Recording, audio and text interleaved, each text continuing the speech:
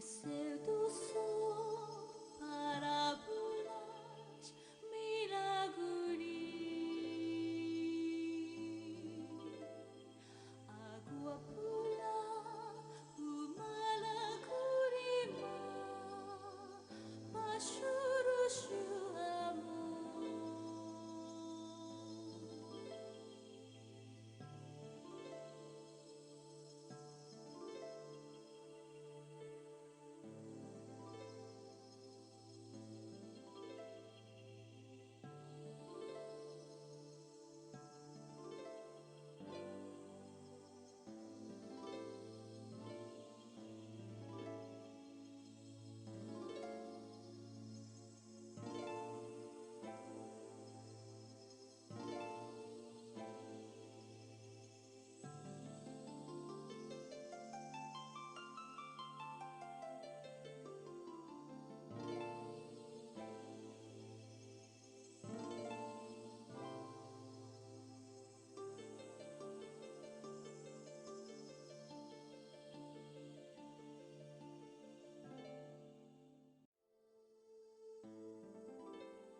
Nasceu do sol para volar milagre.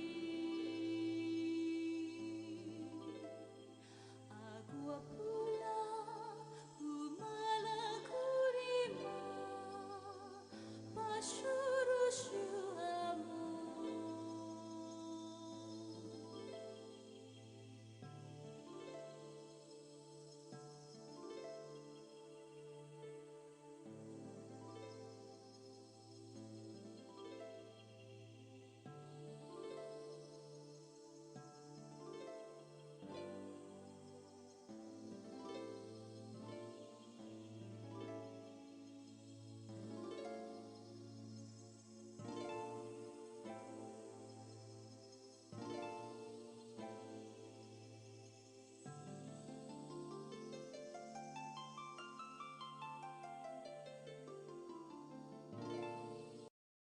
Dunkin' salted caramel.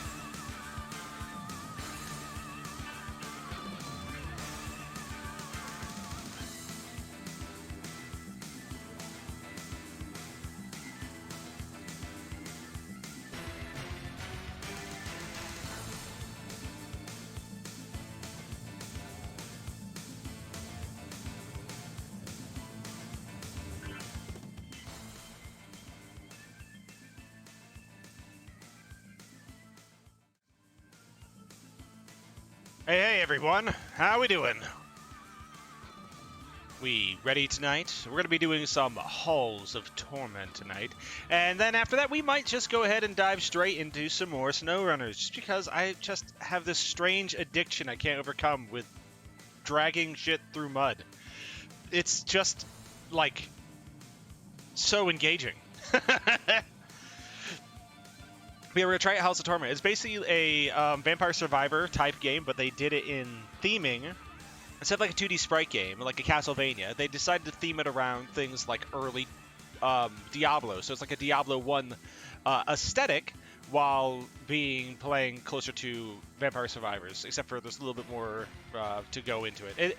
There's a lot of similarities. You'll see some one-to-one mirrorings across this, but in general, this is a Vampire Survivor-like. It looked pretty fun from everything I've seen from it, and you get to play as a big barbarian with a two-handed sword to start. So, yeah, of course we're going to be doing some Conan quotes while we do this. It'll be great.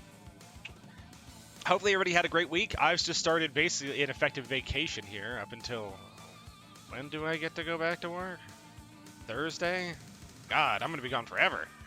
So yeah, you'll be having me come in with a little bit more energy than normal, because I'll be able to come in here ready to rock. No work earlier that day, so I'll be set.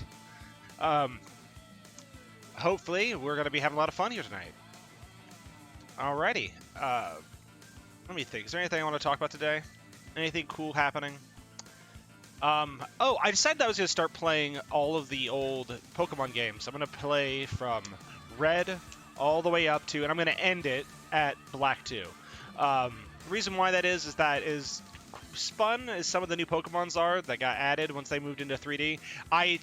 The aesthetic of the 3D is not any sort of, the older 3D models and even the newer 3D models, they don't have any aesthetic flourish that I enjoy. The sprites there's a little bit of nostalgia in there and a lot of flourish with the later things like towards Heart Gold, Soul Silver. Use a mic. Oh, awesome! You finally got yourself a little a mixer. Did you you know what the mixer, like the DAC amp and mixer that I really want to get super bad is from a company called Shit. It's like SCHIIT, or they make a really nice setup that I really want to get. Well, that's good. I'm glad you finally got that. Are you gonna be using it for just shit posting online, or like what's your game plan for your mic that you finally got all set up for?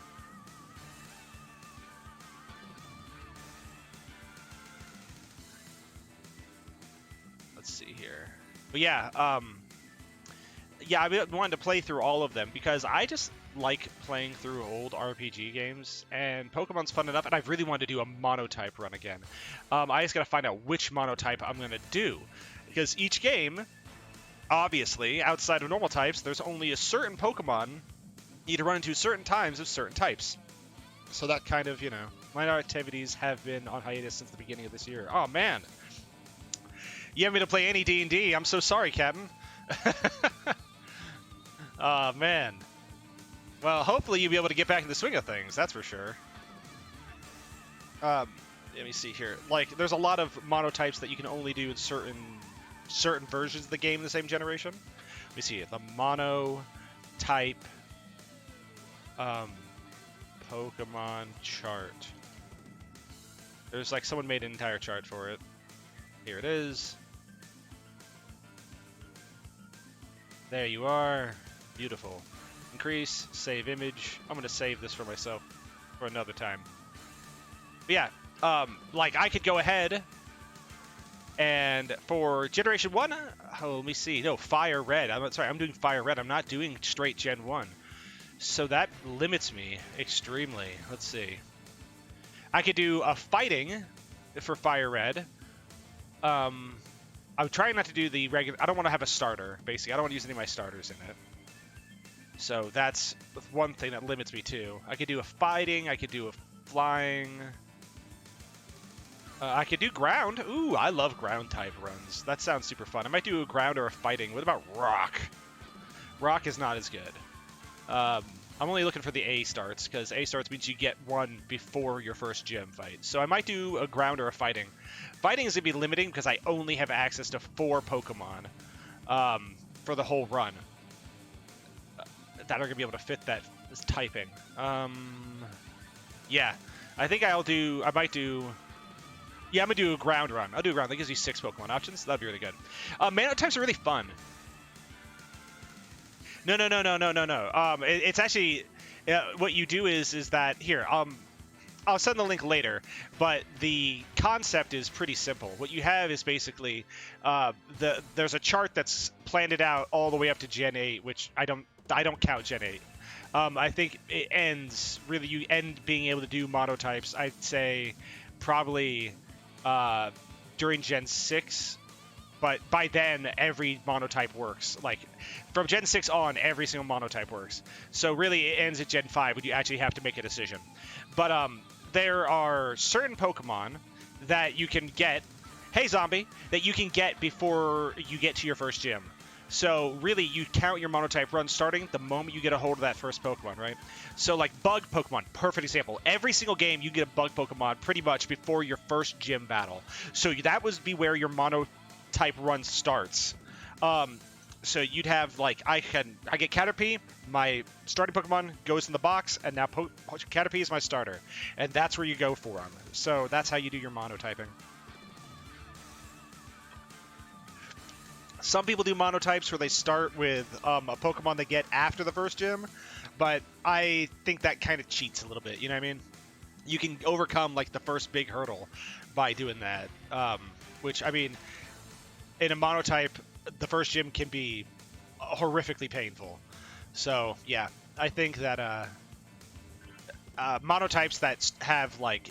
The way they classify them on this chart is if it's like an A, like it's a number with an A, the A means you get it before the first gym. If it's an S, not only do you get it before the first gym, it's your starter Pokemon falls into that typing. So obviously, fire, grass, water, they always will have an S.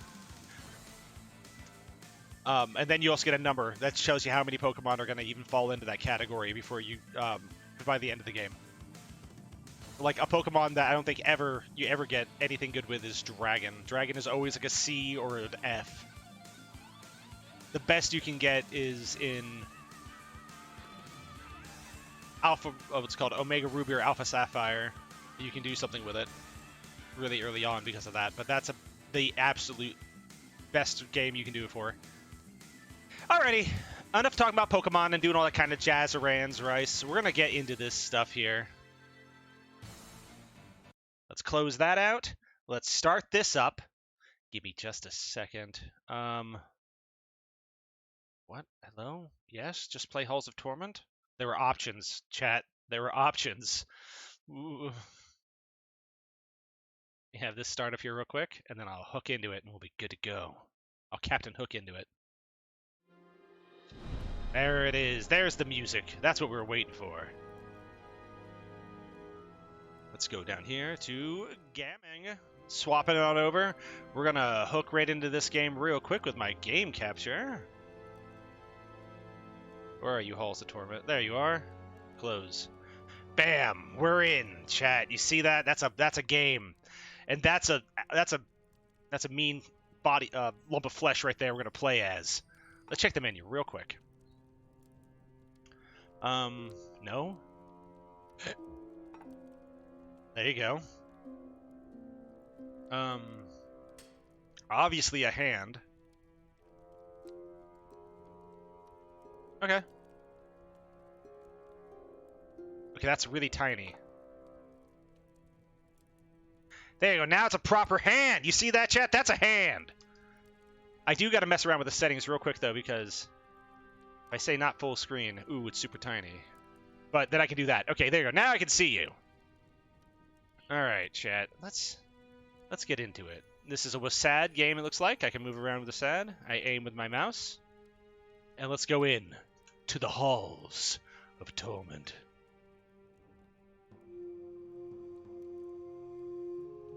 Yes, I understand the Mitsu parry now perfectly. It's pretty much exactly what I thought it would be. Okay, hold on. There is something I want to do. Where's auto attack? Yes. Perfect. Because when am I not going to be wanting to attack? It's not like I have ammo. Yeah! Yeah! Yes! Crush the bone! Alright, let's see here. What do we got here? I think we're gonna go ahead and we're gonna get ruthless. I'm crushing their bones!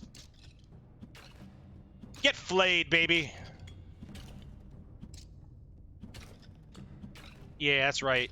That's right, punk.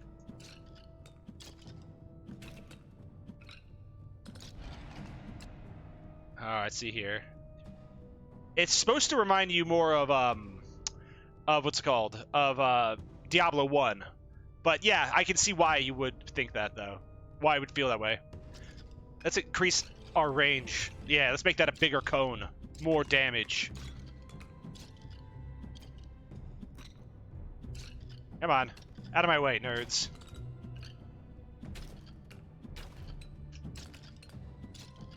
Yes!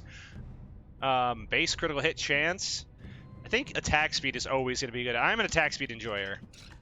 I am your casual attack speed enjoyer. I do like swinging my big weapons very quickly.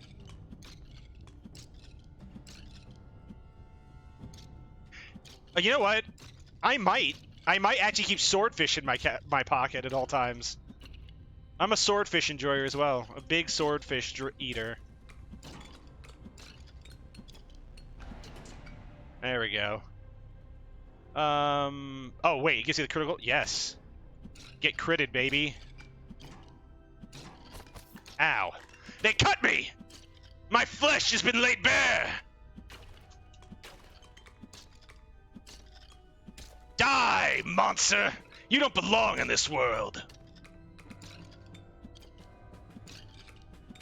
I am not going to enter the bone zone with you.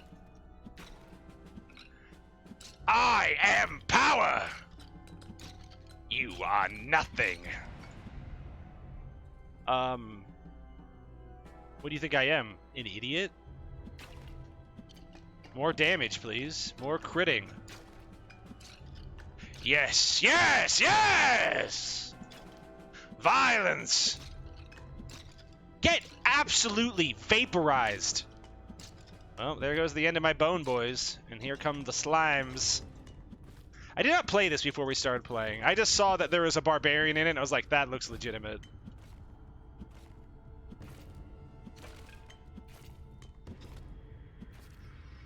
Come on. Come on! Ow! What's that? A boss? Proficiency. Critical hit chance, main weapon, and range. Good. When it comes to shooter games, definitely for rate of fire over raw power. I would say in first-person shooters, I prefer the one-tap. I want everything outside of a sniper rifle. Basically, I'm one of those boys who's like, can I have the shotgun? I would like to have the shotgun, sir. Can I have the shotgun, please? Thank you. I would like another one of those shotguns, please.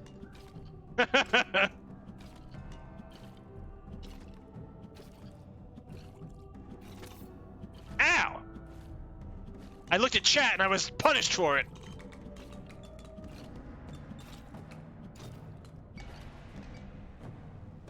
More, ooh, okay. Dedication, block, and defense are both really good, but we're gonna go with faster attack. Oh yeah, there we go. You can feel the speed. I am speed. I am speed incarnate. Death is my middle name. Speed Death Incarnate. That is my full name. The Third. Battle Boy. Okay, let's see here. What do we got?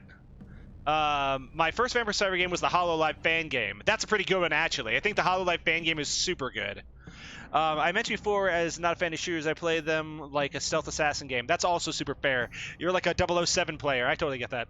You love DMRs and rifles, but the bad thing about me and snipers is that I have very poor visual acuity.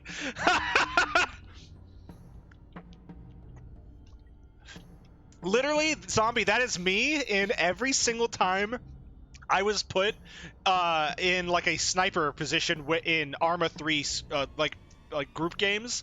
It's like, oh yeah, we need to have someone be a sniper. It's like everyone's like, no, I want to be the LMG. I want to be fire support. I want to be fire support. It's like, I guess I'll be the sniper. And then they're like, all right, we'll put you with a with a spotter. It's like, all right, great. And they'd be like, over there, about 300 meters over the hill. I was like, what? Where? What hill? I don't. Unless they wear like an orange suit, I can't see them.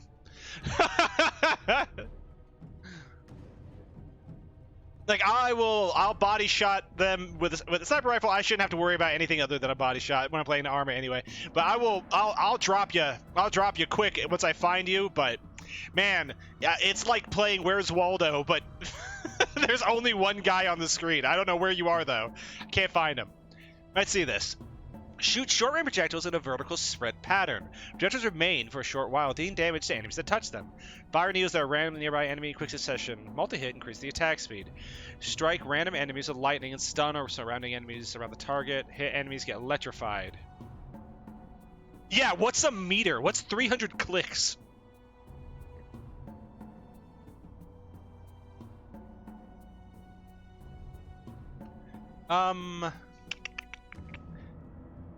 I'll take lightning. Oh, I stopped moving. It turned off my auto attack. Not cool. Alright, get flattened! This is my dick flattening sword. Don't worry, guys. I just swing it sideways to flatten dick. Alright, let's see here. I want weapon proficiency. Yeah, baby! We're gonna swing faster! And faster still. Yeah! Yes! Pain! Ow! Stop touching me! You damn slimes.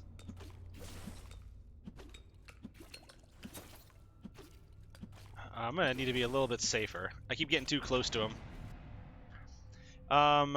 Block strength, damage. Yeah, let's get a little stronger. Let's do a little more damage. I'll never start doing damage unless I start picking it up now. 10% damage is 10% only is now, but it'll keep going. Uh-oh. Out of my way, fools. Yeah! Get dick flattened, all of you. What is best in life, chat? You see your enemies driven before you, and hear the lamentations of their women. We're gonna go ahead and we're gonna start pairing.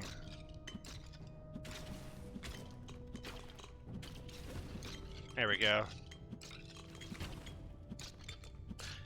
Best in life to flatten the dicks of your enemies.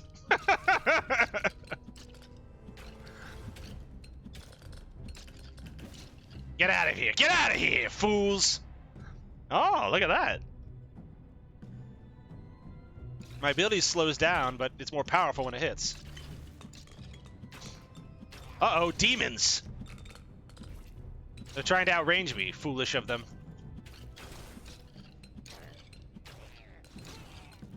Skeleboners are wanting to try to just overwhelm me. How dumb of them. There we go. Oh, man. I wonder. Okay, there we go.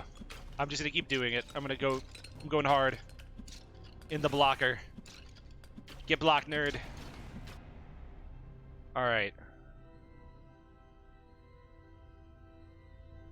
Yeah, let's increase our crit chance. We really want to be critting every chance we get. I've gone enough into crit now that we really want to try to be critting every hit. Yes! These demons need to figure out who it is they're playing with. I'm MLG Pro. Oh, get slayed. I'm gonna start making my way up, actually. No, we're gonna make our way down. Let's see. I want to increase my pickup range so I can get XP easier. There we go. There we go. We're gonna make our way down to this thing. Because this is another artifact down here. We want artifacts. It's what that boss dropped that gave us the artifact.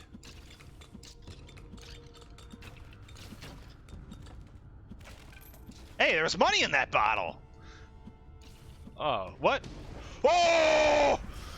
Die, infernal creature! Feel my wrath! Ow!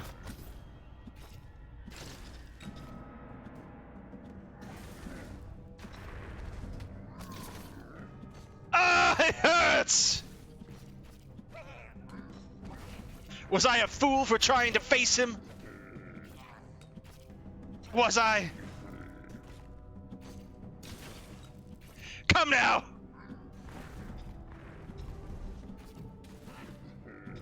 Ah! Die, beast!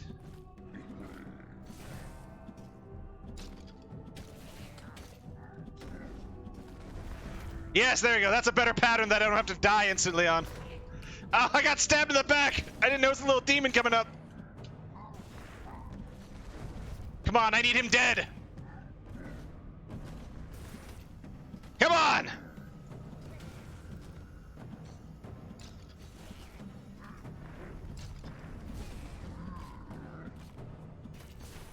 Come on.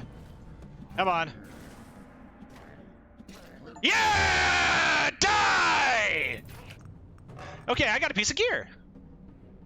Increase my block strength, increase my critical champ, or base crit champ. Let's do that. We want more critting. Off of me! That almost killed me!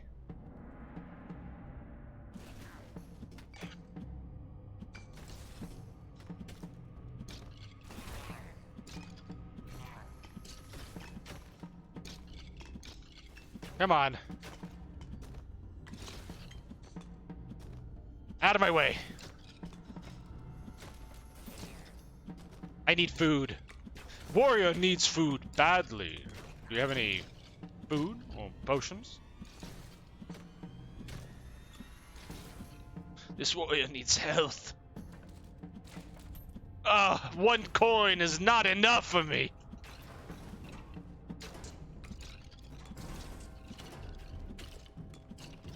Oh shit! And then he fell. Return to camp.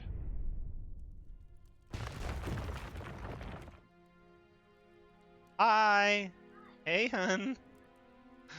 What's up? Oh yeah, what are you doing? Oh, good, good. Yeah. What? Guys, do you understand what she's worried about? I don't get it. I don't know. I don't understand. No, I don't know. What was it? You have to tell us. We don't know. I love you. I still don't understand. Chat, can you tell me? We got out of it, chat. We escaped.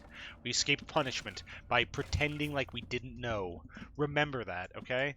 It's so very important to remember that we were able to avoid punishment just then.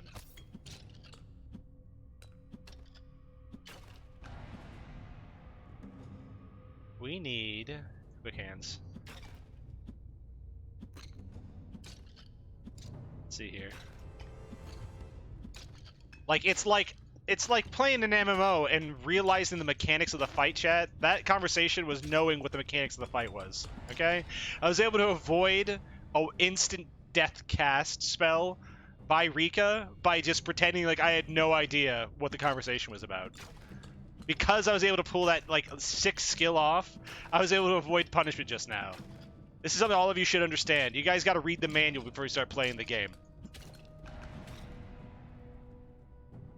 Yeah, wife aggro management. It's very important to know. I think I left her door open. I left my door wide open. We're gonna go ahead and do this. Movement. We're trying to move fast and do damage. Yeah, she BRB to come try to punish me, but I just pretended like I didn't know anything. Was able to avoid the entire mechanic. I was able to skip that entire phase of the fight.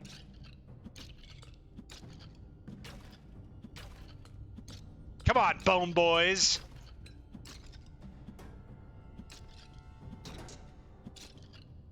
Get boned on. Come on, let me in. Let me into the XP. These guys are Bogarting.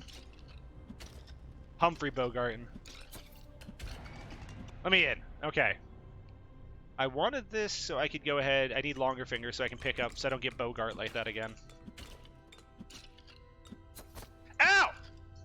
What's she doing? Well, she's considering she's BRB. Did you check that you weren't be... No way. Cat, there's no way that I missed that mechanic. Are you trying to say I could have missed that mechanic? There's no way that just happened.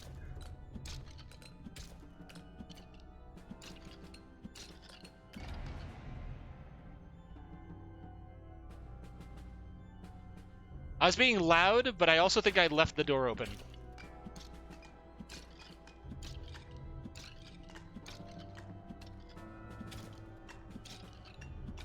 Come on now. Bam. Get blasted. Ah!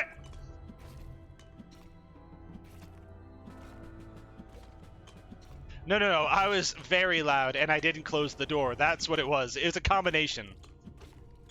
There are two states to that issue. I was loud, and I didn't close the door.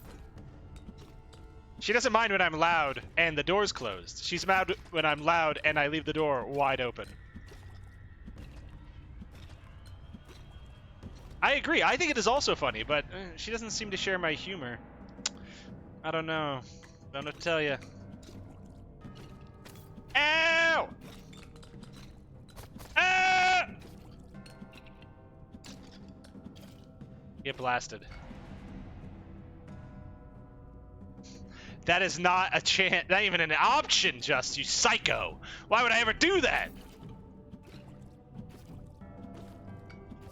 I'm putting a cross-server note in your name now.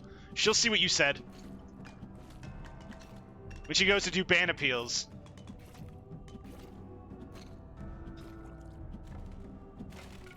There we go.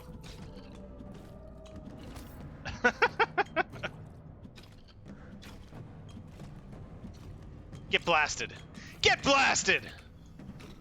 I'm hitting it with my Kamehameha waves, okay? I'm making it through this. More range. Hit him at distance. My big issue with that last boss was that I couldn't hit him when I had him at a decent range just because he was outside of my range. Ah! Okay, let's see here. Let's try the Astronomer Orb.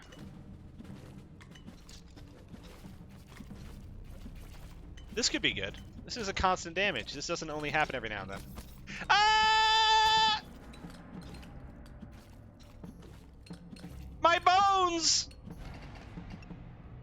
Let's see here. I want... Yeah.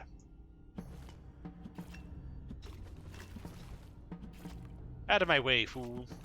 I really need to be increasing my damage, but I haven't had a chance to do just a strength increase. Yeah, get him! Zombie snitching? Dude, zombie! What is this? I didn't think I had a double agent in my midst! Unbelievable! I'll report you to the Port Authority later.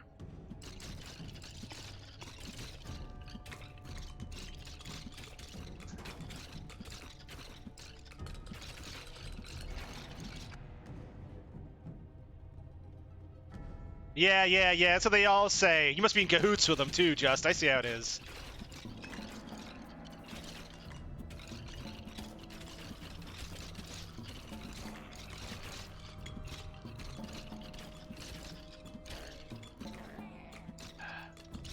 Get out of here! Little filthy creatures! Let's see, I want to increase my base crit chance. That's about a 20% crit chance I have now. It's pretty good.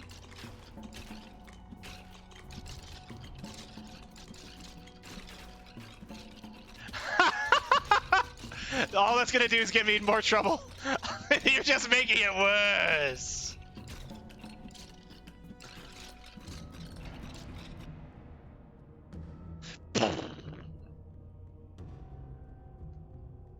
Massive bombastic side eye.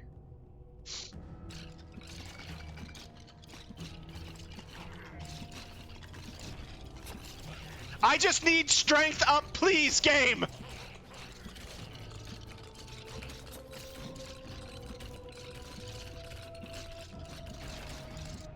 Where's strength? Please, Lord! Oh my god. I need something. Let's block strength or defense. I need... Let's move faster. Come on, I just need some strength!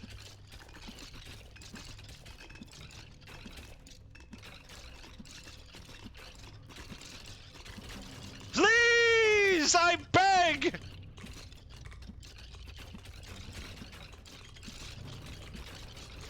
Now Justice snitching!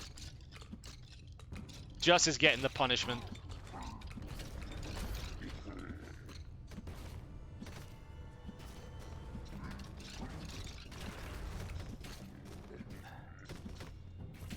This is not what I wanted.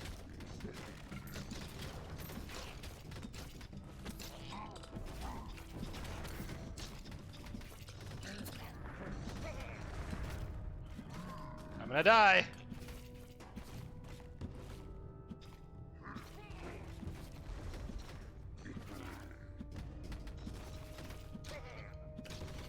Come on. Okay. I need... Sure.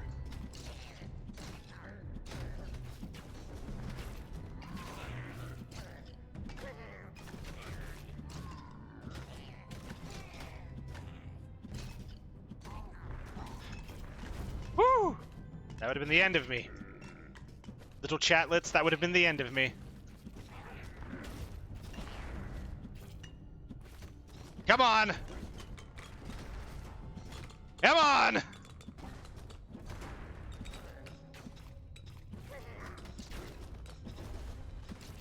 She's distracted by the cat, okay? Yeah, for now.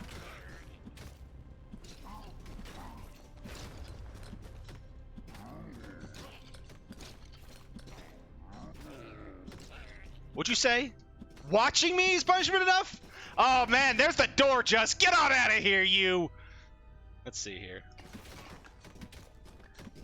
I just need strength. I just need strength. Lord, give me strength.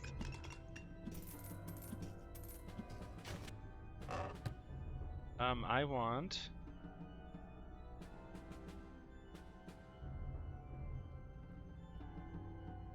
Sure.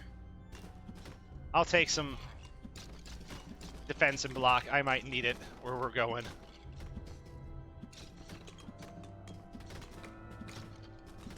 Out of my way.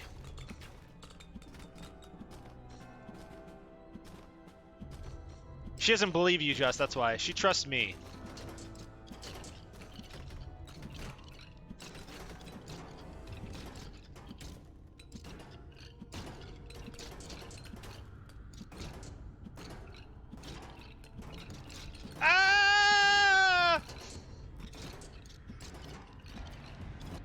All hail to the chief.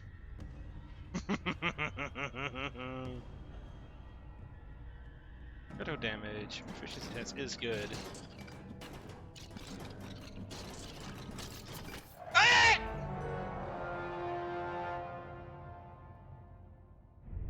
Let's see.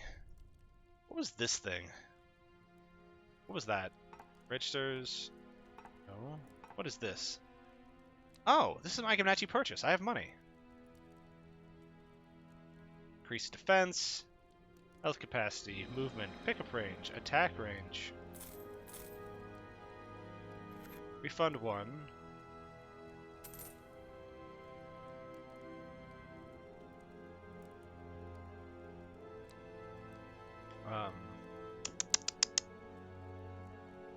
Movement, and then attack range. Okay. Let's get back in there. Let's see here. This is how Travelers begins. Trying to start a war, oh no.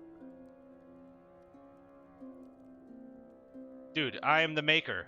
I am the creator. The ender and beginninger.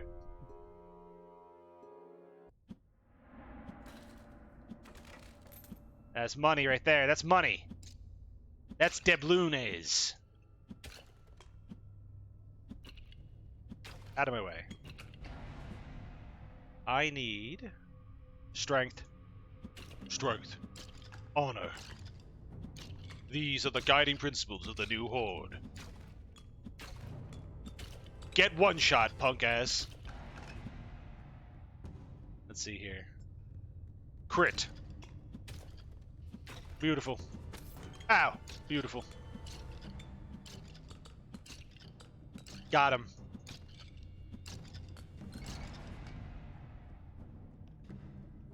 We're gonna go ahead and attack faster.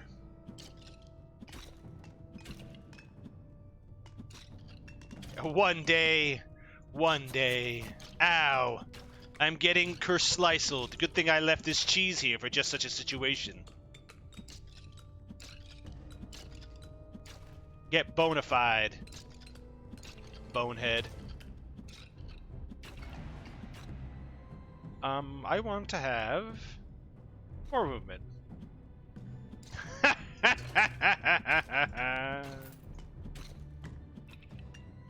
Too bad for you, little Just, but you're not allowed to say any of the words.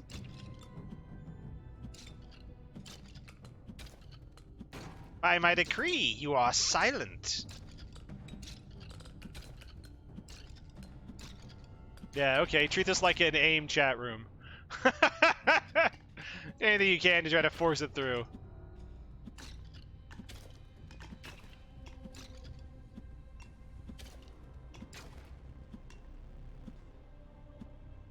There we go.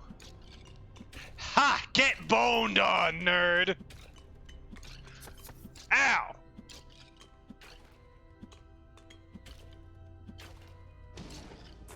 Whoa. Hello?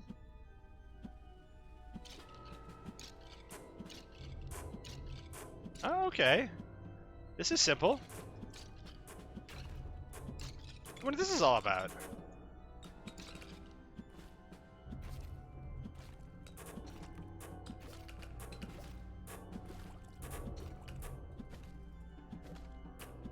I wonder why it's letting me do this. What happens if I get done with it?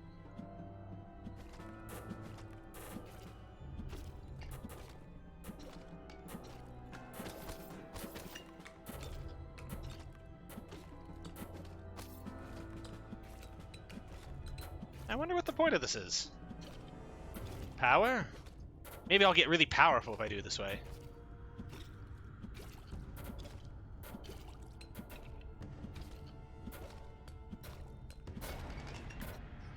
Let's see here. I need more strength.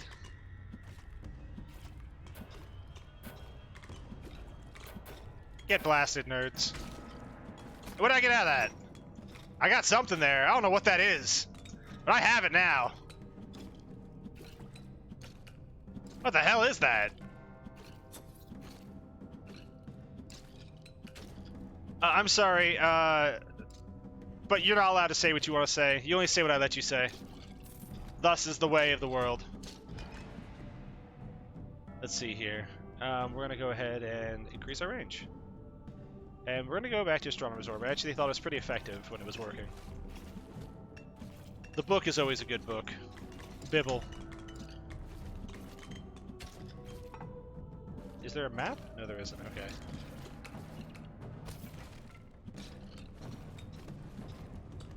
Oh, no, no, no. In America, I'm American. This is the land of bibbles and bops. There is no free speech in the land of bibbles and bops.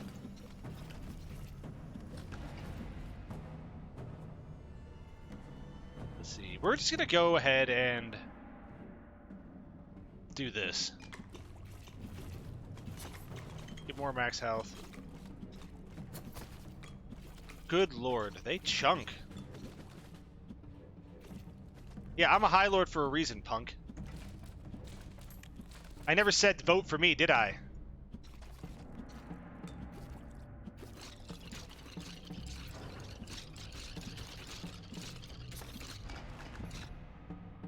Let's see here. Base crit. I need more chances to crit, maybe. Out of my way. All of you. Stand aside for your High Lord. We're gonna increase our attack speed, actually. A little more important than increasing my orbs right now. Let's see here.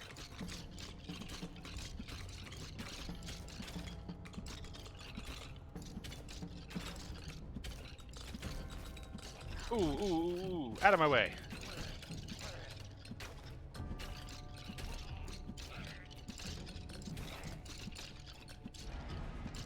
Okay, let's see this. Now, what the hell are you guys saying? Certainly it looks like a dictator. His name is Highlord for a reason. Always choose the book instead of the sword. And learn those mass destruction spells. True! I probably should do that, but I do like the attack speed. I do enjoy being able to tell a specific individual to get blasted. I just look at them and say, get blasted. And they do. Need as much XP as I can get out of this. We're gonna take health, actually. Regen is gonna be mostly appreciated here. If I increase the rate which I regen health, this could be really useful in the long run.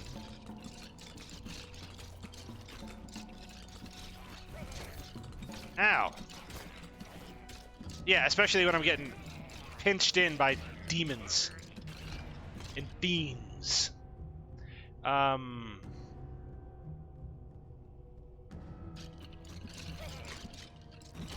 Make that damage greater.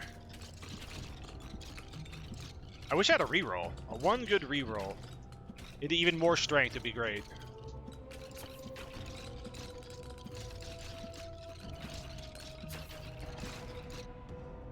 I'm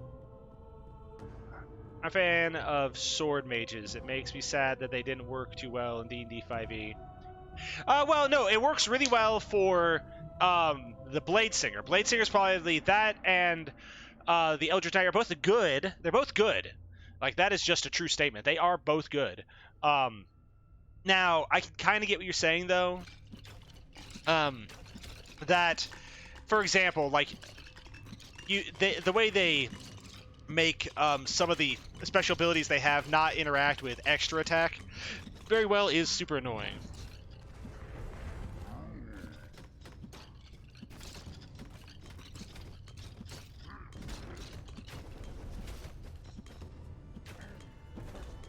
I think Blade Singer probably got it the best. They have the best deal. Blade Singer probably has the best deal when it comes to, like, blade casters.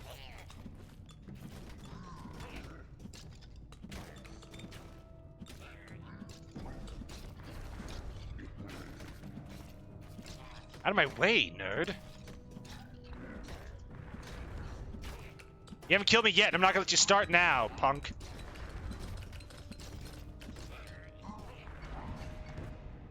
There we go. I need more strength.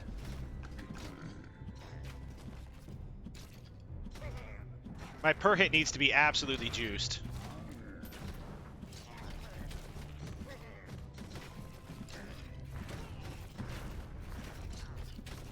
There we go. I love my favorite classes to play in WoW for the longest time. I used to be, ever since like the Burning Crusade, I used to be a big fan of playing rogues and shamans. Those are my two things I liked playing. I loved playing enhancement shaman, and I loved playing what's it called? Combat rogues. Those were like that was my go-to for the longest time, were those two. But once they redid combat into outlaw, I kind of fell out of love with it big time because I felt like I was being pushed to utilize like a mechanic I did not enjoy engaging with. That roll the bones thing is the biggest load of cancer I've ever seen for any class ever. It's a system in which your DPS bottom and top can be dictated, and it can swing like anywhere from 30 to 50% based on what buffs you get by chance on a dice roll. It is absolutely horrendous. Yes, they did add the first, support spec. That's really good. Like, I think it looks, apparently it's super good. It doesn't do very good personal damage, and if people are brain dead and don't understand, because they've never played any other MMO before, that, augmented DPS points are actually given to the augmenter and not to the dealer of damage. So basically, let's say you get 20% damage increase from the guy augmenting your damage. Well, that 20% increase should not be attributed to your DPS, and when they update it, it will not be attributed to your DPS. It'll be attributed to the person who augmented yours DPS. So you'll get to see their DPS contribution versus their total DPS dealt, which I think it looks super fucking sick, and I want to see more of that.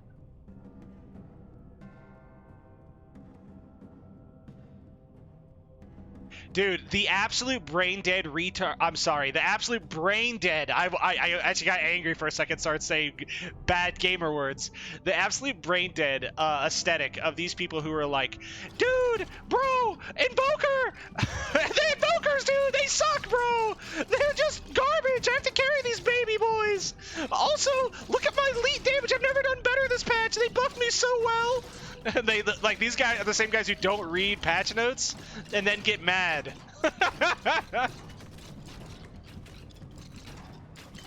Oh man, actually got me angry.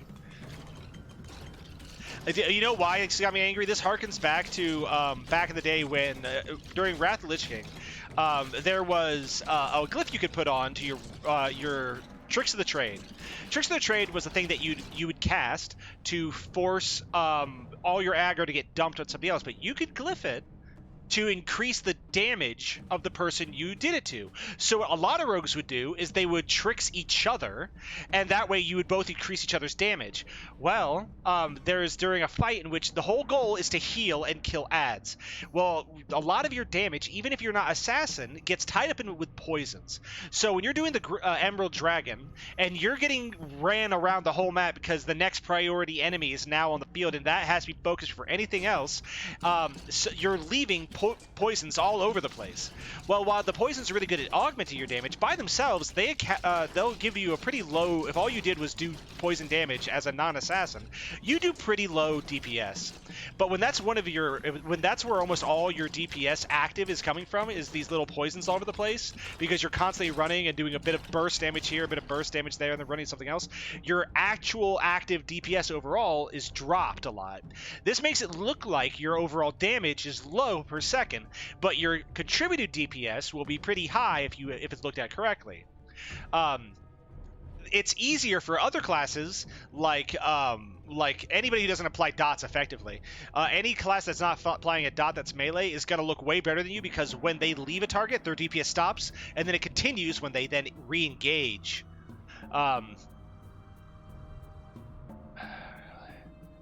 I've also held off from playing it. I want to play it. I think it looks like it'd be really fun to play as it. But man, all I have to do is look at just a few conversations from like Reddit braindeads and Twitter idiots to find out just exactly how this is going to go. Because I want to play that third spec so hard. It just looks like it'd be so much fun. But you need people who actually have a functioning frontal lobe and weren't born with like just a lizard brain in order to be able to have any fun playing the game. All true gamers know what I mean. The Wrath of the Lich King remake had... Okay, here's one thing I'll say. Let me just say this real quick. The Wrath of the Lich King re-release was really good, and they've done some really good things with the mechanics, like how they have that Titan, which is basically heroic plussing dungeons. It's like a mythic without a mythic. It's using the effects of the effects of Ulduar, where you have to selectively choose to do a hard mode for each boss, you can do that now for bosses in Heroic by activating a little sigil before you challenge the boss. So you get to have these selective extra hard modes, which is, I think, really good. But the problem is that they have done a thing where effectively what they've caused is that they've effectively caused. Oh, you're playing on a private server? On the live server, they have these really cool things they've done. But what they've done though is that they have monetized every action that you can perform in the game by adding in the Wrath token, the WoW token.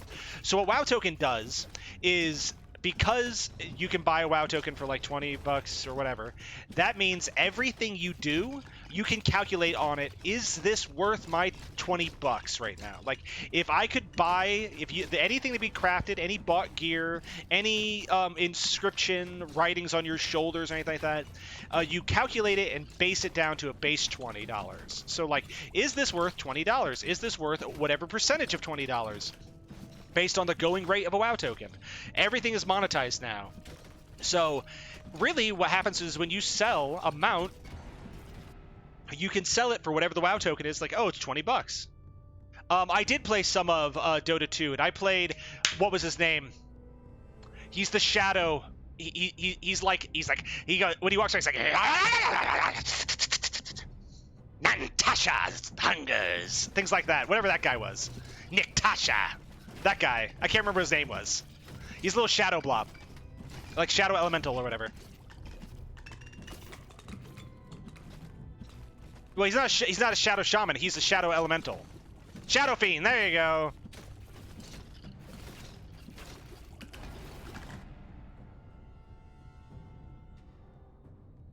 Oh, yeah. No, we're definitely doing sword. I'm sorry. Sword time. My sword is juicy. My sword is strong.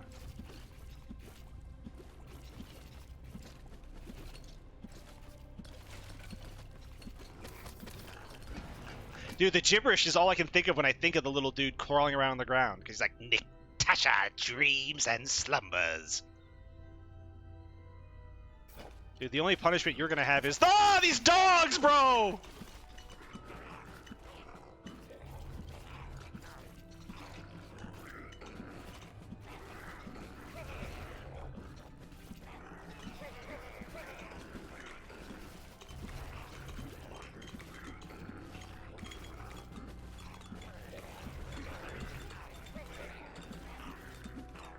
Please, Lord.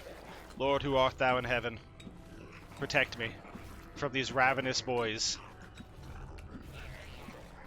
Dude, they're just nanny dogs, bro. It's just nanny dogs, I promise.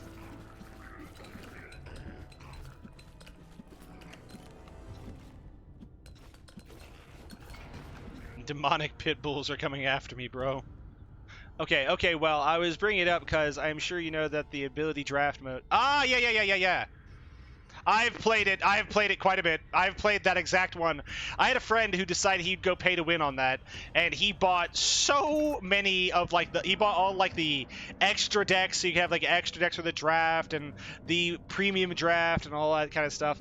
I played a lot of it, and I ended up having, effectively, a combo point generating warrior. So I could have, like, some finishers as well as a bunch of other cool stuff.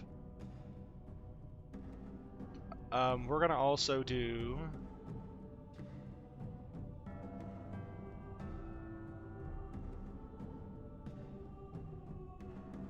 Whatever, I like lightning. I've always liked the lightning ring.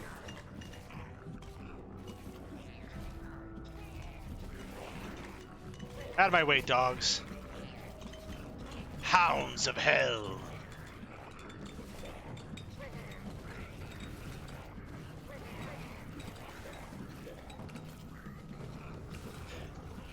Stand and face the hounds of hell, all rot inside a corpse's shell. Out of my way, nerd. I'm leveling up. Okay. We're gonna crit even more. Dude, my friend who does this, he's like, a project owner at a big tech company. This dude makes fuck you money, and he sits at home all day long. I love the guy, and I've actually, like, this is one thing that is, I'd say, maybe weird when people think about it, but I've never, ever, ever been jealous of my friend and his money, or really anybody else and their money. I always just am like, they've done good enough that they've probably earned that. Especially him, I know he's earned it. So I've always been like, yeah, that's really good. I'm happy for them. That's always how I handle these things. Whenever it comes to money and friendships, stuff like that, I'm always like, yeah, I'm really happy that you were able to pull that off. But I will make fun of him sometimes with how he spends his money. That I reserve the right to make fun of him for. Because he's so wasteful with it sometimes. But he has so much of it that he doesn't look at it that way.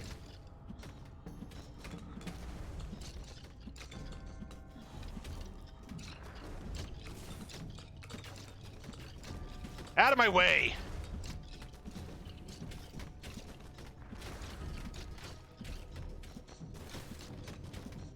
Making my way downtown, walking fast, faces past, and I'm almost dead. Ba da da da da da da da da da da da da.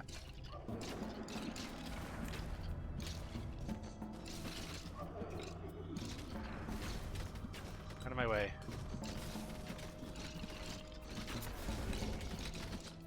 God, I almost had that.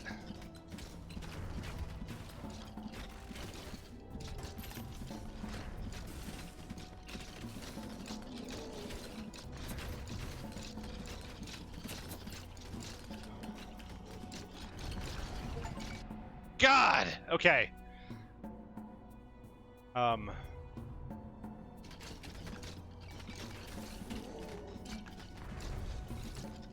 These guys are some real jick bags.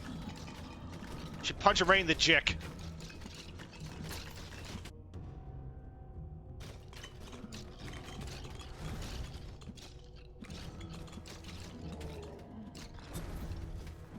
Damn, that sucked.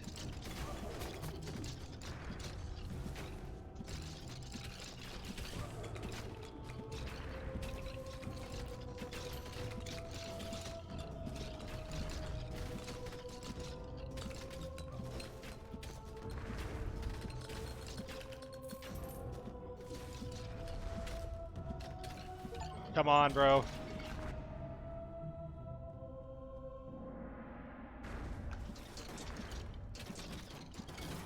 Oh, I'm dead here. This is where I die.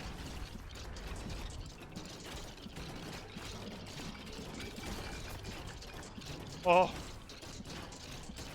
See that food? I gotta get over to it.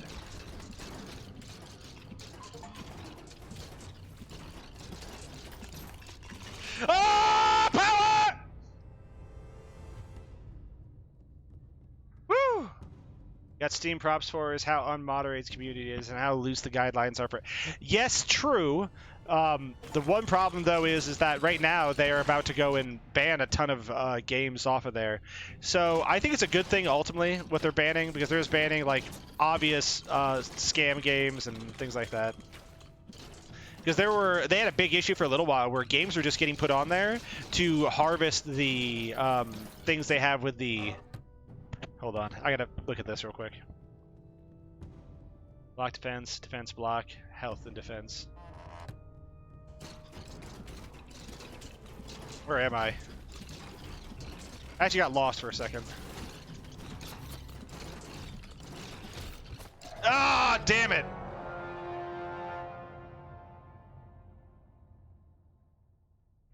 I almost had that. I got blasted there in the end. We're going to keep this up for just a little bit more. Then we're going to change over to the other person.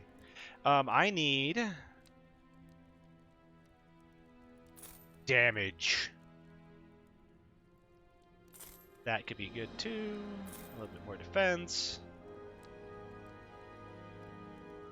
And we're good. We're going to try the archer.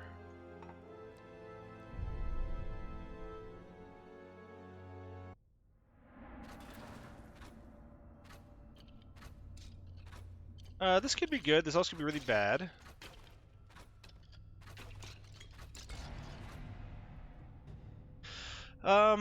Movement speed by 9%. Yes, please.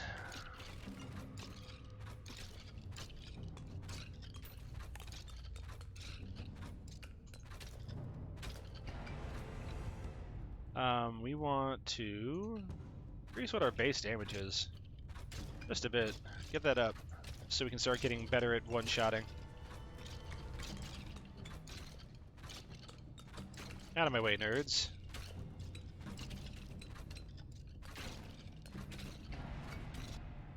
Good. Yes, increase the attack speed. There we go. Now we're starting to kill.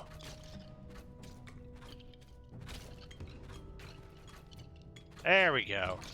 Okay, yeah. I love some of the games that get released on there, but yeah, no, they've had for a while there. They've had like a really big issue with games that were meant only to harvest the two things. There are people who are chronically addicted to Steve achievements, and they'll make games where they have like 700 achievements, and it's like, open the game in 720p, open the game in 1080p, open the game at 144p, open the game with max settings, open the game with minimum settings. Like, these are the achievements, and they'll do that to harvest all that stuff, but they'll also do it so they can harvest the trading cards. That's where the money is, right? And they use it specifically to launder money. They use it so that people can buy and trade these cards for like $700. And it's a big money laundering issue. And guess what? Steam has not been very active about getting rid of it. And you want to know why? It's really easy when you think about it. It's because they get a percentage of all those sales.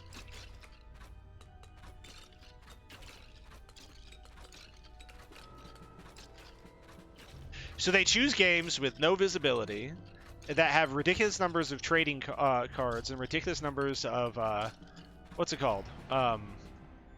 Achievements, and then they sell them for like 70 or 80 or $90, and then they go from there. And this has been a continuous issue.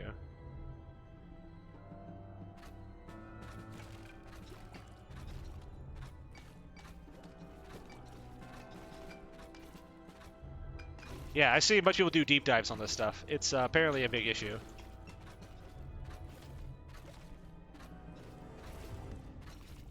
Man, tonight, guys, you know what I'm gonna make? I think I'm gonna make chicken thighs with a dry rub on them, and then I'm gonna make either homemade homemade mac and cheese. I am gonna make tonight. No, I still have that buffalo chicken dip taking in my casserole dish. What do I want to make tonight? Maybe I'll just make rice and some nice veggies and make it something a little lighter tonight. That might be what I do. I'm going to have a good dinner tonight. I can't wait to make it. I love making food. It's like one of my big things. I love cooking. Oh, right when I got the achievement, I got hit. What the fuck?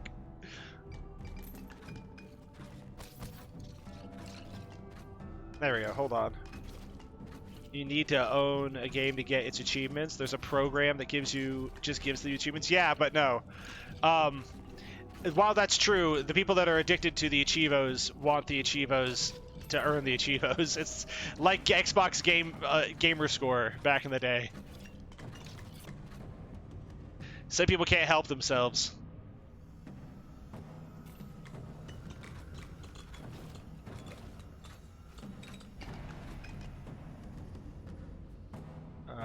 Movement speed base, block base.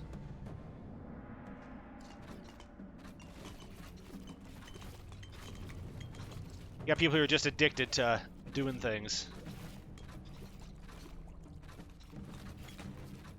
I kind of like those little shurikens they get to throw out. That's pretty cool. Dude, I remember that once I figured out how easy it was to get, I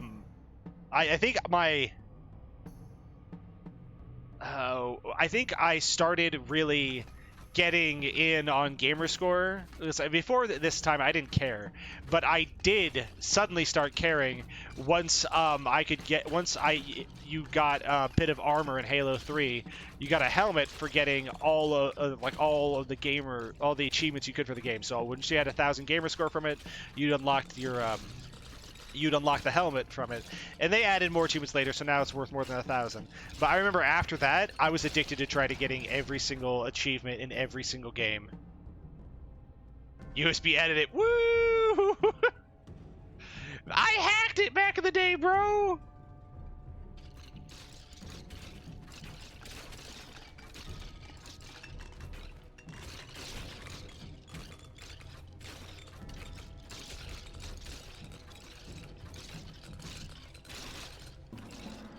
Get blasted.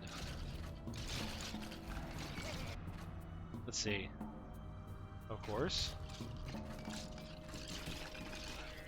Gotta be a silly not to get more attack speed. I need projectile penetration is what I need. My projectiles need to penetrate farther, because they're getting caught up in these bones after only a couple hits. Let's see here. I know a guy who loves achievements, and he complained about how I surpassed his achievement in God Eater 3 because I was playing it casually when he was trying. That do be sometimes how it do, Captain.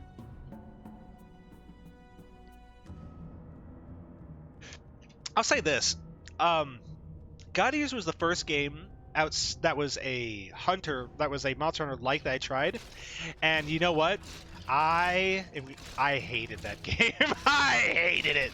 The reason why I hated it is because I had at the time I had built up an expectation for like weapons having weight to them. In the earlier Monster Hunter games, like Monster Hunter Freedom Unite and whatnot, you swung a greatsword. Your guy looked like it was a tremendous effort to swing around his greatsword. Like, he was leaning into it really hard. There's a lot of effort involved with everything. But then we went into God Eater, and I tried God Eater. At God Eater, these guys are swinging around swords that are like 6 times the size of the swords you're swinging around in Monster Hunter, and they're doing backflips with them. And I'm like, okay, this is just not my style of game. I'm sure someone out there likes this, but that somebody ain't me.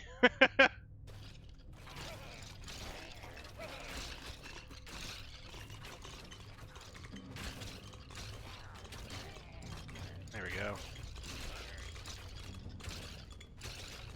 When I get another level up, I'll read chat. That's what I'm going to do. I'm going to read chat in level up, so that way I can not die. Because I've been dying so much because I keep looking down at chat when I should be not doing that. Let's see here. I'm not a huge fan of it either. I found I needed to learn one combo loop and every god died. I don't know anything about God Eater except I just couldn't stomach the anime. It was just boring as heck. Fair. That's super fair. You know, speaking of anime, there are, what's it called? I have been thinking about it, and I think I know a pretty good reason why a lot of modern dubs aren't that great. And it has everything to do, there's like a, it's multifaceted, but one of the big reasons is that it isn't that the voice actors aren't good. It's that the only voice actors that the mangaka, because the mangaka get to have like a final say on who's going to be. Anyways, like I said that what's it called? Manga are the final. They have the final say on who's going to voice act certain roles, technically. So, like, let's say you make a really awesome mangaka, but you make a really good manga here. You're in America. You make a really good manga that's super successful in Japan, and they want to make a TV show in Japan. Guess what? You get a veto right to who voice acts your character. And it's going to be for a Japanese audience, so it's going to be a Japanese voice actor. So who are you going to pick? You're going to pick the only Japanese voice actors you know. That means if there's somebody who's better for that role, you're not going to know who it is. And if you're going to have an experience like a lot of Japanese manga are basically told to worry about it, is that, what's it called? If you ever heard ghost stories, that is a perfect example as to why mangas nowadays are voice acted by so few people. Because beforehand, when I licensed your anime to dub over here, I got the right to go ahead and say, I want to voice act it this way, and I also want to have these, I want to have these special, well, I think this one might be good. Spike Boots looks pretty good. When hit, drop 10 spikes on the ground that deal 100 damage and stun enemies. That's really good. Takes 4 seconds to recharge and can't be blocked. That's really good. It's like a counter strike. Anyways, I would be able to choose everything. I could choose who voiced it. I could choose how that script was written. So rewriting it to sometimes even change the entire meaning of the whole story I could do, and a bunch of other stuff. And mangas didn't really have anything to say about it. They could just be angry in Japan about what we did here in the United States, and that's how it was for a while. And well, there came this law Japan has now, where it's like the manga gets like first and last rights to how say and how things are written, and this has developed a chilling effect through pretty much everything. What this has done is made it so that you're liable and able to be sued by the manga if he thinks you have altered his original work to an extent where he no longer thinks it represents the original piece in a way that he's happy with. Now, a lot of mangas will work with people who are making something because it's not easy or possible sometimes to directly transcribe this stuff. But that doesn't mean that they don't still get to have their say. What this has done is this has created this situation where you have a lot of conversations are very stilted when it's written now by official translations, and it's not just a problem with language flow. It also comes down to a problem with voice actor selection, and this is the biggest issue. There's a reason why there's only like 4 or 5 female voice actors in the business anymore that you ever hear. It's because it's the only ones the mangakas know. That girl who did the voice acting for Haruhi Suzumiya now is pretty much the main voice actor of every female character in every dub ever, because she did Haruhi Suzumiya in America, so that means she must be good. She just must be good. So now she's the only one who gets picked anymore. And that has really strangles professional voice acting. I know, I'm horrible. I am a hyper weeb. I used to be in a huge, not huge, but a very dedicated anime anime channel for a Ventrilo, and we we were all talking anime for, I'd say, well over 8 to 10 years. I think I know them longer than I know my wife, and I still talk to some of them. But I would say, in general, they all became insufferable, because while some of us moved on with our lives and we started like getting jobs and doing stuff, some of them were perfectly adequate with just becoming wastrels, which was not an appealing thing. And if you tried to help them at all, they got angry at you and blamed you for things, so they just became the worst people. But what would I expect? These bunch of people who sit around all day watching anime and talking about anime. I should have expected it.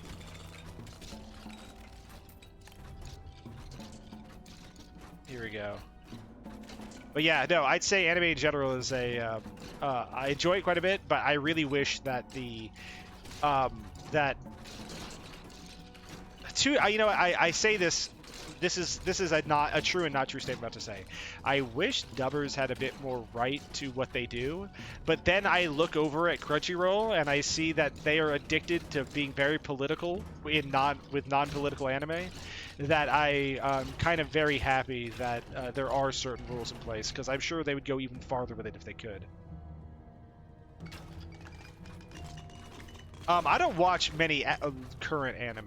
The only thing I watch currently is the one with Boji, the little deaf prince and stuff.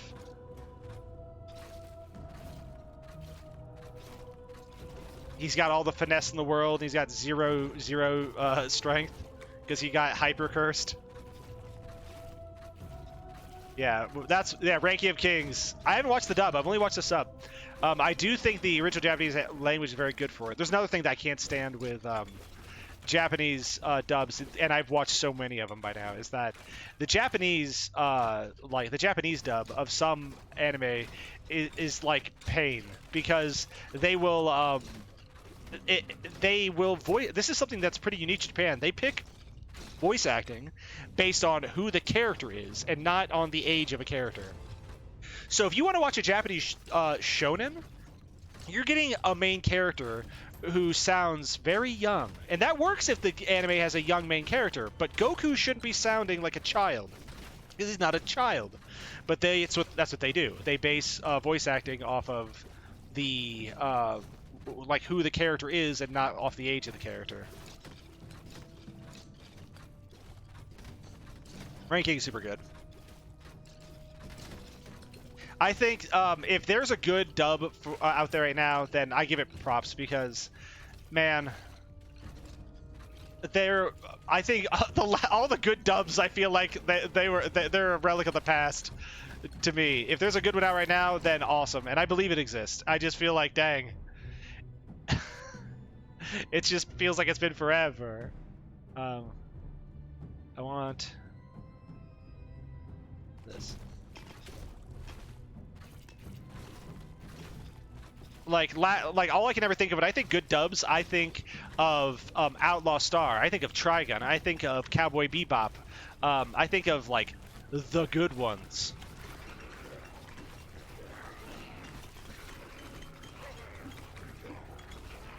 I have a very specific old Trigun, yes, not the new Trigun, not hipster Trigun. I'm thinking of old Trigun. Though I think the design ultimately for a new Trigun isn't bad. I just don't think of, when I think of Vash the Stampede, the Humanoid Typhoon, I don't think of a hipster.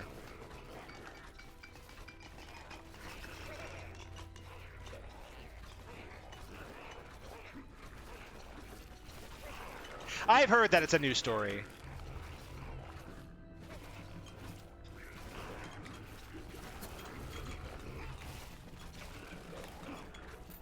Hold on, I gotta focus a little bit, guys. I'll read your chat here in just a second. I promise. Once they let loose the hounds of hell, they let slip the dogs of war, it is, I gotta pay attention. Okay. Moon speed.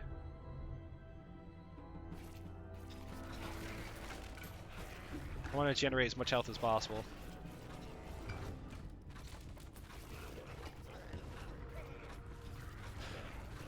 And also, man, anime OSTs, they didn't peak back in the day, but man, I can listen to the OSTs of quite a few of the old animes and have infinite enjoyment just from listening to them.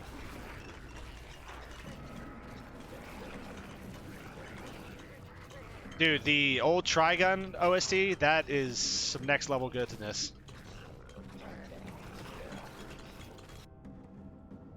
Cowboy Bebop's amazing.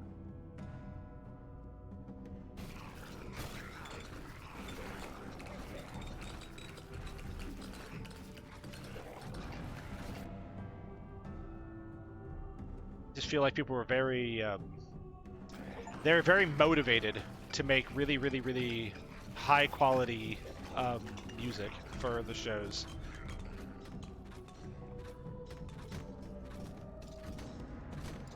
Yeah, I mean, I'd believe it. If that was true, I'd believe it. The guy's been animating for enough time. I could see it happening. I don't like Ruby, but I mean, I give the guy props for props to do if he's been doing it long enough.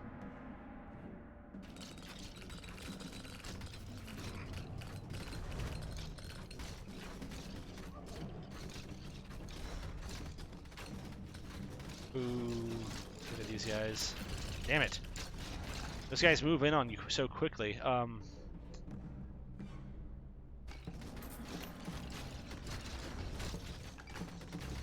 could get wiped out here in a second.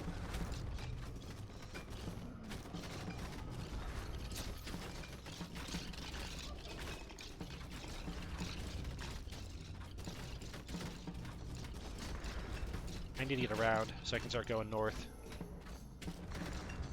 There you go. I need to get around so I can go north.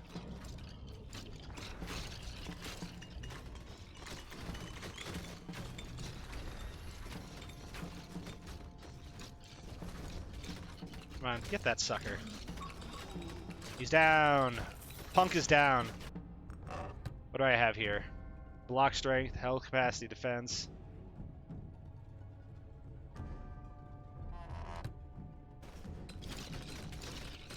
Okay, let's get north.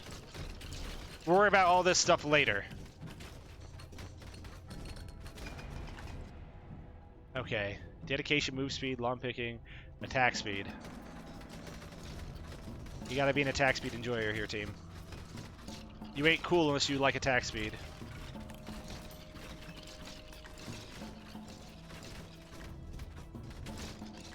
Only cool kids allowed here. Only cool kids who like attack speed are allowed in here.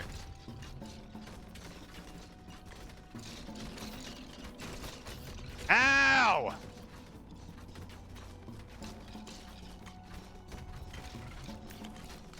There's some food.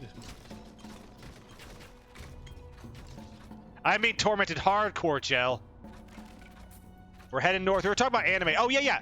Another anime I liked a lot. I really liked it. I'm sure everybody I say so was like, oh, yeah, that was so good. Because it was so good. Was Erased. Erased was such a good anime. They did such a good job with that. Dude, you're mid, Captain. Shut up. Anyways, like I was saying before the mid demon joined in and started saying mid opinions for mid babies.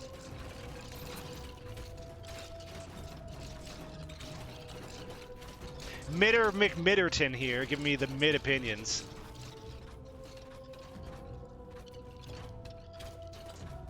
Anyways, like I was saying, really good anime. I thought the story was really fun. It was really interesting. I loved it. I've always been biased, though. I will say this. I will be honest here and say I've always been biased to anything involving time travel. I freaking love that. And also, I mean, it's very much Butterfly Effect, the anime, and I love that.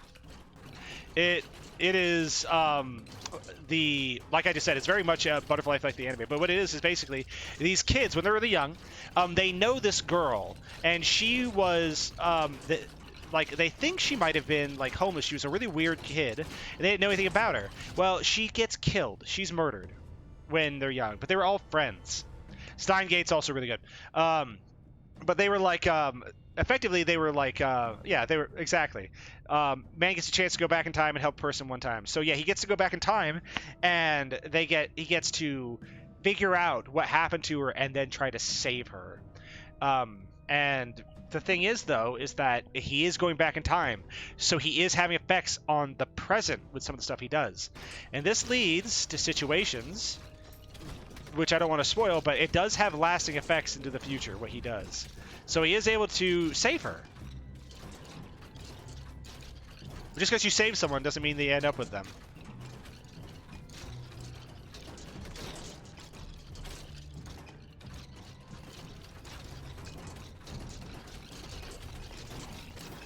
Let me out of here!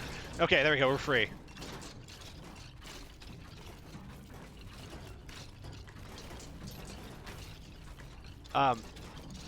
Tokyo Revenge rules. Tokyo Revengers, my god. So one probably my absolute all-time favorite anime that is not just a 90s anime, because there's a lot of them that I really like that are just a 90s anime effectively. Is the what's his name? Kaiichi, Ultimate Gambler. That is my absolute favorite anime. It's so good.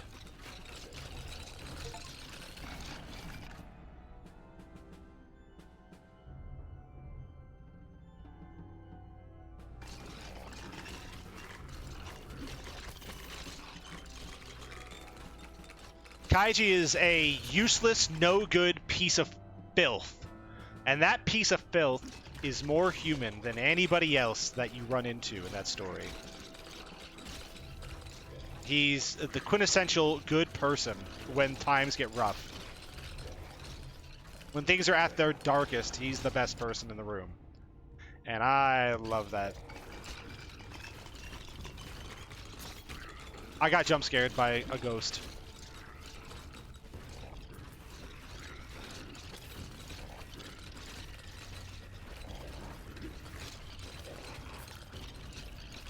Out of my way.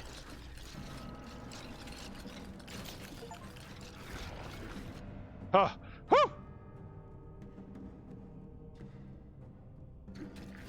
I wish I could do a watch party for Kaiji. Kaiji is so good. I would love to watch it with more people. That is like probably, it is like the first arc is called it's like they're stuck on a ship, and they were brought out there because they all owe massive amounts of debt, and they're given a chance to either win a series of basically like a gambling competition. If they win it, they can be freed of their debt. And they'll actually be able to also make a little bit of extra money and be able to live comfortably after the fact. But anyone who loses there is going to have to go and basically work themselves to death. Like, that is what the kind of debt these guys are in. They're in a position where they're going to go and work until they're dead. Yeah, it's like Squid Games, but not cringe.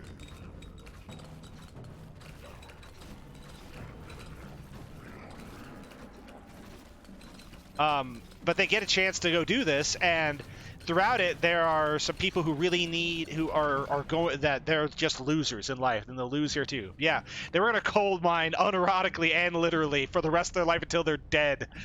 They get broken down. It's like, what? No, I think that it starts off on the thing. If you go in there, I think the gamble ship, actually, the offer is that if they lose, they have to go and work like 10 years back-breaking labor in like a chemicals facility where like they're likely to just be dead from the chemical exposure not too long after, if they aren't careful while working inside the chemical facility. And then later on, the second gamble he gets involved in, damn it, the second gamble they get involved in involves the coal mine.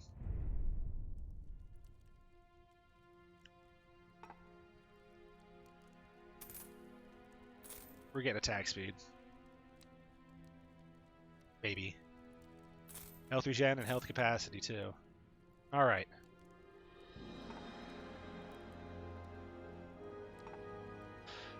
Alright, let's try the Ember Grounds.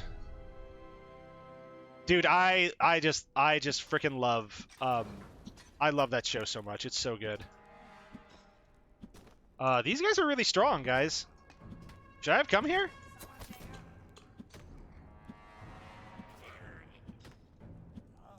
Praise the gods! Another mortal soul! Another mortal soul! From this wretched cage. The key must be somewhere nearby. Where?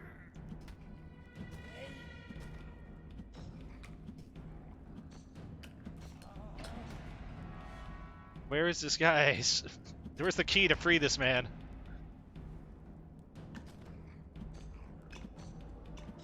Poor guy.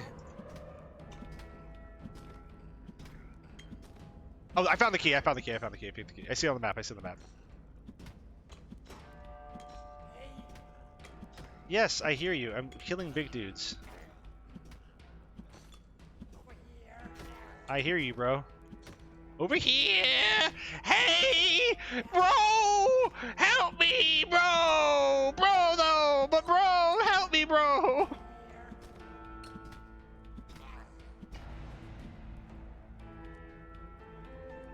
Yeah, we're gonna increase the code. And we're gonna increase the range. We're gonna try the things I'm gonna go for with this build is I'm gonna try to get strength, range, attack speed, and width of cone. Those are my goals for this build. That's what I'm gonna be thinking about. I'm gonna ignore crit a bit because it's not as vital for my damage. If I can have good base damage. Of course, I'll get this though because I mean it has the range that I want.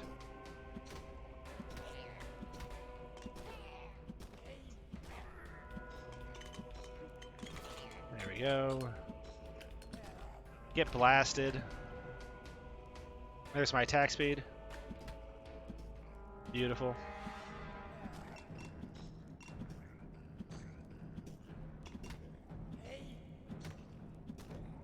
Attack speed will always be taken over anything except for damage. Flat damage will always be taken absolute. There we go. In this situation, Swift Feet actually would be the most useful. Yep, we're getting analysis mode. Analysis Andy coming in.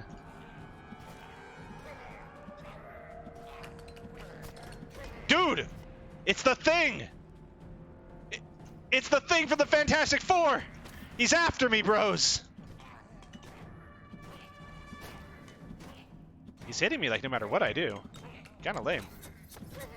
Ow, bro.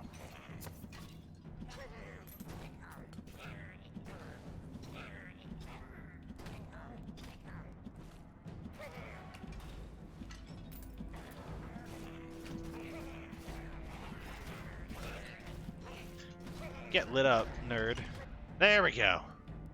Strength. Honor. Massive juiced damage. If the game is like hell-bent on making me crit, then fine, I'll crit. But I ain't critting because I want to. Ow. Dude, actual devils with actual pitchforks coming after me here. What the hell? Forks of some kind. Maybe not pitchforks, but definitely forks. Area. Let's do it. Could you not? Thanks kindly.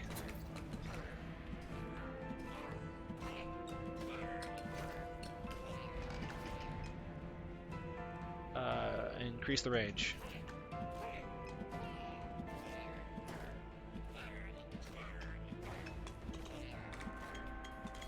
Out of my way!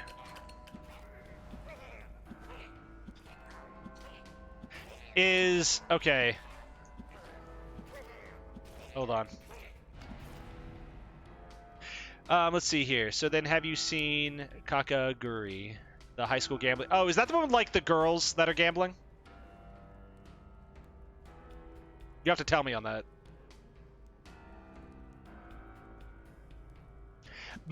All the other people at the Ventrilo watched that. I did not watch that.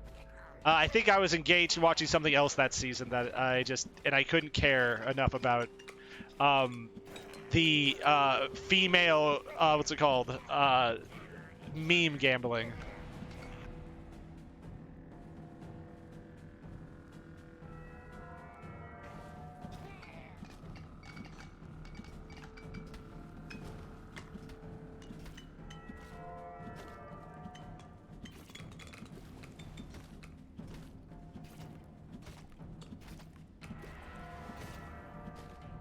Come on, out of my face.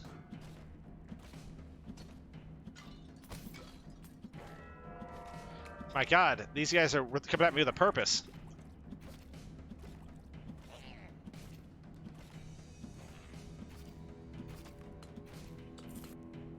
Okay. In the direction you're facing, damage is reduced for every enemy hit. Cast the fragile effect, okay.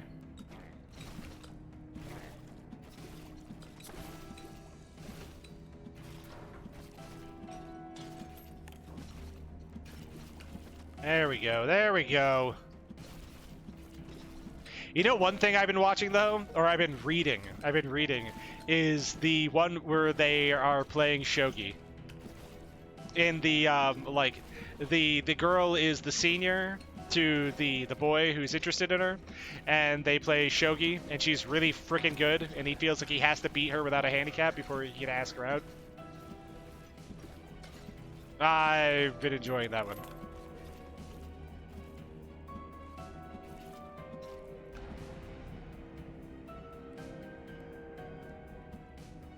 There we go.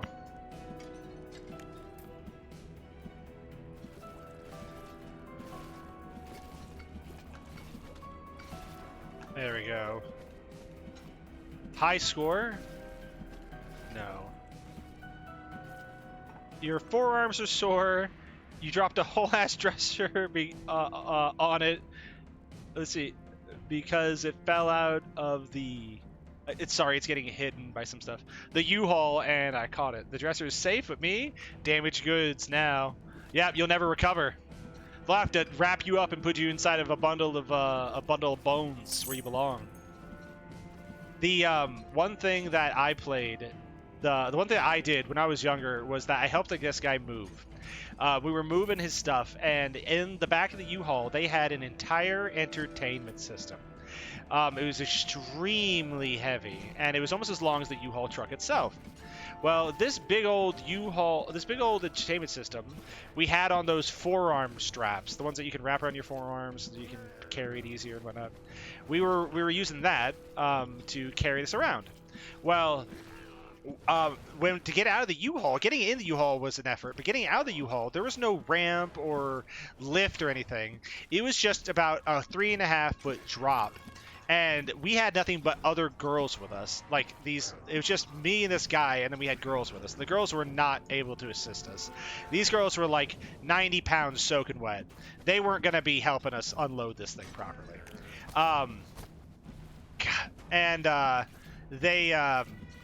So I'm like, all right, well, we have to get this out of there. So I take it, and I jump out of the back of the U-Haul while holding it, and I land, and I bend my legs as I land so I don't hurt myself, and then I'm just standing there holding him, like, all right, come on, get it out already.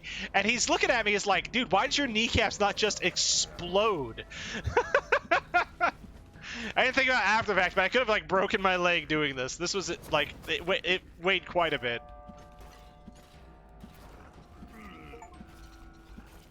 Okay, the flame dancer is dead. We gotta get over there. I've been pushed back by these dogs.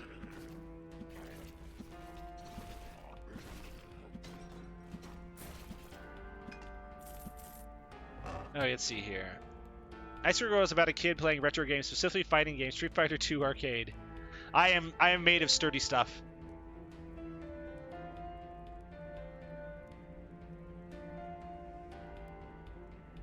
Ah.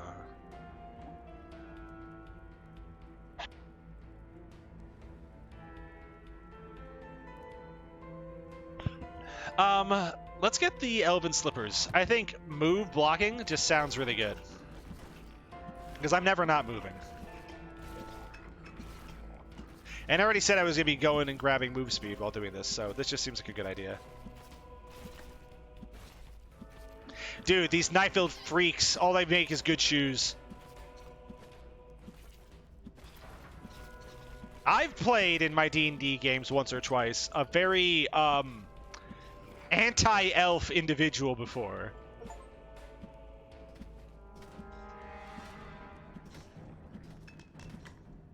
I got the catalog when it comes down to bad words to say to those elven individuals. Those people of the elven persuasion.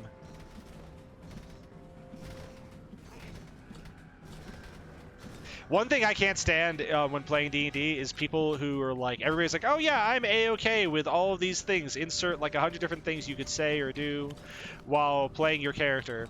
And then when you do them, they complain about it. It's like, bro, though, we literally talked about this, bro, and you said that was cool. Bro, what the hell, bro?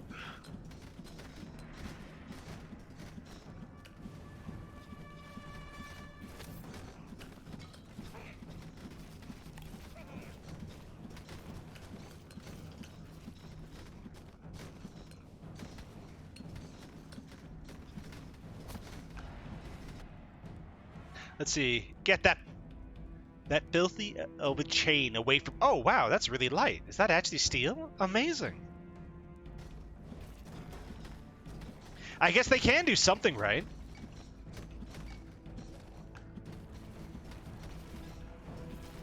Even as rare as that is. Perhaps it was a fluke, but it's a fluke worth keeping.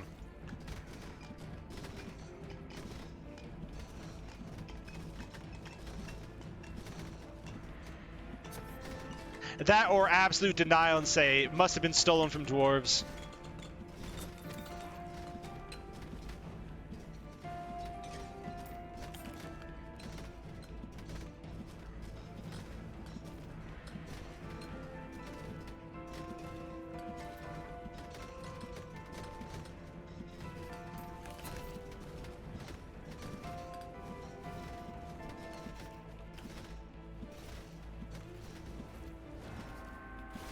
Dude, this guy is an actual problem.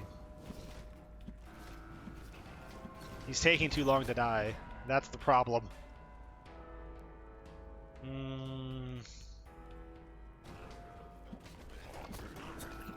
Please, Lord. I don't have time for that. I do need food, though. Oh, good. I'm protected.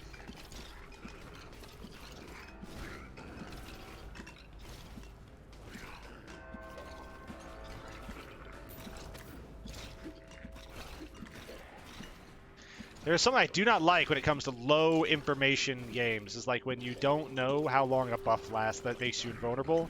It may as well not even make you invulnerable because I don't care that makes you invulnerable anymore. I just think that this is going to wear out right when I need it most.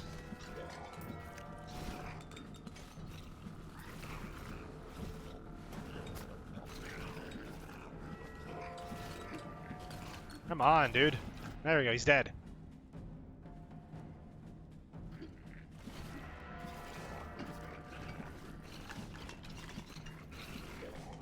Get him! Get him! Yeah, but I couldn't see. It wasn't like very clear where it was on the side, so unless it's on the right side, which then I can tell you why I didn't see it. It's because chat box is over that, so that's not the game's fault. It's just me not knowing anything.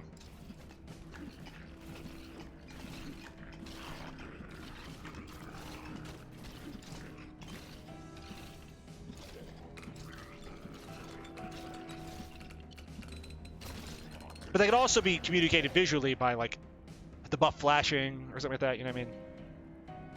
Something really quick and easy like that could help with that too.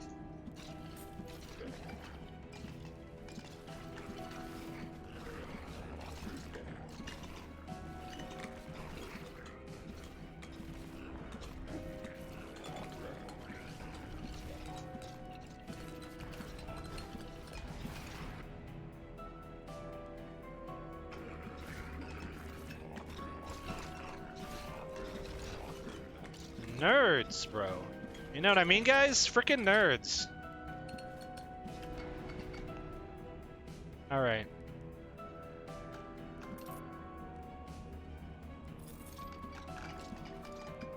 Alright, let's get up here. Let's go, go, go, go, go, go, go, go. What is that? Out of my way. We're doing good right now. This transfix is really good. What am I facing? Like, is there something casting a spell out there? There are worms casting spells, chat.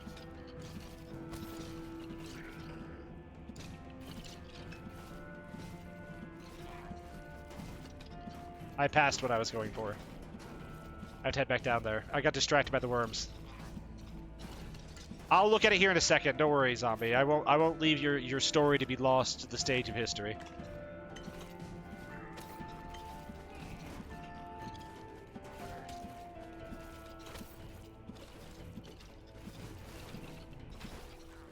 Okay, here we go.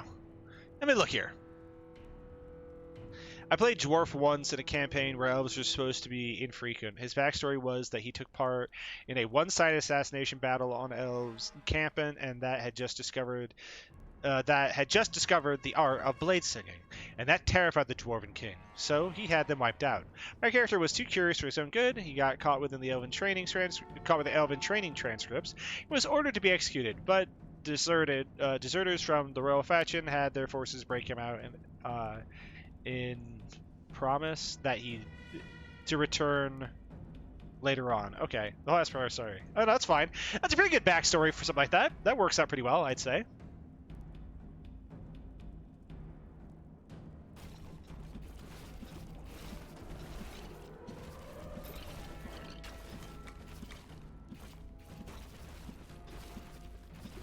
We need to get back to that dude who's trapped.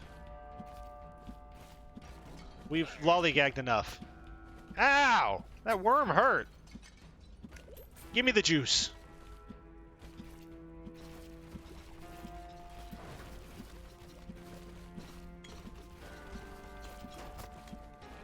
These worms are actually going to be just a cheap death. I can feel it.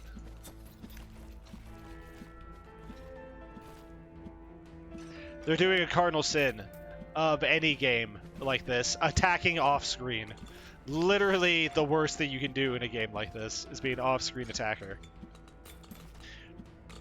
I had one of my favorite characters was I played him. He was a warlock who at one point he'd gotten to level 20. He was already a level 20 warlock, right? Well, his thing was that he he performed a ritual under the guise of sacrificing power of like performing a massive sacrifice and ceding power to his patron, like what's it called? His patron demon. And what he ends up doing is he ends up basically in the process of this pact that he's creating, he has to basically reform a pact with him to be able to do so. When he does this, what he does is that he ends up switching basically a very simple set of words in the ritual. And what he ends up doing is instead of making it so that the power, like who controls the flow of power being instead of the patron, is that it becomes the warlock has control of the flow of power from the patron to him, so he gets to demand how much power he wants from him. He gets to basically have full control of the flow of power from the patron to himself. Well, the patron figures this out a little bit too late in the contract, and he does poison the contract in a way by pulling all of the power away from the warlock. So the warlock ends up being, for the sake of the game, a level 1 or level 3. But he no longer is gaining more power from his patron. He is slowly learning to be able to control the power that he now has at his own whim. So it allowed the way it worked mechanically is that I was allowed to at a long rest over the course of 3 days, I'm allowed to change my sub spec to whatever I want from any of the warlocks. So I get to if I want to be a fiend for the next little while, I can be a fiend. But after level 10, whatever my sub is, I'm locked into it, and I start to manifest demonic feature. So, like level 10, if I was a fiend, and my character actually started looking ugly. I ended up like getting like these like nubules on my foreheads. My hands started like growing these like extended claws and stuff, and I'd always hide my hands away so people couldn't see them.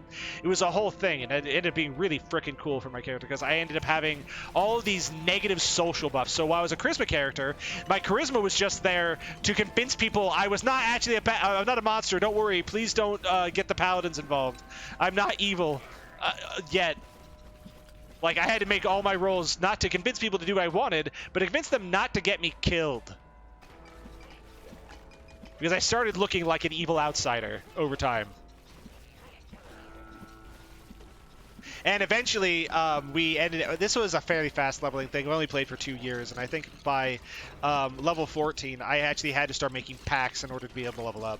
I had to get mortals to make pacts with me so that by the agreement of the pact was I'd get their soul in the end, but I had to write up these big long-winded pacts like contracts with NPCs so that they would have to that they would be enticed enough to do it, but I would get their soul in the end. And if every soul I got, I was allowed to level up once.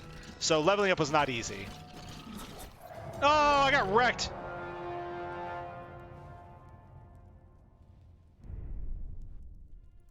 Before ChatGPT, it was this. Exterminator. Let's look at him. Gold. Here's big range.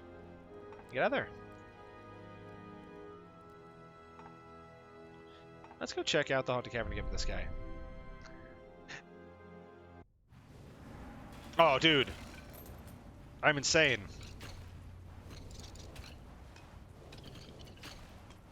Get burned up, baby. Flamethrower, baby.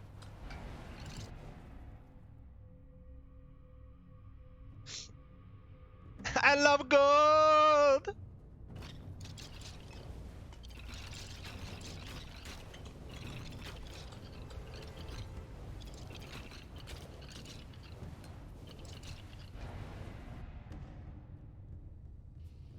Sure, attack even faster.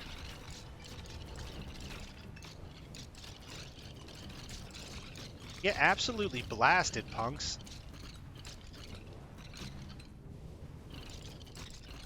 Well-known Diablo subclass, the dude with a flamethrower.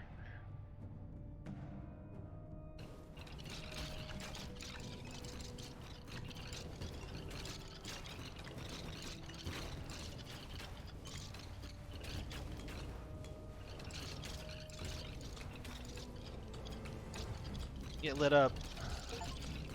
Well, I'm able to really... Well, I can attack really fast. The problem is that this is going to be an issue going forward. I can feel it. I'm able to attack really fast, but I feel like I am weak against hordes of enemies.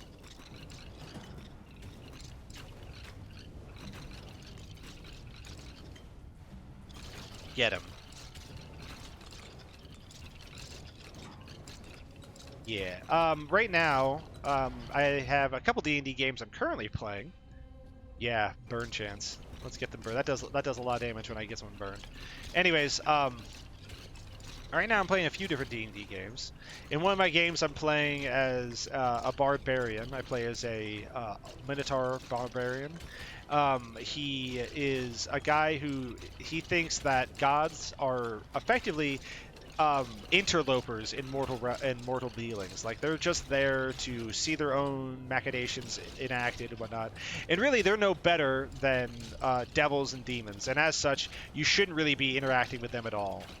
Your soul should be something that is unfettered from any of these controllers. He doesn't know that when you're dead, if you don't have a god to come pick you up, your soul is just used as mortar for the walls in the battle, the infinite conflict far beyond. He's not aware of any of this, so his whole society kind of believes this, because when you're Minotaur, you were created, like Minotaurs are from, what's his name? There's like a specific god in D&D that created Minotaurs, but they're basically were just a bastardization of humans as a punishment to them. And him and his people who are not under this the influence of this god, they're like, oh yeah, man, they're all just bad. You shouldn't be involved with any of those guys. And so that's where he was as a barbarian. Well, their thing for living forever is you live on forever in song and storytelling. So the stories told are what make people live forever. Yeah, the Wall of the Faithless. Yes, that's exactly it. So the thing with them, people live on through the stories told of their great deeds, and to even get a last name, you must have you or one of your ancestors must have done something great and notable. So what he's trying to do is though he already has a last name of Boulder Skull, because his father long ago met a corrupted Minotaur, and if you know what a corrupted Minotaur is, they're large animals. They're a large creature, so they're like 12 feet tall, and they weigh 1.5 tons usually. He met one head on in a charge as a medium creature weighing only 250, and he was able to headbutt him so perfectly well placed that he split the larger Minotaur's head in half, killing him and surviving it. So that's where his family name Boulder Skull comes from. Boulder Skull is the family name, but the other players don't know this. I think one player does, because I think he's talked to them about some things about his past. But he actually has been enslaved. And he was enslaved by another one, because one thing in their culture is that if you have a disagreement with somebody, well, it's on your honor that you think you're right, and to prove you're right, you can either show it or you can fight over it. Well, he decided he was going to fight with this other person to prove he was right. Well, he lost that conflict.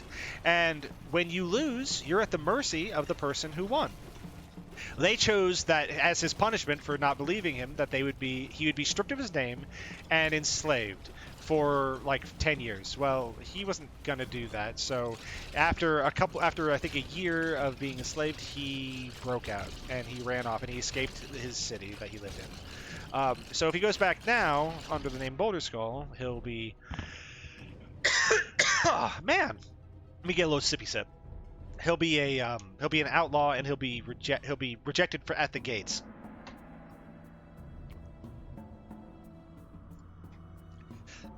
So one of his big goals here is to achieve something great enough to earn him a new family name, since he no longer can go under the old one he had. And like a lot of times when Like, one of my favorite things to do is, like, to taunt in combat. Um, like, I think my favorite taunt I've done in combat was, like, early on we had this person who, we had a scout, he's like, basically, they were playing a rogue, and they were scouting a little bit before we got into this combat, and they knew where these goblins were. They were across a river, they were behind some bushes outside a line of sight. We couldn't see them, but they didn't know where we were there either. Well, they came back and told us where they were, and Minotaurs have a special ability. It's called, like, Hammering Horn. You can make an attack at the end of a dash, and if you succeed that attack, you also can knock the opponent back, like, 10 feet or something. And, well, he's too honorable just to make up a new name. Also, he was to say, will you give me a new name, Battlecry? No, no, no. He ran across, jumped over this river, landed in the bushes, and at the end of his sprint, I was able to see the target, the goblins right there in front of me, and I made an attack. Well, the attack one-shot the goblins. So what I said was, my guy runs, I sprint across, I jump, I just leap, throw myself over this river. I land the bushes and storm out, swinging my head upwards. And as I do, I catch this goblin in the back of his, in his back, and thrust my horn through his rib cage, impaling him upon it. I shake my head to the ground to throw him off, and as I do, I take my finger, wrapping my hand, and wrap my fingers around my horn and pull the blood and viscera off of it, casting it free as I pull towards the tip. Look at the goblins and say, his story is over.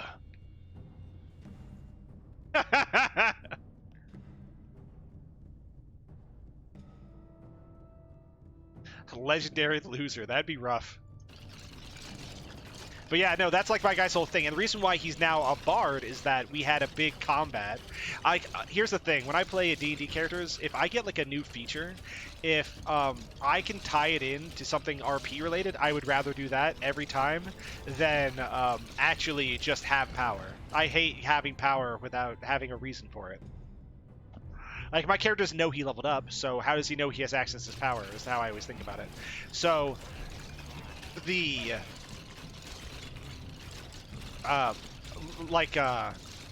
reason why my guy became a bard is because we had this big conflict at the end of our session this one time. It lasted 2 sessions long. It was a fight where we were defending a city, and the city was, it lost many people, because we trained, there were men who wanted to defend their own city, so we trained them how to use bows, and some of them how to use swords and shields, and we let them defend.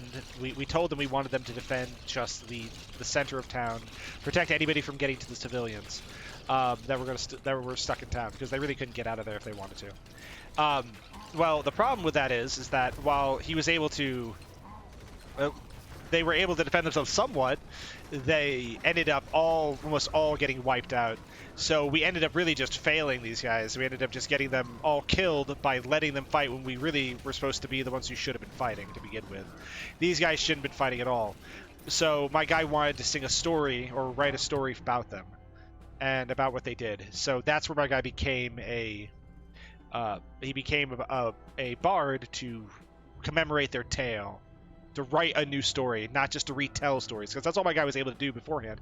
He could tell stories about what was going on, but he didn't really know how to compose a story, to properly tell something had happened. So this is where he was able to do that. That just sounds cool. I get to summon imps.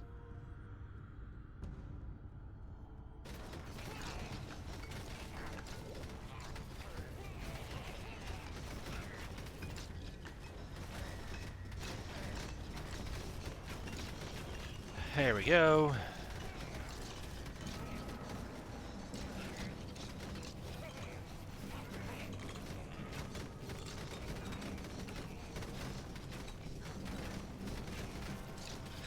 Other than that, I also played, I played a warlock who he couldn't do anything but lie. That's all my guy was able to do. He was just, like, even when he had no reason to lie, he lied. Like, I tricked one person into believing that my guy was, effectively, he was the guy who sold the Emperor his new clothes. Because my guy was a tailor. He was a tailor, and he was a chronic liar. and he couldn't help but, even when it was completely inconsequential, just to lie about something. So he was very fun to play. If I failed a status check, like if I failed a check on somebody, like let's say like, oh, hey, can I roll religion? I want to know about this religious artifact. Oh, well, you rolled a 10, so you don't, oh no, you rolled like a 6, so you fail it. I would then be like, okay, and then I would just make up something about that religion. And I'd say it with confidence. So people would have to make a wisdom roll when I made shit up to see whether or not they knew more about what I was talking about than I was making up. Man, I loved it. I loved it when I had a nature check that failed, that no one rolled the check better than I did, because I just made up an animal. We were facing something we'd never seen before. No one knew what it was, and I was like, and yep, I know exactly. Here's all the things it does, and here I am. I'm making it up, team. Deal with that.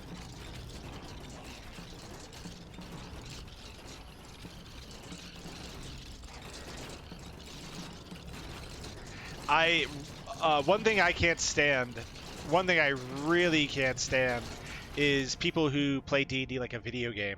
So people who are going to be like, oh yeah, oh, I failed that? Oh, okay. Well, so my guy's not going to say anything. Why the fuck wouldn't he say anything? You failing, he doesn't know he failed. He thinks he knows something, so he's trying to recall something. He's just going to recall it incorrectly. Why would you not say something? Like, that gets me angry.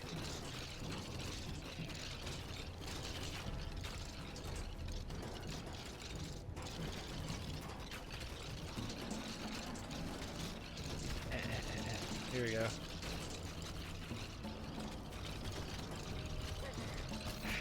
Yeah, that kind of stuff exactly. We were fighting this, I can't remember what the animal was, but it was, I think it was a phase, one of those phase cat things.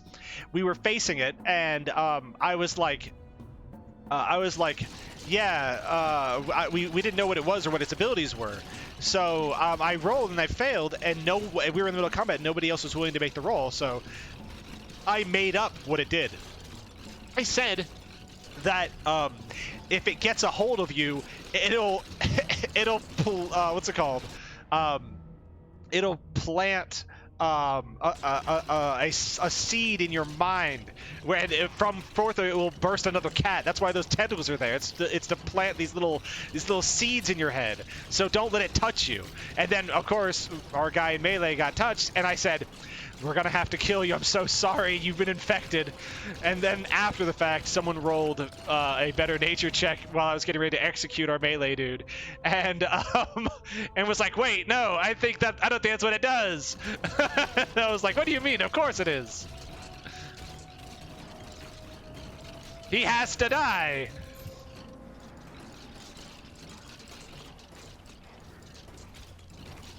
This is for his own good. Do you want to see his head explode like a ripe melon? I don't.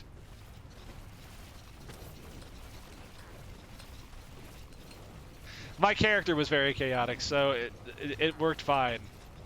It's just the only way about it. We couldn't save him, so he had to be killed now so that he wouldn't give birth to more of these wicked creatures.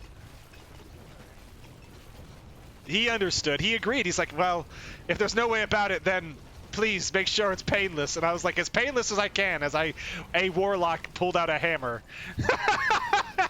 This is going to be very painful because I'm very slow and weak when it comes to melee.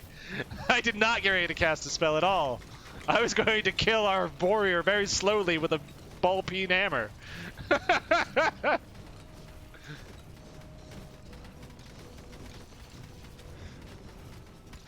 I chose the slow death for him because that would give time for someone else to stop me. If I would have just started casting spells, that dude would have been ripperonied in cheese really quick.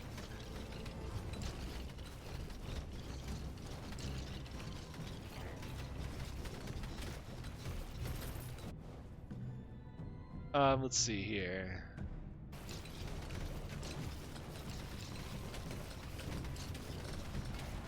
I've not been allowed to play an evil character, just because Nobody likes the idea of playing evil, but I would love the idea of playing evil.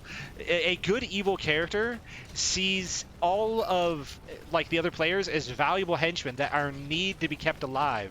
So that's the way you avoid the infighting. You get your you treat all of your what's it called, your allies as valuable henchmen who are going to be helping you achieve a goal eventually, even if they don't know it yet.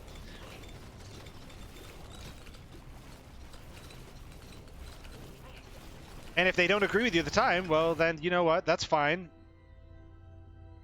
You'll convince them later.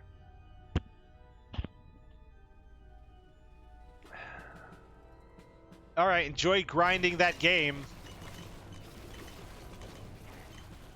Let's see here.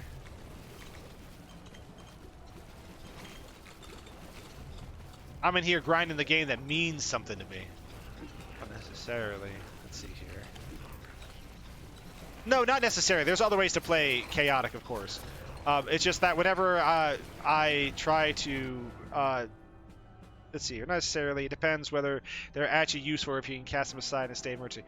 I would say that for the sake of a good game, like good gameplay between you and all other party members, that a character that treats other players as indispensable henchmen is more fun for other players, because no one likes to think that the character they're playing is going to be treated badly. So I think characters that are treated like indispensable henchmen makes the game more fun for other people, because playing an evil character can be a fucking burden for a group. So you have to make it so that them playing with you seems like it's fun, because even if you are evil, you still value them.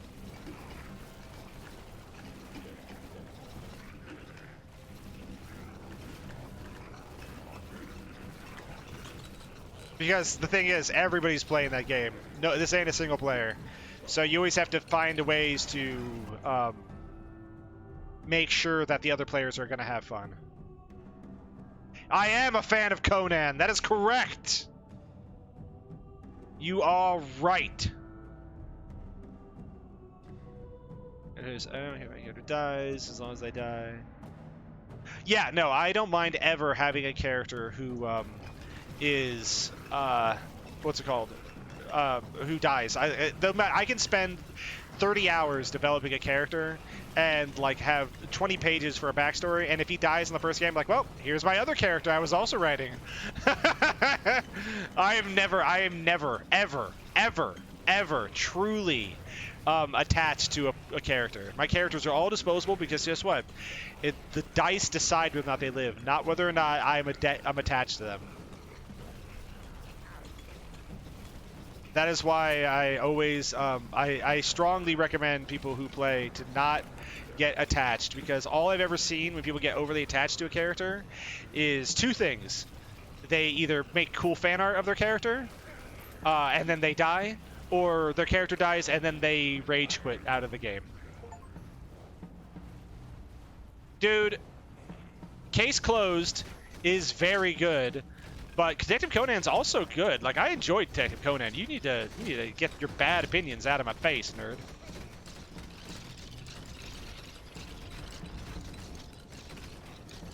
Jeez Louise, this is a bad area.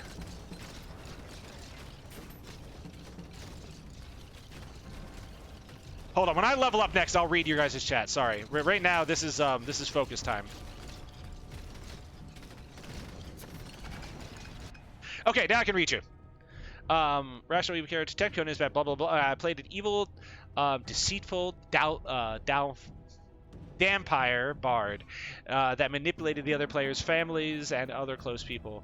The way I balanced the cruel choices and gameplay was being extremely transparent about what his intentions were out of character. I felt the other players have a bit more of an eye into the situation with their roleplay rather than trying to fight me for my choices. Bro, Case Closed and Detective Conan are the same. Nah, dude! What are you talking about, Just? Wait.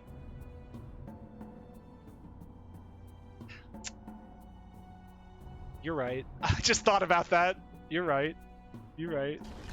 For some reason, when I thought Case Closed, I was thinking of a different show entirely.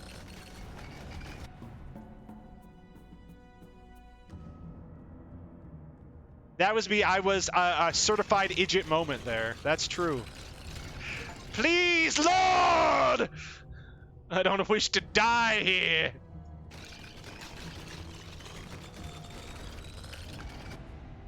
Okay. Electrified orbs. Let's go. Swift. Need to move quicker.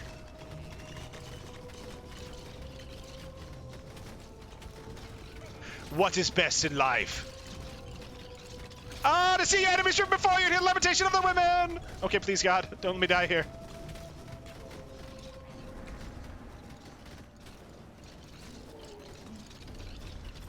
Oh, there's the boss. Ow! I thought I could get past that in time. Get burned. Dude, I'm Trogdoring this dude. Hardcore. Get Trogdored, nerd. Black! Well, I got, team. Let's go back to the big boy. Let's go back to our big guy, our big dude. We're gonna increase our base damage. And we're gonna get in there. We're gonna start swinging like a psychopath.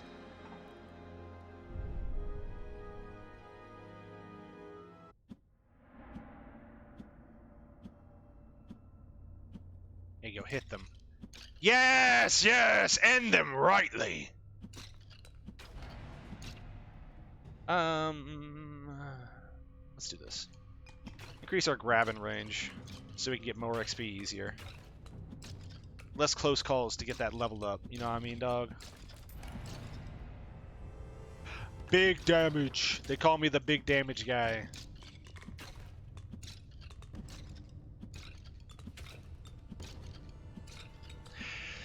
You know what? This is something that, like, I am addicted to doing with characters, is that I love playing characters that are bad specs or bad builds. Like, I just love playing a badly optimized character. It's like my favorite thing to do in games. Like, when I play WoW, when I'm not raiding, like as I level, I always pick like the least use abilities I can think of. Just because I'm like, man, I wonder what it'd be like if when I got to endgame and I was like getting into raids, if I could go ahead and use all these spells, I better start using them now so I can learn how to use them better as I level up. That's like always my mindset whenever I do stuff. So even when I play Vanilla WoW, I was like, man, what if I played like these bad specs? And I found out those are specifically called off specs. But I always wanted to play, and I did for a long while. I played a shaman tank in Vanilla. Same, zombie, same. That's me. If you want me to, like, I found that out the hard way during Mist of Pandaria. My friend was like, you need to play a warlock. I need a warlock in my raid. I was like, well, I've never played. He was like, I'll play for a level boost if you play as a warlock. I was like, okay, but I've never played as one. He's like, it's easy. I'm like, okay, but I've never played as one. I cannot, like, emphasize that enough, dude. I have never, ever played as one. And, we get in there, and then during the raid that he gets me into, like within 1 week of me getting this warlock and getting geared just enough to be able to get into this raid, which was like the it's the one where you're like on the steps heading down to like the spring. It's outside, and it's like the Shah's corrupting the thing, and you're fighting outside. It's with a corrupted dragon, I think, is there, but it's inside of the Veil of Eternal Blossoms. Anyways, we're doing that, and of course I'm doing the least amount of DPS because I don't know the rotation good enough yet to do good damage as a warlock. And then he has the nerve to say, dude, you're not doing very good. It's like, dude, no shit. You'd said that you needed a warlock because You didn't have any warlocks. I get in that raid, there is only one other rogue and 3 other warlocks.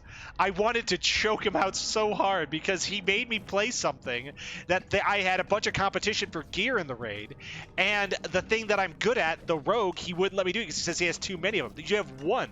You just did this because you wanted a specific comp. I can tell you what you're gonna get: a suboptimal damage and bad performance from me because you made me play something I don't play. You could have just accepted me as a rogue and had me competing for top DPS, because at that time I was a sweaty gamer when it came to playing a rogue.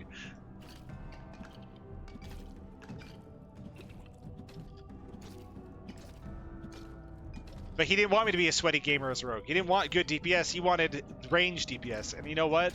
If that's all you want, I tell you what, you can eat it.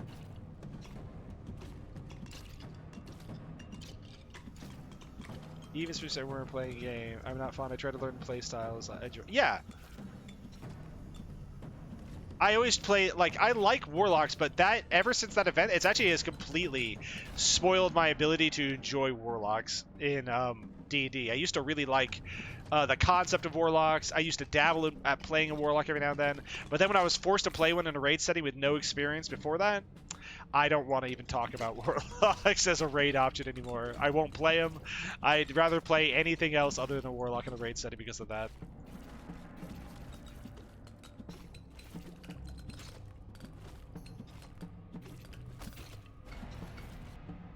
But for a long while, on a private vanilla server, I played as a shaman tank. I even got to tank all through what's it called? Molten Core as a shaman tank, and that was a bit painful because everything was resistant to elemental damage, or just flat out resisted some of my shocks, or because they were resistant to my nature damage. It was hellish, but I was able to get through the whole thing as a main tank. It was very fun. I had a very understanding group because they wanted to see what it was like to play through with a shaman tank, and they said when it came to single target aggro generation, they said I was very stable when it came to single target aggro generation. There was no big issues with like feast or famines because I didn't have enough rage or something. The problem only ever got to a situation where we had like ads. I did have an on-demand taunt through Earthshock, and it was very good. I was very good at bringing on new ads to me, but my ability to sustain damage from large ads meant that I could only ever be really useful in like a main tank, off tank kind of thing, where there was like two or three big mobs that needed to be managed. So like the boss and 2 mobs or something like that, I could be used there outside of like this setup team. But it's a thing where I liked that they made shamans be able to tank, but I never understood the concept of like, oh, here's this spec we're gonna make. We're gonna make it be able to tank. We're gonna make you actually really good at tanking dungeons up until about level 40 to 55. In that area is where you're gonna start falling off as a tank. But before then, you'll be able to tank just fine. Same thing with bear tanks. You're going to be really good up until about level 55, at which point you're going to need a lot of babysitting to be able to tank anymore. And you'll be able to off-tank just fine in raids, just like shamans, but you'll never be able to main tank again. Only warriors are going to be able to do that. So it kind of burned me a little bit on that. It kind of burns you when you think about it. Because there are all these like cool things where you have a niche for it, but then they don't ever create that niche for you. Like they created a thing that fills a niche, but then they made that niche never exist.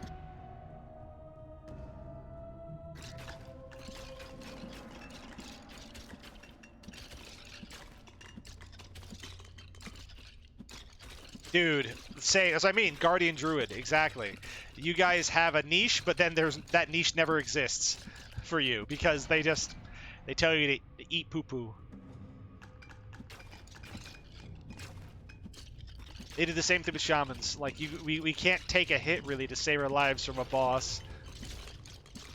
We just don't have the armor to survive main tanking easily unless we're babysat in a very specific way. Of course, when you're fully world buff, anybody can do anything. Like when you're rocking in with full world buffs, I can tank anybody. Guardian Druid can tank anything.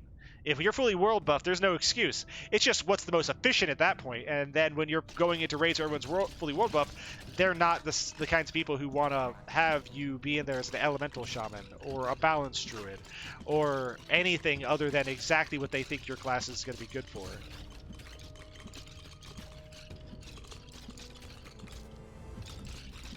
If your class can heal, that's the only thing you're allowed to do.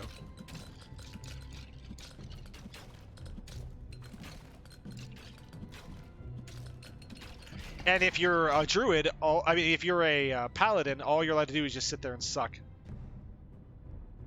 In drain tank, so self-sufficient tank like Blood Decay or any other sort of vampirism in games. But Blood Decay is either always mega OP or useless. No, that's true. When they came out, they were the Omega of Omega OPs. I remember them. I remember thinking that Frost was the better, when it first came out, I was like, Frost is like a clearly better tanking spec. And for a while there, I did do Frost tanking.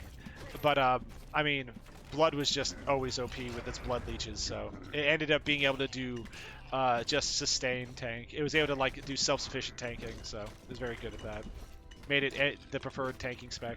I can still imagine a future in which the way you tank as a DK is by building up like layers of frost over yourself so that the blades can't twist past it. And you're just basically a column of frost that tanks the DPS out. That's still my idealized way that turned out, but it never did. Dude, exactly, the immovable glacier. That's what I liked about the concept of a Frost DK so much more for it. I thought Blood would be like a really cool, because it had like the blood, like all these little DPS ads and stuff, and it felt like it was just this very cool vampire. I like the idea of like, imagine like if you built up like stacks of blood where like as you got the more targets, like it was a really good AoE tank. So like the more, or the really good AoE cleave, like the more AoE damage you did, the more sources of blood you got, the more damage you could do. Like a little damage ad that you can juggle. I think that'd been cool. Increases block strength while moving. Transforms the damage type your made weapon into fire. Okay.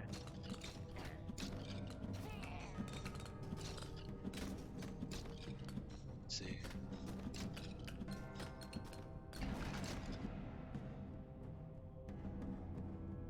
There's a lot of cool stuff that could go with that. Let's see, critical strike. Let's make the books a little bit better. I need to get that. There's an upgrade that I saw for this these orbs that I really want to get.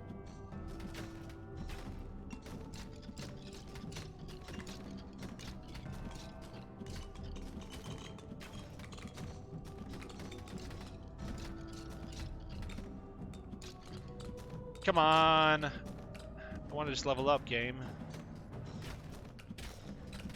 Hold on, I'll check about that. What you wrote here in a second. Yeah. That's that. It's one of the 3 late game dungeons they added. The one where Arthas chases you, and Sylvanas, or you and Jen, whichever one you are, not your Horde or Alliance. Let's see here. I think Frost fits tank mechanic thematic, the movable glacier. Yeah, I very much agree with that. Like that one Wrath of the King dungeon where Arthas slowly walks in while the ice wall forming. Yep, was very much what I was thinking of. Imagine the mechanic as a tank just walking and preventing anything from targeting or walking past you. Yeah, it's like you have like this you have this infinite storm that's just welling around you, and because you have this storm around you, it kind of forces things to pay attention to you, just because like you're the eye of the storm. Like if they didn't get rid of you, you're going to become you're too much of a threat to ignore. You're slowing them down, you're making them attack slower, and because of that, they can't do anything but target you, because if they don't, they won't be able to get rid of you.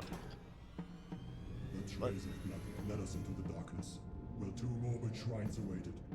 Each of them demanded a sacrifice in exchange for a fragment of a powerful token. The token of pain, which betrayed its... Okay, so we gotta go find those.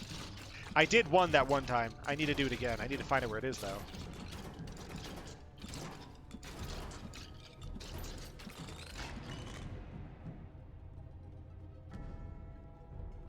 Yeah, there you go.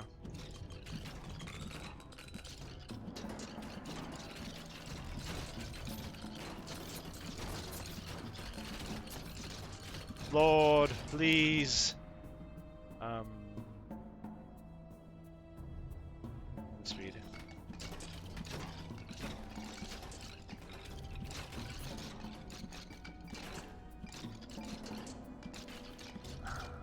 I think my outside of a tank shaman, I think my favorite other thing to play in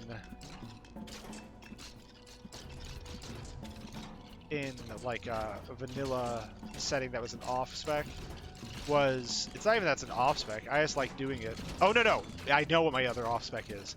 My other off spec I love playing is Melee Hunter. I like playing a survival hunter in vanilla, like as a melee. Just because I think it's, I love like how non-functional you are in some ways. And I like the idea that you just basically feel like you're out there trying to cut things down as a villager, effectively.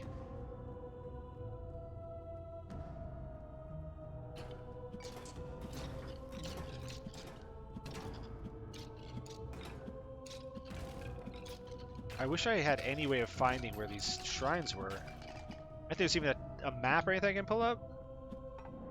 There isn't, is there?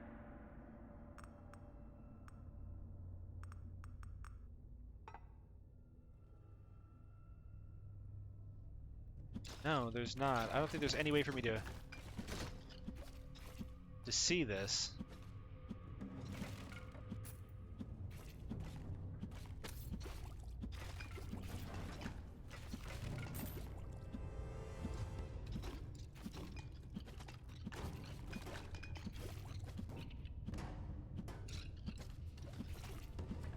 Let's do this over here. Yeah, there you go. Get him.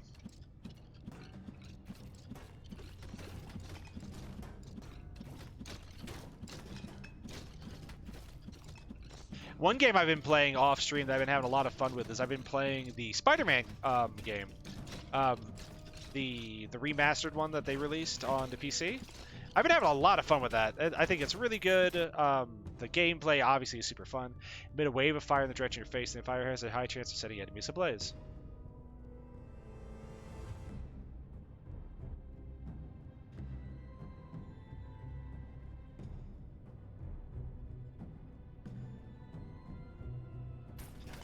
Godspeed me, indeed. Yes! Burn them all!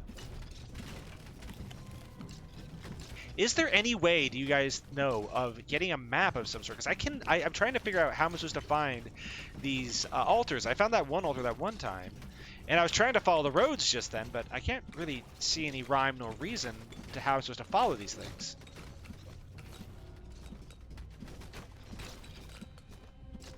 Like, here's a path, and I remember seeing one of those altars on a path, but I don't know how I'm supposed to do this. How am I supposed to find the other one?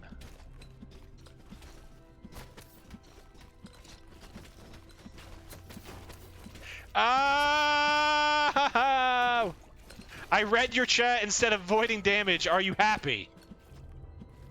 Are you not entertained?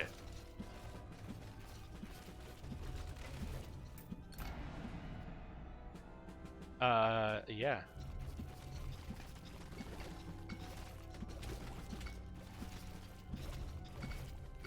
Do it that way. There we go, heal up.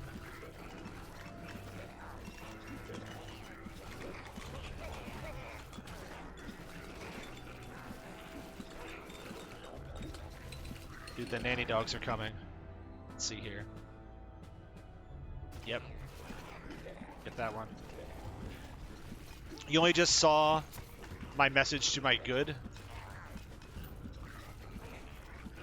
I don't even remember.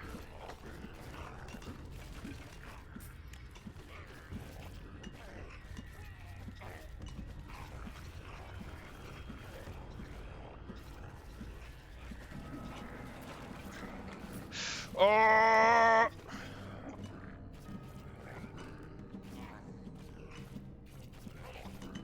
Oh yeah.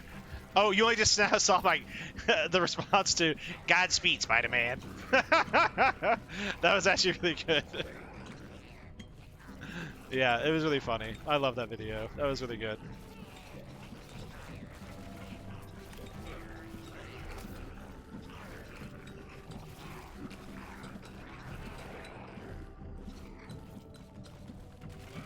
on. I just want...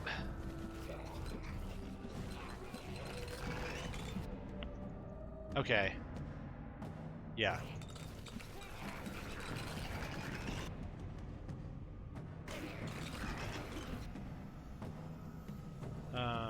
Yes.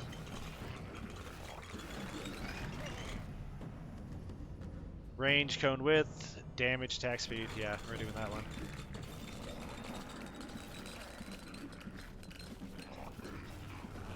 Okay, that's looking good now. Now we're looking good. Ah, I looked away again. Jeez, I need to focus on this. Okay, let me look here. Now we see.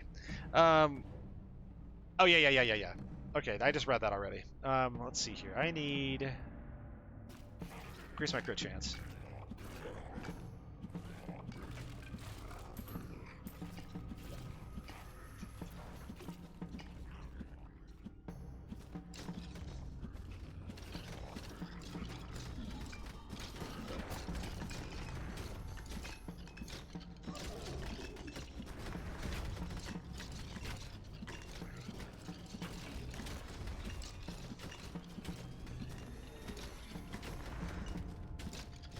Please, Lord.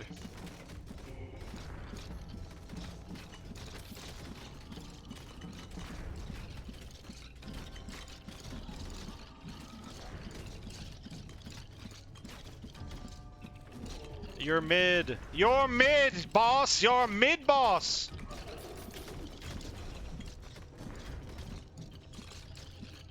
Dude, I just want you to die. Can you just do that for me? That'd be dope. It'd be wicked sick if you were just dead. Cool. Now I don't have to worry about his mechanic anymore.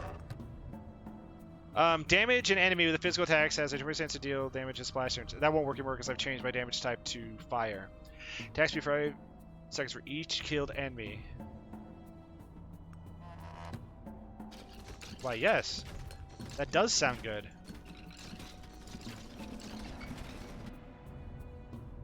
Strength, of course. Oh, chat, here it goes. I'm getting loose with the goose.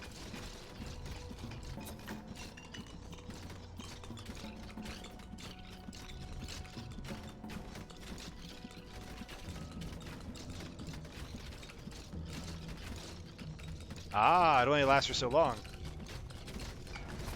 Ow, ow, ow. Oh, okay, that's gonna kill me. That is how I'm gonna die right there.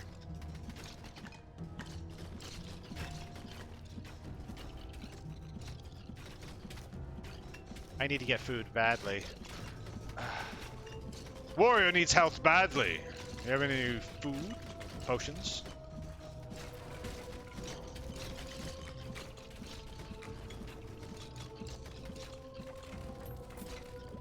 There we go. Food and potions. Stat.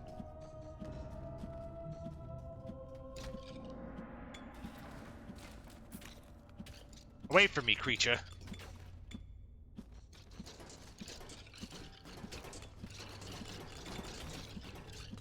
Oh, I'm making it. I'm making it, chat. I'm thriving. I'm surviving. I'm focusing. I'm evolving.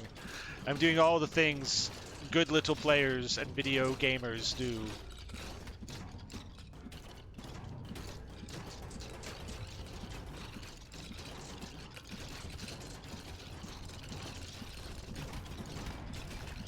Out of my way, fool!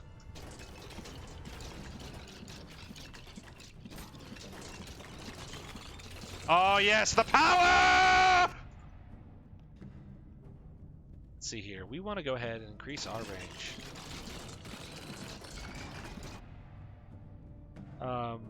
Yep, sure, why not? We can crit more. We're attacking fast as is. We need to start increasing our crit strength now. We got enough crit chance now. I think we're at around 50 or so. We have plenty of chances to crit. Now we just got to go ahead and increase what we do with those crits. Ow. Come on, there you go. Potion me up, baby. Ow! Again! I walked in that skeleton.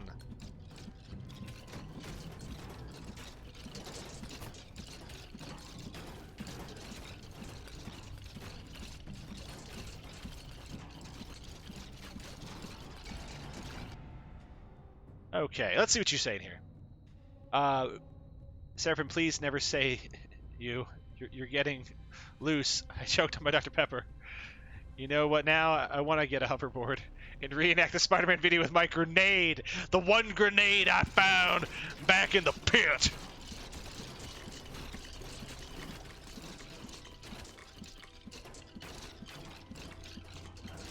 I had 2 grenades. When I was younger, I had 2 grenades. I'm not going to tell you how I got 2 grenades, but I had 2 grenades when I was younger.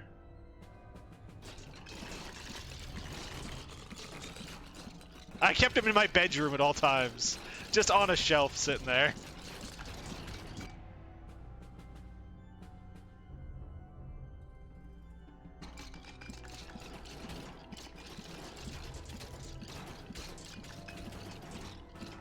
Oh, okay, so they were like, you had a defused one. Okay.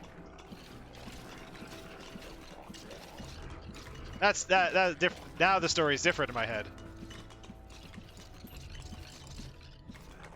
I thought you were gonna get very Swedish on me and throw a grenade in the middle of nowhere.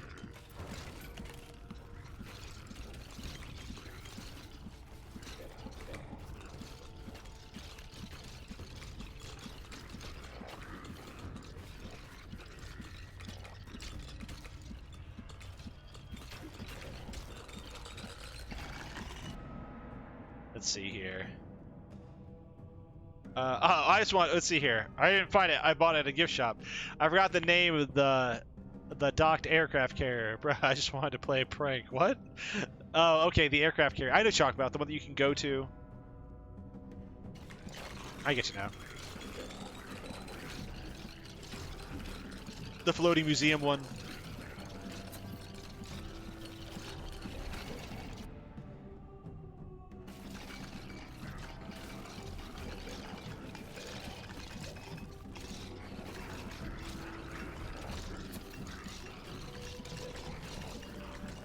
There we go. I'll check here in a second what you wrote.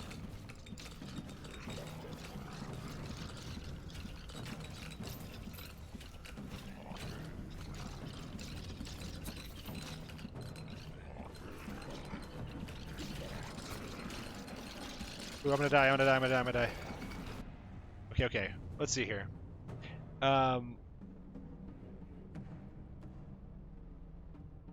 What kind of mess is chucking at your grenade at the populace? The Green Goblin, you fool!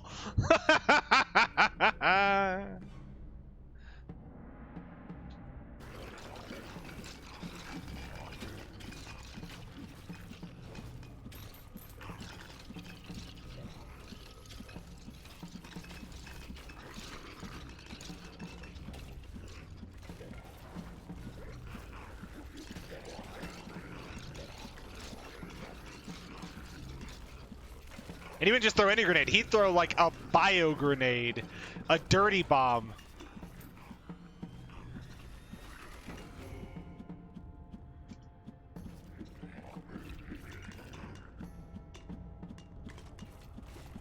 FBI watch list zombie. There you go.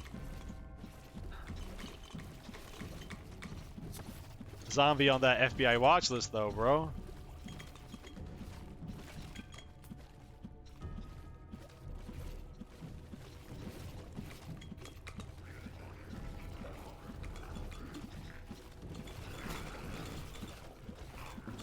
I'm not digging the tiny dogs.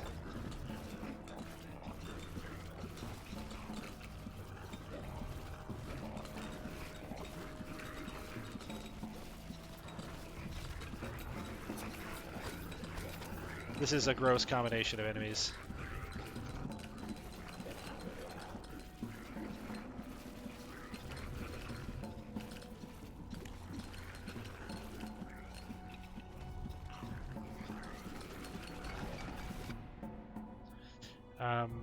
Yes.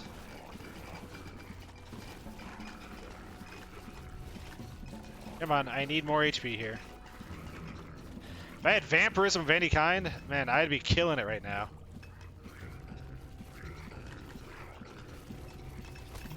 Ow!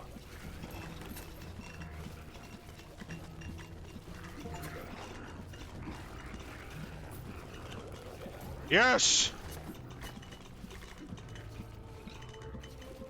Yes! Power!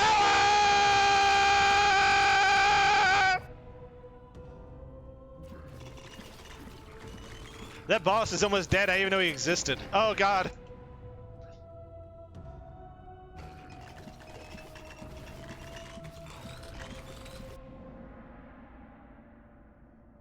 We're gonna go ahead and do this one.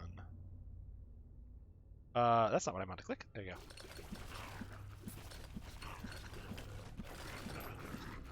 Get absolutely slaughtered, nerds! We're gonna get more area.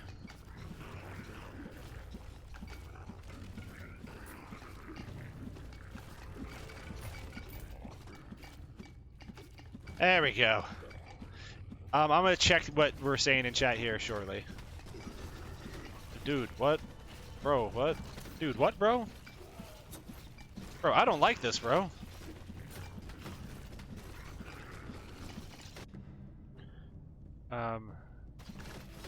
That's super useful.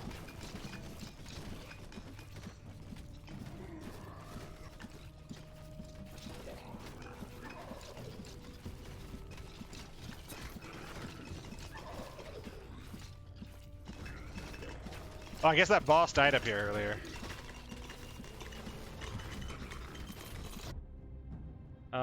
Electrification orbs.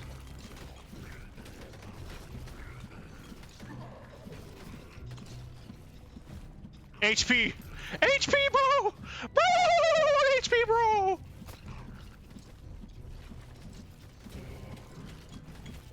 I cast delete!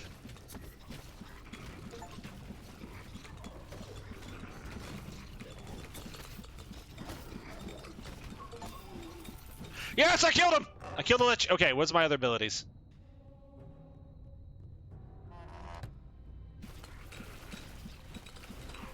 Let me through. Let me through!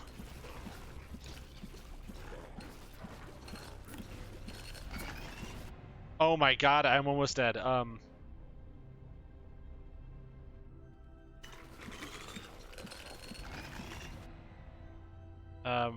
Range. Increase our range.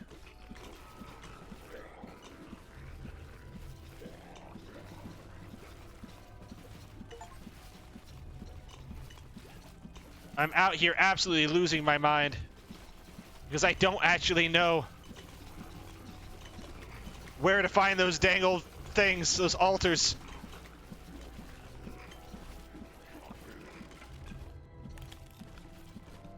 But there's no dang map for this game, so like I really don't know where to look.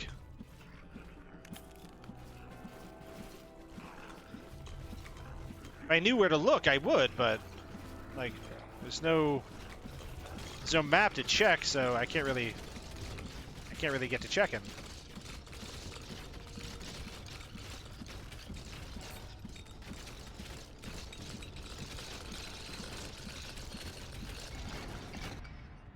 All right, make them even better.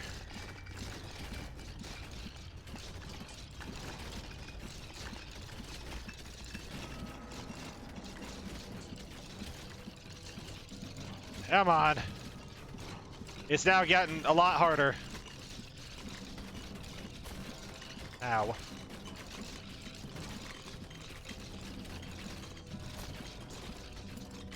I need food.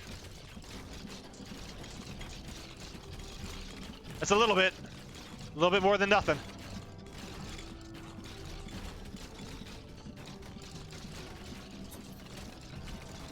Yes, potion.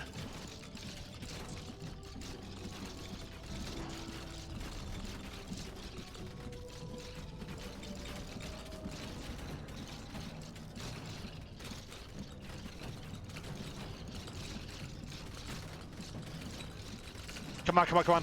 Focus mode, focus mode, focus mode engaged.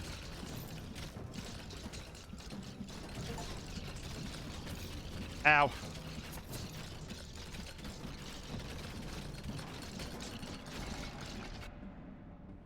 We need, this.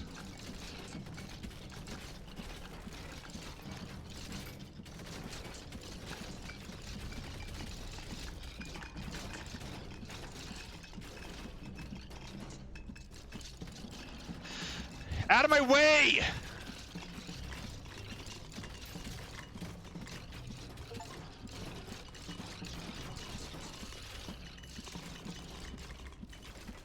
Yes!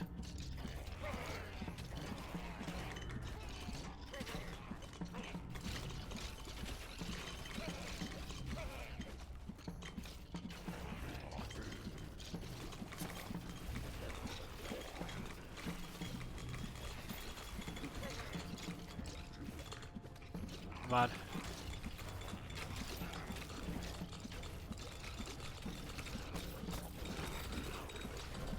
Oh, I can't take even one more hit.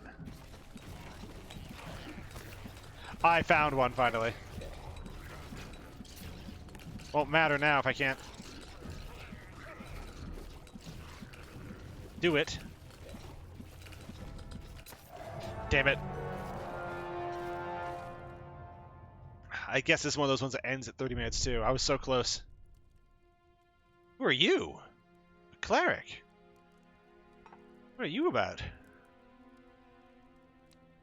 Okay, we want to go ahead and we'll do this. Increase attack speed even further here. We'll increase that. Why not?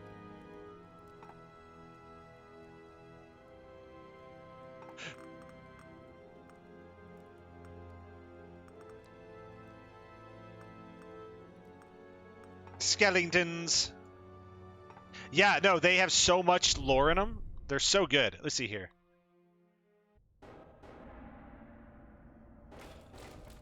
Okay, these guys do a double bop. They're a lot like oh, they're really good against undead. Who would have thought? Who would have thought that oh, this would be the best class for this? Oh wait, never mind.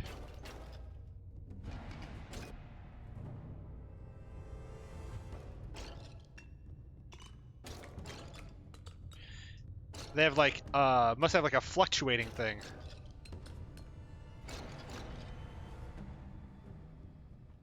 Let's see here. Let's increase our base health, why not? It's early enough that I'm not hurt, so base health increases would be good.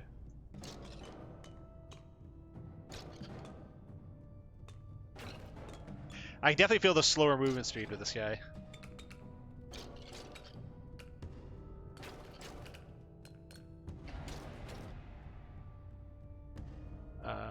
Let's increase the range we pick stuff up here real quick. Because this is going to translate into better stuff later. Okay, one thing I can't stand... Okay, so, like, I'm playing another game. In that game, I'm playing as a priest who's been... It's a Pathfinder. And I'm playing as a priest that was... whose backstory is raised by faith. Faith is the only constant he's had his whole life as he grew up. While the faces of the church have shifted and changed as people have gone off on pilgrimages and other things of that nature, the only thing that's been constant is the God that he's dedicated to. When I was asked in my last game, I was asked, "What is the one thing?" They said person, but my guy has kind of a twisted association with his god. He kind of views his god as a father because the character's name is. We're using D&D gods in the. You're allowed to use D&D gods in this Pathfinder game. So my dude's is Pelor, and Pelor is known as the father or the sun father. He views him quite literally as a father. So he views him in that way. And because he views him in that way, when asked what is the most important person in his life, it's like, oh, of course it's Pelor. That's the most... He's the father figure that he's looked up to the whole time. I was told that I can't do that. I was like, why can't I do that? Please tell me why my character can't view the god he's dedicated himself in some kind of twisted relationship as like an actual father to him. Because it's the only... like relationship he's had that's been consistent. He's an orphan, he's abandoned, raised by faith. Like there's nothing else consistent in his life. Of course Pelor is the most important thing in his life. Why are you going to tell me I'm not allowed to do that? Based on what?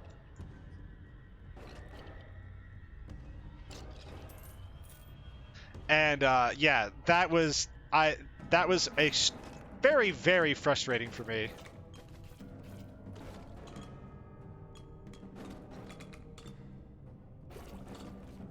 And that's not the first time I've been told, no, I can't, because it doesn't fit into something they wanted. Well, if you just read my character, you would know all these things beforehand, and you wouldn't be surprised by any of the answers I knew, I tell you, because this is all literally in the backstory that you told me I had to write, because you were going to read it.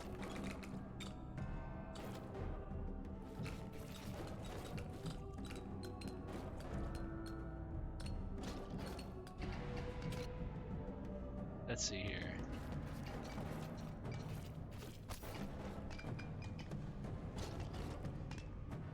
And the one thing, I wasn't so upset with the DM for it. I was more upset with another player for doing it, because the other player had the nerve to tell me, no, I can't do that. And it's like, no, you're not the DM. You don't get to tell me anything.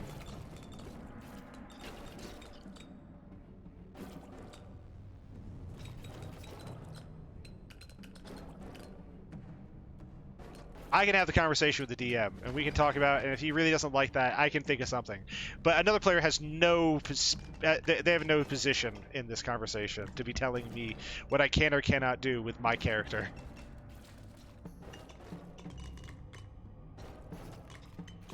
I don't care if they think they're helping, otherwise their opinion is of no value. And I say that is true in any situation for any player when you try to instill your opinion on somebody else's game or someone else's character. If the DM is unsure and they ask you, give your opinion. Do not volunteer your opinion on how something works if you aren't running that game. It's really not. It's not your game. It's not your position to be doing that. People do that so often. Like everybody, like there's too many people who play D&D like a video game. Like they're the main character and the party is just a group of NPCs that they navigate around.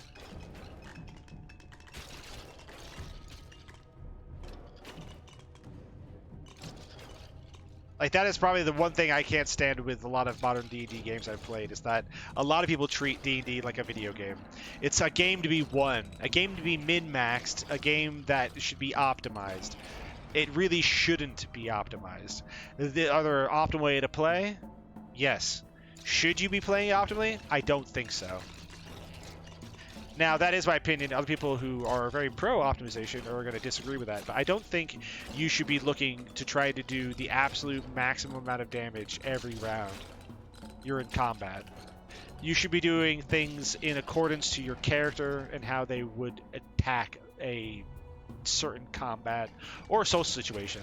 I can't stand situations in which someone's like, well, that's not the most optimal thing to do, so I disagree with it. It's like, well, does your character disagree with that, or do you? Because if it's you, then I don't care what you disagree with. I'm playing this game with you, but I'm supposed to be doing it through the lens of your character.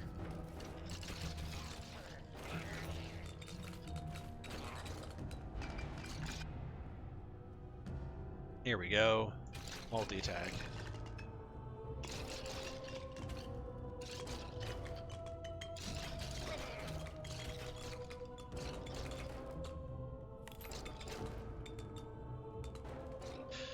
Whew.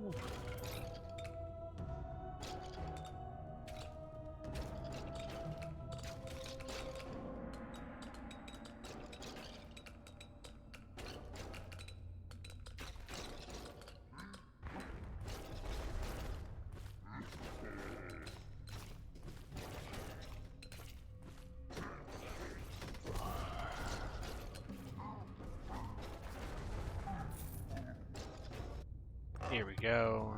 Okay, what we're saying here. Sometimes I can see the reason for optimization because it is a game. I disagree right there. It is an RP experience that has combat in it. But let's see what you say here.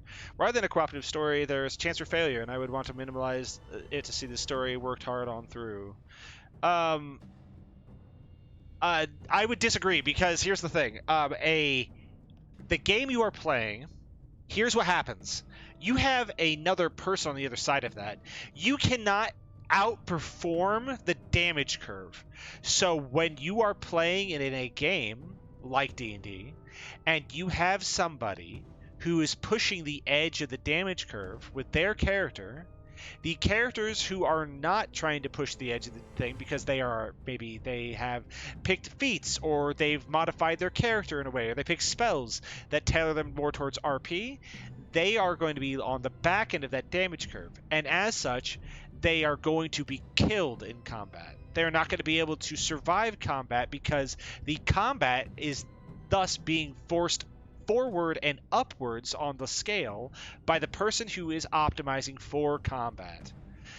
In that, there is always another player involved, and because of that, he's going to have to make it so that combat is not trivialized by the other player. So he's going to have to effectively make combat more difficult without alienating that player. So you can't just be like, oh, everybody's resistant to piercing damage, and I know you picked a person who uses range, so they're all resistant to your damage.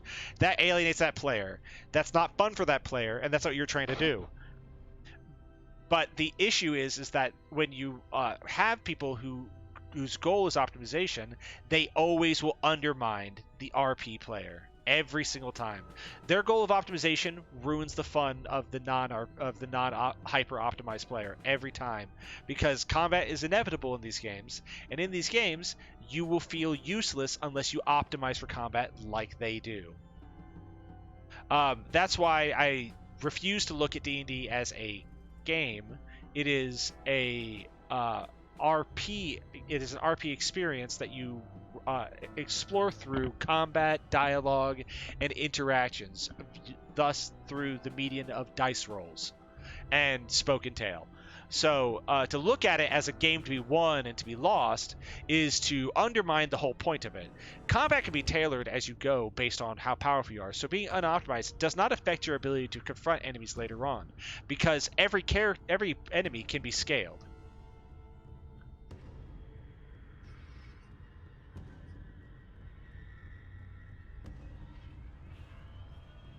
I have had very clearly stated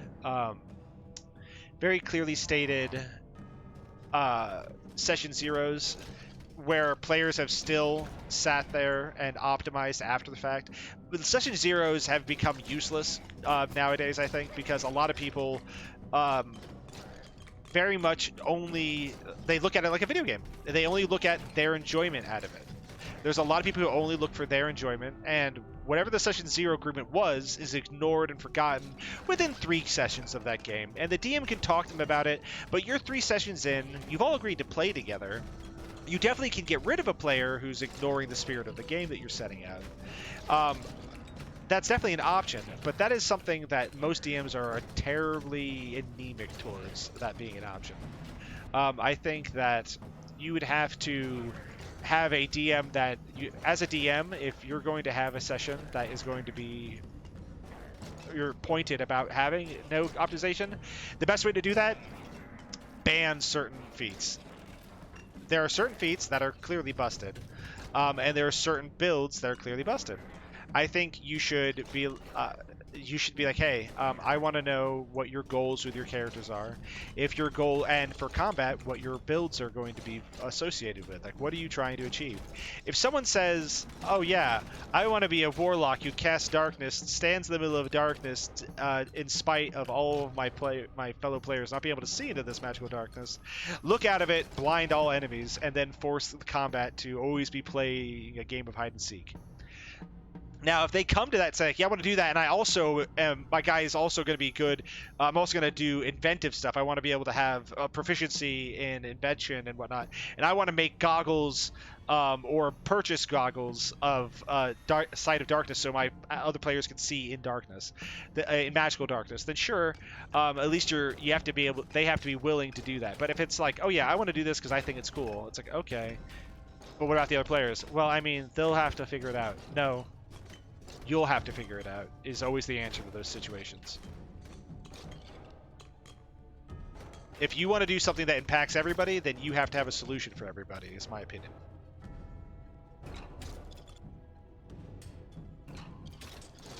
And like I said, this is something that can be easily disagreed upon. Like, I am very hard line in the way I look towards optimization in D&D. I think optimization is what kills the fun out of D&D. there's plenty of ways to be very optimized in D&D, and there are actual modules meant for highly optimized characters. But if we're playing Johnny 2x-Shoes first or second game, and you're gonna come in there as a senior player or as a new player who likes to net build everything, in other words, you actually don't know anything about D&D whatsoever, you just look up things online and pick up builds offline, because there are a 1 to 20 of every class. RPG bot has them for you to have a highly optimized build.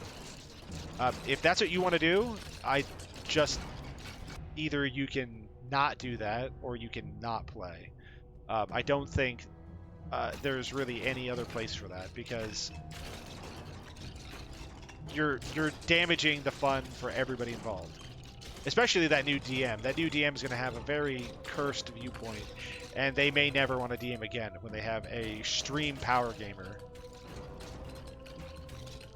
I've never had a good experience with Power Gamer. That's the backstory that needs to be had on this. I've never had a good experience with Power Gamer. If you are a Power Gamer and you don't do this, then good. You're one of the good ones. But I've never had an experience with a Power Gamer that has been a good one. And so I'm very anti-Power Gamer hyper optimization.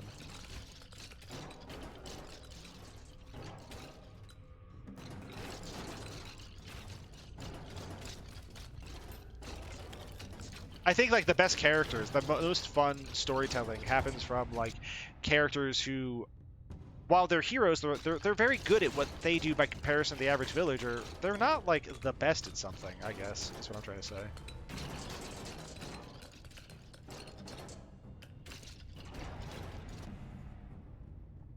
On one attack rather than many. At level 20, for example, it would be all or nothing, 40, 10 plus 20 rather than, yeah. I think it would be very difficult to balance, because effectively you're getting like a fireball melee strike every round. It's on one target, of course, but you're getting like some crazy damage there. It'd be very hard to balance, but I would probably treat it something like two-weapon fighting, and not two-weapon fighting, two-handed fighting, and like the thing where you can take like a -5 to hit or something like that. Like some kind of like extreme version of that, where you take like you take negatives, maybe not to hit, because your whole damage around that, it's not fun to not hit, but to like you take other negatives, like, oh well, this fighting style incurs, while it has this positive damage, you take this negative in the sense that you are not able to. Let me think how I would say this. You take a negative in that you must have like a negative to your AC, or you take a weakness, like you actually have a vulnerability to range damage while taking this fighting style, and the fighting style must be chosen at every short rest. You can reset what fighting style you have. You can either have a regular fighting style, or you can have this all for nothing fighting style. But during this fighting style that you choose, that you assume, it has like negatives to your defense in some way. I think I would make it like you can do a lot of damage, but you can definitely take some serious damage. Which is also hard to do, because D&D, when you start getting to upper levels, is you take a lot of damage very easily. At late game, if you get hit, one hit may be enough to potentially just put you in the dirt.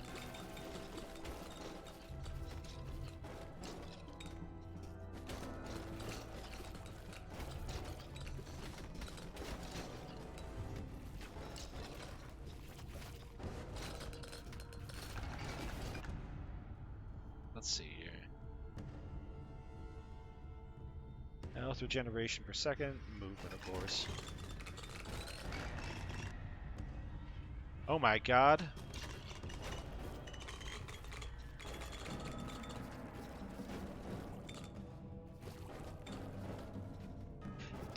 Dude, a late game wizard is like the most anti-fun thing in the game. Like, I love playing as them, but man, being a DM can be so anti-fun facing against a late game wizard. Late game wizards get like, oh yeah, I get to put your dragon inside of a cage, which he can't escape, and we can attack into, but he can't attack out of. It's so fun, isn't it? Your ancient dragon is stuck inside of a box that he can't escape. Wicked fun. I'm glad you designed this whole fight so that we could trivialize it instantly.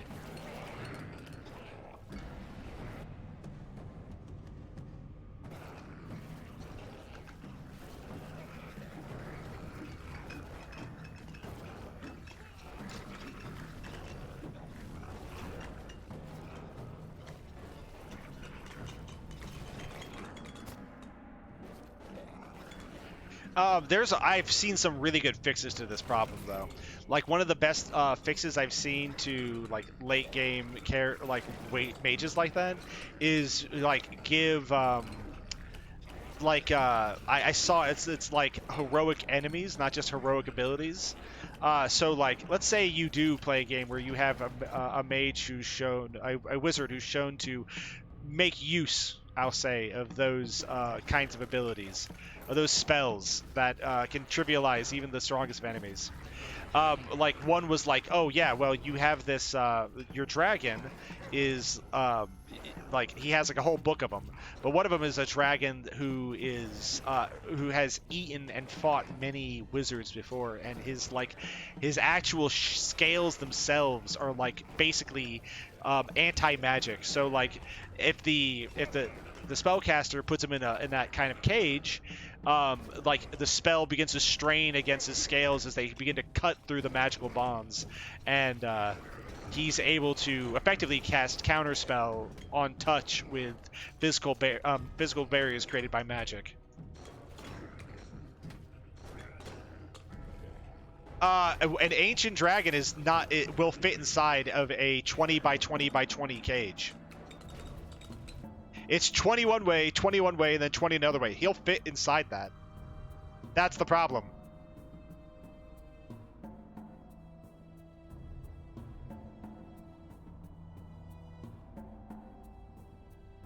Yeah, that was one of the issues. They've done this for a competitive D&D thing before. He will fit.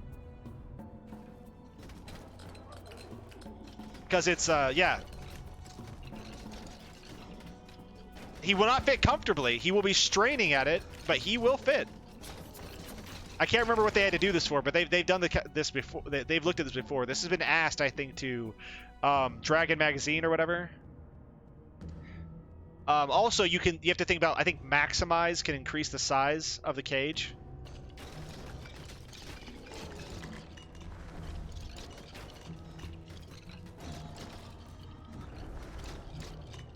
I think there's a spell, like a meta magic feat that you can take that increase the size of the cage. Maximize or enlarge or something like that.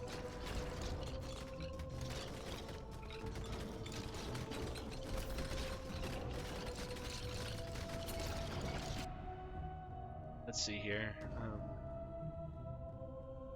Yeah, like a dragon is only ever a...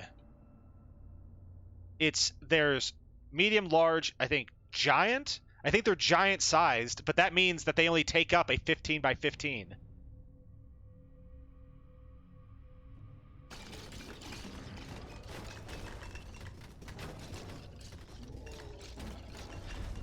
Or they're the one size larger than that, but then again, then they only take up a 20 by 20. Like foot square, so they take a 4 by 4 instead of a, like there's 1 by 1, which is what medium are. Then there's 2 by 2, which is what large is, and then one more that's 3 by 3, and then 4 by 4. Dragons are in the 4 by 4 section, which is a 20-foot square. They're huge, but they also fit inside that barrier.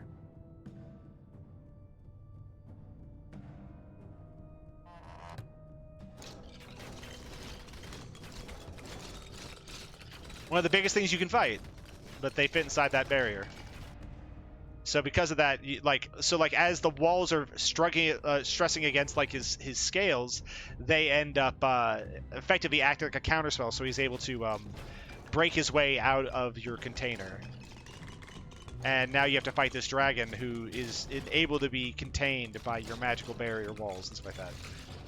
That was one thing I thought was a really cool way of doing it. Also, one of my favorite advanced D&D and D&D second edition enemies is the fetch. I think it's called the fetch. It's effectively this thing that it sits inside of a mirror. It's a fiend. It lives inside mirrors, and only its chosen target can see it in the mirror. So it exists in the world around you, but it can only be viewed by looking into a mirror, and only what it's hunting can see it. So a fetch has a chosen target, and the fetch will be able to attack its chosen target, but only its target can see it in a mirror. So you could have like this really, really spooky moment where like you're going into like this old, ancient castle or something, and there's this large room-wide mirror, like this reflective mirror surface, and there's this creature that is crawling in through the room behind them that they just left, and only one person can see it, and they have to try to direct everybody to where it is before it gets a hold of them, because it does a lot of damage. Like, it is spooky, the damage it does.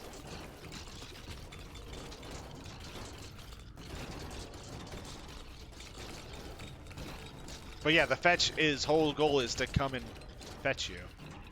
He comes to get you.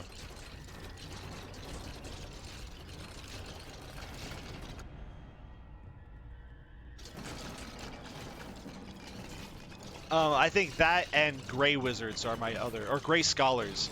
They're my other really, really favorite thing from like old D&D. Grey Scholars are so cool. Grey Scholars are basically these guys who have been stuck thinking about a question. They're like scholars, right? They're basically like, they're men of learning, but they've gotten stuck thinking about the answer to some question so long that their body has died, but their urge, their will to know whatever it is that they were thinking about before they die actually makes them stay manifest into the mortal plane until they can think of it. And because they keep thinking and thinking, and now that they are these undead creatures, the thoughts that lead to dead ends, like these thoughts that ended up not coming to anything, they are the thoughts that are what manifest these small creatures. They become like these 1d8 flying creatures that can attack anything around them. And while the Grey Scholar themselves doesn't actually attack directly, these bad thoughts, these dead ends, will attack adventurers. The only way to get rid of the bad thoughts is by getting rid of the adventurer. And there's so many cool ways you can handle that, because they're not very strong themselves either. But when you kill them, like, one thing I thought would be really cool is be like, imagine if, like, as you kill them, the Grey Scholar, who up until now has not even paid attention to your existence, looks up at you and smiles before he fades away, as if he's just discovered the answer to the question that he's been thinking about all this time. And that could be like a really cool hook, because Grey Scholars, you only need like level 3 or level 4 to really handle them. Like a third level party could run into a Grey Scholar in a dungeon, and then this guy could be like a guy who's just figured out how to cross the mortal, cross back into the planes of mortal at will, and he ends up being like this really strong enemy who's like basically effectively like some kind of very strong lich creature or something like that you end up facing.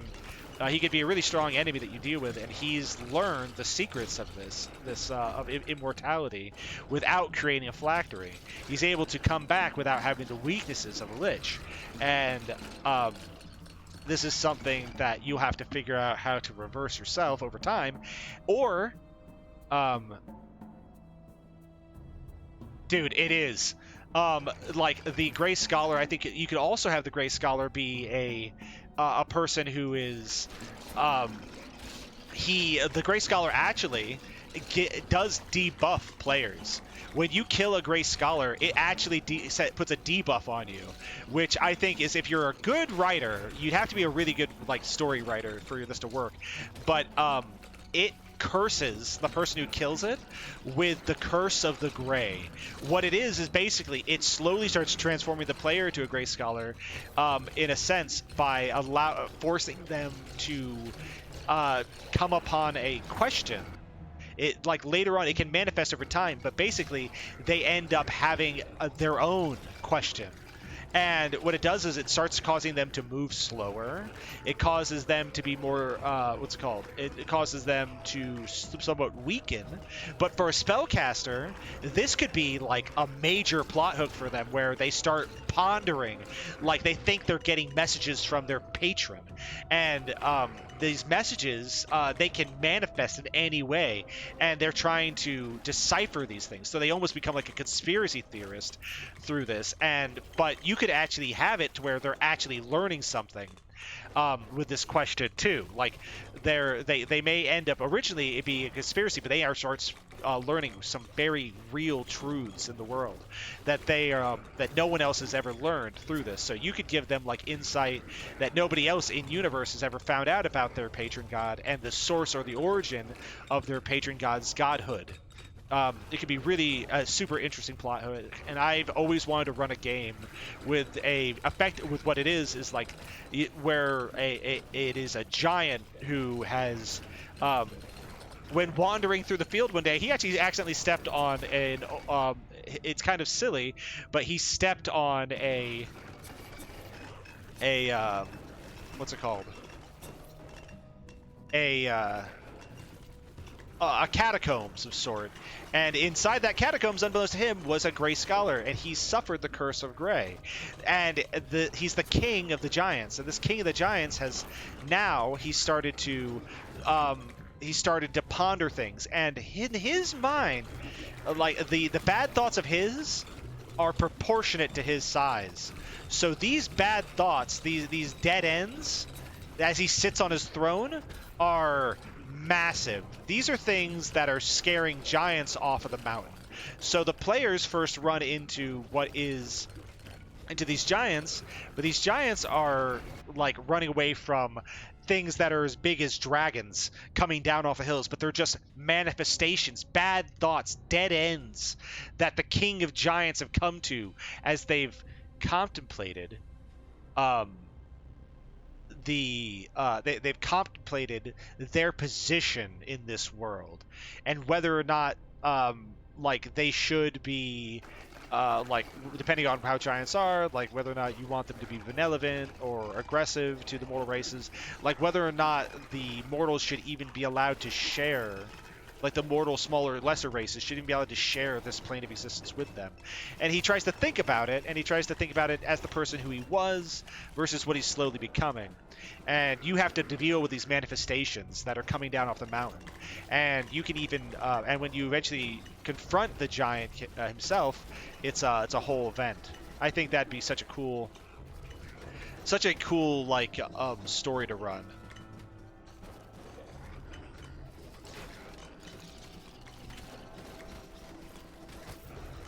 Reminds you of Divinity Original Sin 2? I've never played Divinity Original Sin 2. I played the original Divinity Original Sin.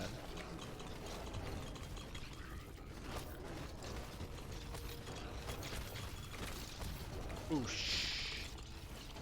I'm getting sliced up, bros. I'm almost dead. I get hit one more time, it's over. What? Turn to camp.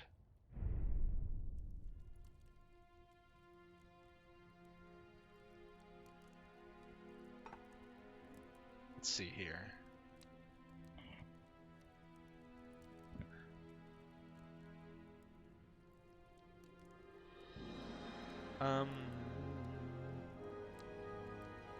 Damage.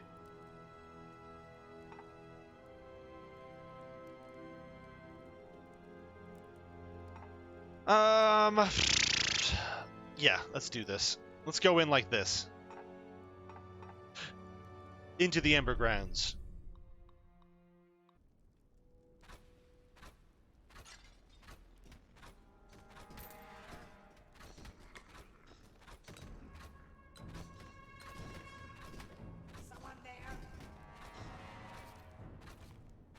This guy sounds like one of my D&D players. Praise the gods.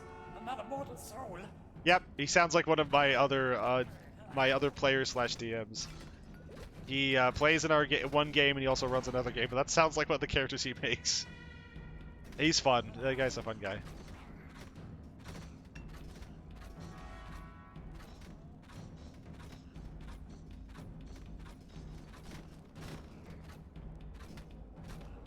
Out of my way, demons. Do you think the D4 will add in the Amazonian? I wonder if they will.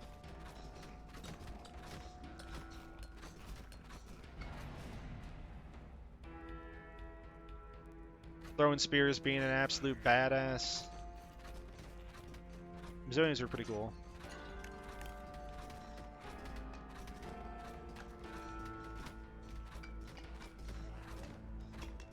Yep, hello, buddy. We're back for you. You're back. Angel themed, huh? So it's gonna be plate level. Hopefully it's plate. Quick. Maybe just a paladin? Shadows are closing in.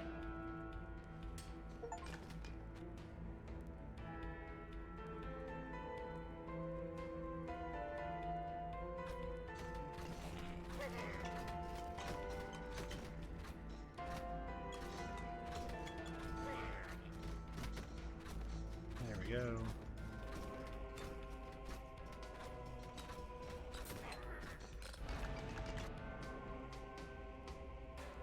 I know everybody was talking about it, them potentially having like a Hell Knight because of that one book they put out before D4.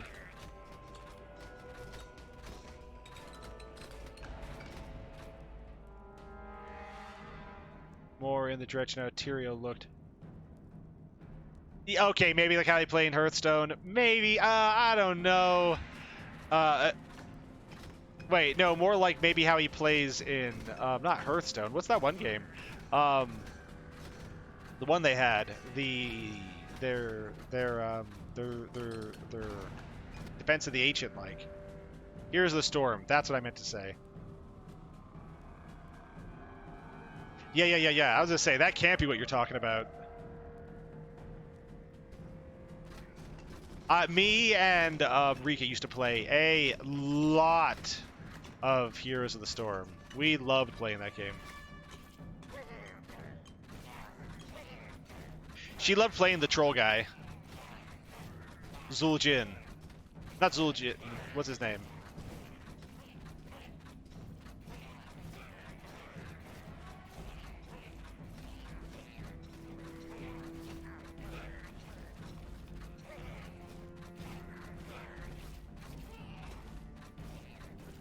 I think it'd be cool.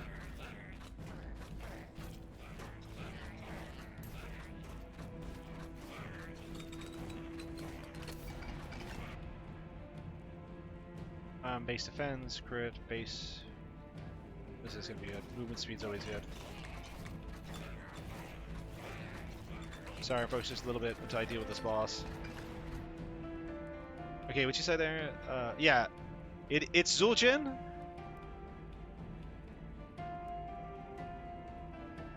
Zul.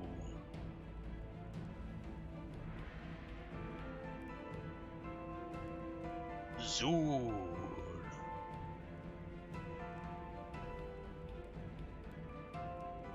Yeah, it was Zul'jin. Okay. You know what I actually wanted when they said they were gonna bring Zul'jin in? I was like, oh shit, we're gonna get a one-armed troll. It's gonna be really cool. I thought it'd been cooler if they gave Zul'jin his one arm look like how he actually has. Since he lost it to the frickin' elves anyway. They made him work just fine, but he ended up being like a generic troll is what he ended up being. He became generic troll axe thrower from Warcraft 3 is what he became.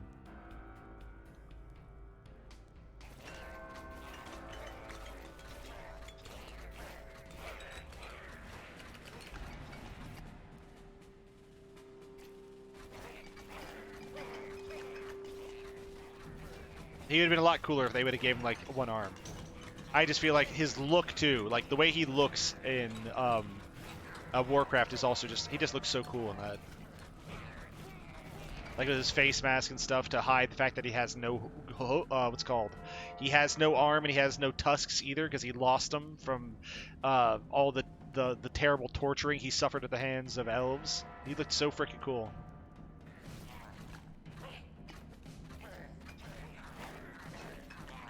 But in Here's the Storm, he has all of that. He has 2 arms and he has tusks. It's like, okay, whatever.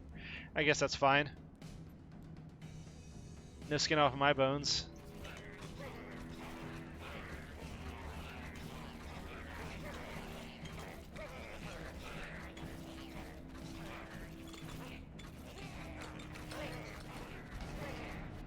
There we go.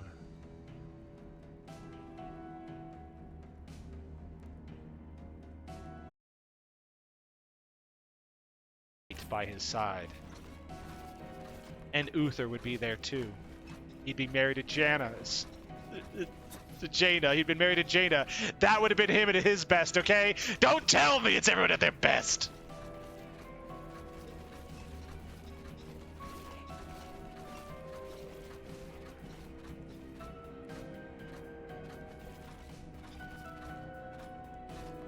Oh, what? The stream crashed for a second? What the heck? Why? Well, I'm glad it came back up.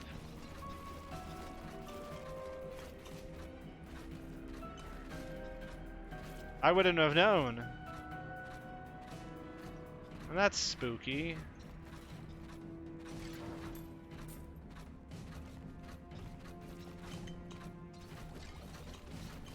Yeah, I'm sorry. If it was every hero at their best, then we would have had Arthas, and he would have had the light, and Uther wouldn't be disappointed in him, and he'd be married to Jaina, okay? If it was everyone at their best, let's just get this straight real quick. We would have Arthas as a paladin.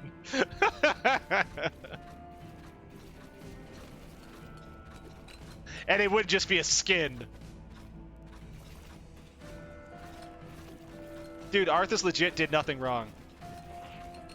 He did the only thing that he could in those situations. The only time he started going wrong was when he started going to Northrend. When he went to Northrend, he was already getting kind of puppeteered a little bit too much there. And he was starting to do bad things then. But if his goal was to to take out the people, take out the Dreadlords, he had no option but to strand his men. They were being recalled, and he couldn't fight this war alone.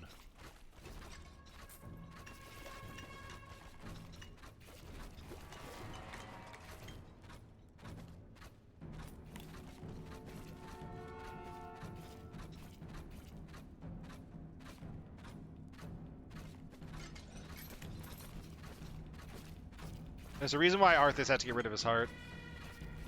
Arthas rips his own heart out when he becomes the Lich King because the human in him wouldn't let him do the things that he did.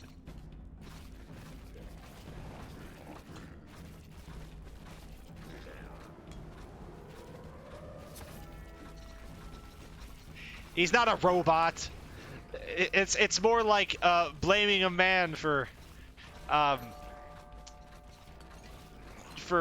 you know, stranding his men on Northrend so that he could defeat an evil that was going to destroy his entire kingdom. It's more like that, really. That's more accurate. Damage, 30%. Dang, we're taking that. That's a lot of damage.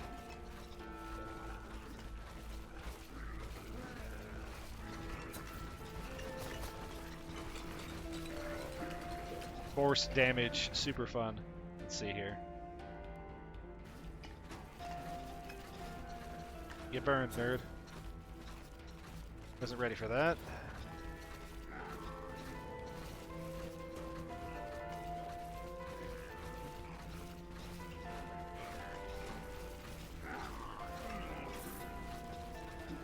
Let's see.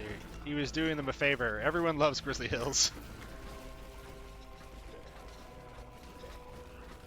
Dude, Grizzly Hills is such a good environment. I love the music there. I just love the environment. I also love a lot of the stuff they did with advancing old stories in that. Oh, what's this? Not retrieved.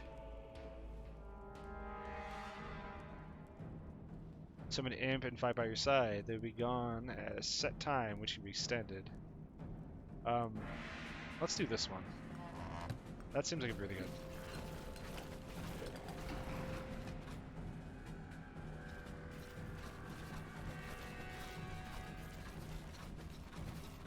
Come on. Get out of my face, nerds.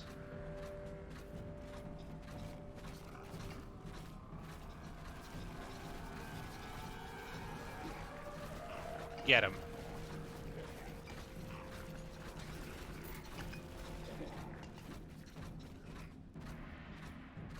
Garrosh also did nothing wrong. Garrosh was a good boy. Garrosh was just trying to run the horde in the only way he could, like an orc and war chief. And if they couldn't understand his desire to make the horde strong and independent, then why would he listen to them? They're ignorant. They don't know anything about what it is to lead a horde like he does. He has all this responsibility on his shoulders. They're not leading, they're just there criticizing.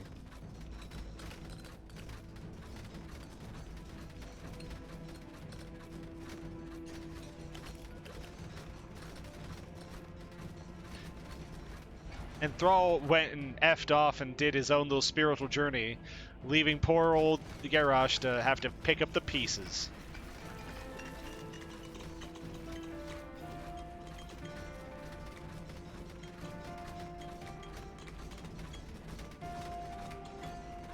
I seriously do hate that they turned Garrosh into Giga Orc Hitler. Like, that is... I hate that they did that with him.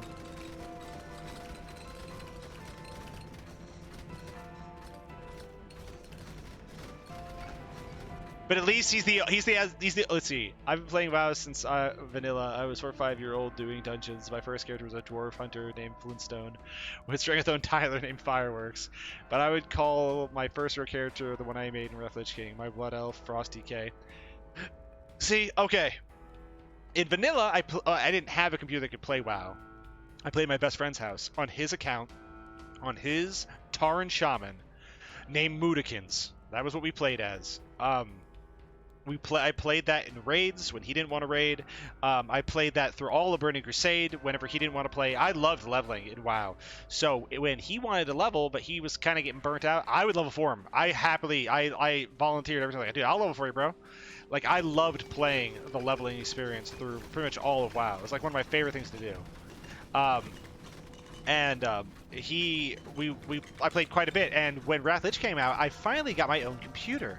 After which, he had to level on his own, and I ended up being able to play as my rogue. After that, I was addicted to playing as an undead rogue, and that's where I picked Seraphim Lord. That's been my rogue ever since then. It's always been Seraphim Lord. I always keep that guy, and I always try to make sure he's at least leveled up to max level for each expansion. Whenever I'm playing, even if he's not my main character that expansion. I'll take a look later.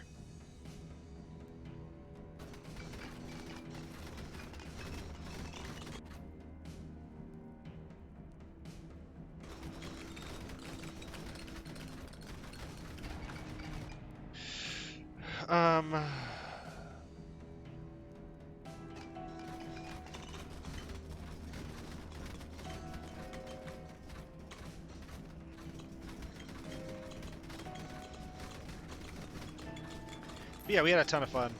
I always have had a lot of fun with the game. Oh, in Red Ridge Mountains, huh? Hold on, I'll read that in a second. The dogs are coming for me.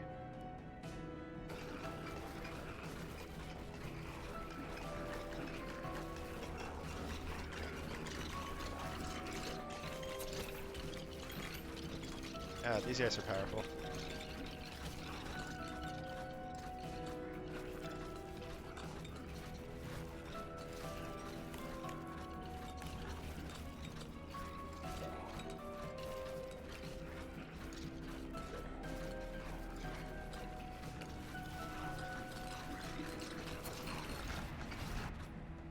Okay, let's see here. Let's see here. Dude, Red Mountain got killed by an orc shaman who went to the Alliance and whispered me. Found out I was a kid and asked me if I wanted to try out shaman. Guy gave me his login details and let me play on his shaman for a bit before he booted me off. 2 weeks later, I went to a sleepover with my friend Connor. Okay. We logged onto his dad's computer. There was that orc shaman. Apparently, I had met my best friend's dad in WoW, and the guy lived a neighborhood away. That's really funny. That's really funny.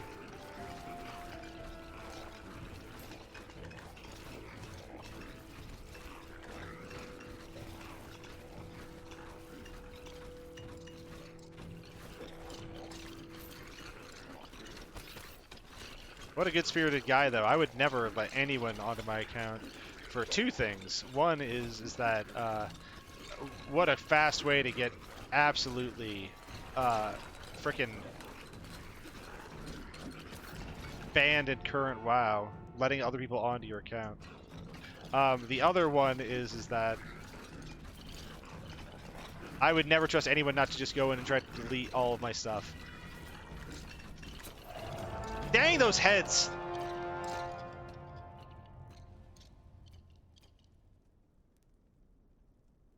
Return. This is a player? Who are you, Wellkeeper? Huh? What? What are you? You've earned my deepest gratitude. For the rescue, of course. And since we've made such a great team down there, Great I team, have a huh? proposition for you. Really? This well has dried up a long time ago. Now it leads to the very halls you helped me escape. But if you ever happen to find the other end, you might want to drop a trinket into the bucket. Then I hoist it up and make... Fair enough.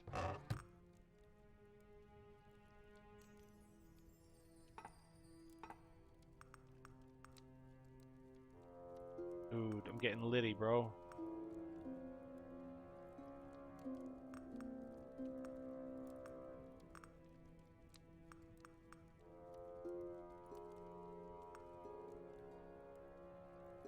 Dude, about to get lit, bro. I'm getting lit, bro. So when you're in the dungeon, you can send items back to keep in between runs. Because so like every time I play right now, if I lose something, if I die, I lost everything I was carrying. With him, that is not true. You don't have to lose everything. You get to keep stuff.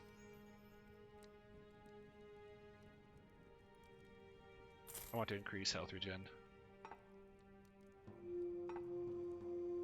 We're gonna go back to Haunted Hill Caverns.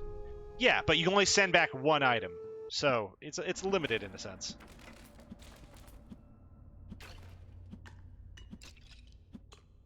I really want to find this dang old thing down here. What I want more than anything is to find a map.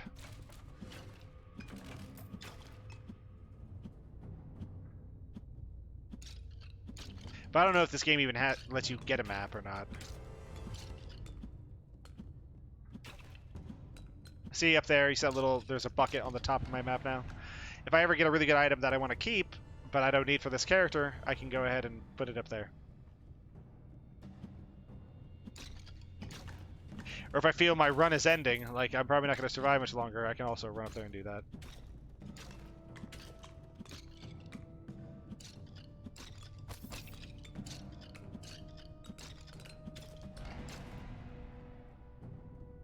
Strength. Strength and honor, my friend.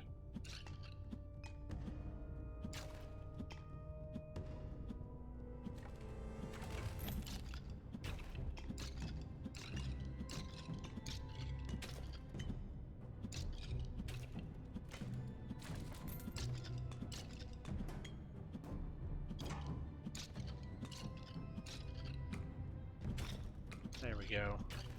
McGraw!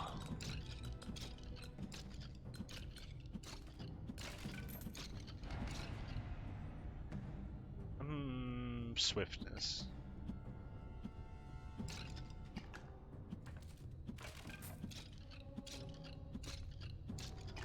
Wealth and glory to the winner. I used to love that fighting game. That was Gundam Battle Assault 2. Wealth and glory to the winner. That was such a fun game.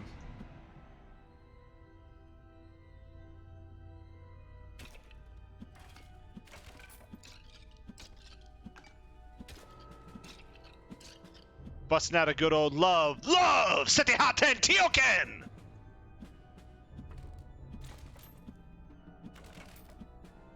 Just crushing them out there. Crushing the fools.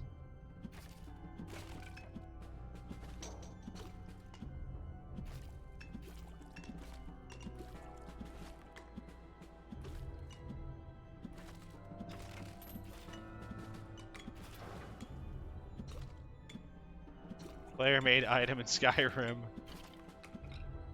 In Skyrim or other Elder Scrolls games. It's a 118 magic resist ring named Magic Isn't Real, you idiot.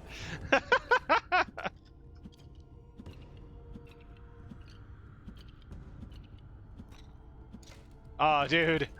You get your Mohawk grenade, dude. I play a Night Elf Mohawk. That was probably the single most successful advertising campaign they ever had. It was so freaking good.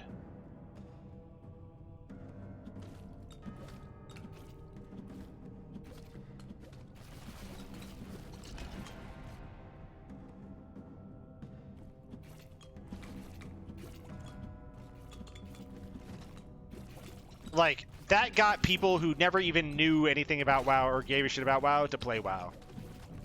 That's how good that was.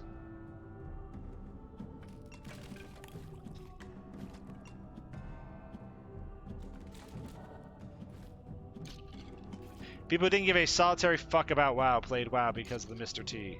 Night Elf Mohawk thing.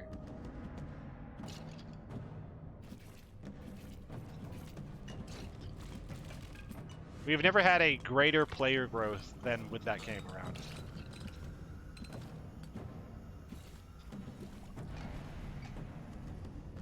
And...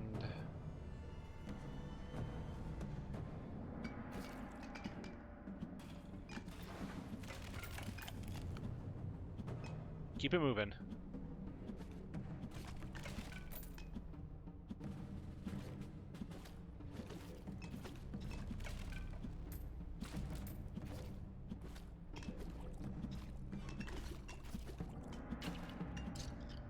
Get him.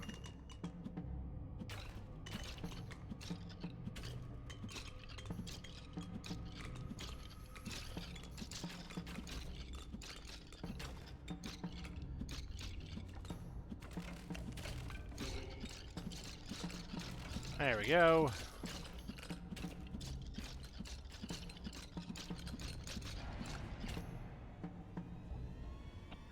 Dude, I think you could sell the Night Elf Mohawk probably for a pretty penny now.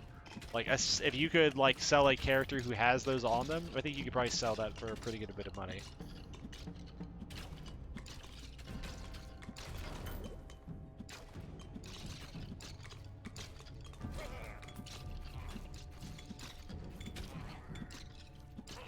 Head. Hold on, I'll read that here in just a second. Promise. I won't leave you hanging.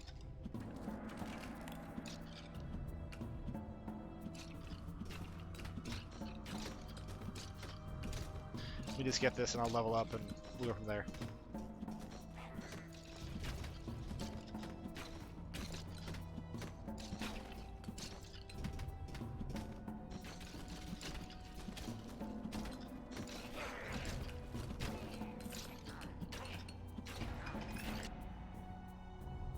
This, come on out of my way, and let me get up here to this, and we're good. I'll read that here. There we go. Okay, let's see here. I think Wrath the Lich King had the biggest influence on the world, the whole Center for Disease Control study. Well, actually, that wasn't the Wrath the Lich King thing. The Wrath Lich King, they studied it for that a little bit, but what really, the Center for Disease Protection studied vanilla WoW due to the Hakar blood. So basically, the blood disease of Hakar was able to be passed on to a pet. So even pets could suffer it. But once you left the dungeon, it was dispelled. Unless, of course, you had dismissed your pet while it was affected by the blood disease. And then when you brought it back outside the dungeon, it would still have it, and it would spread. So people, like one unlucky individual went to the center of town, took his pet out after doing the raid, and started affecting everyone. Now, it didn't do enough damage to kill a level 60 right out the bat, but the hub cities was where everyone was back in the day.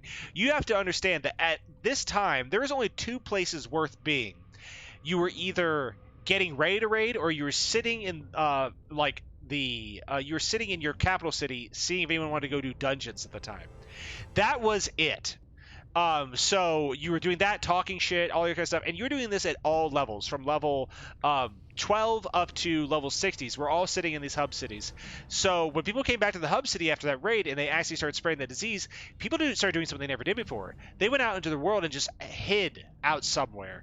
I know my friend, he went and hid up in around the goblins at that oil refinery place in Northern Barrens.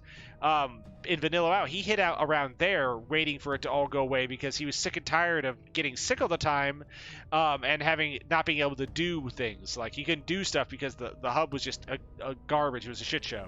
So he hid up there, and that's where the disease, the Center for Disease studied. It was that how people respond to that, how people isolate themselves, how some people would, even though there was risk to their own characters themselves, they would go into the center of these disease areas and they would do their best to try to to lessen the effect by being priests, by dispelling stuff.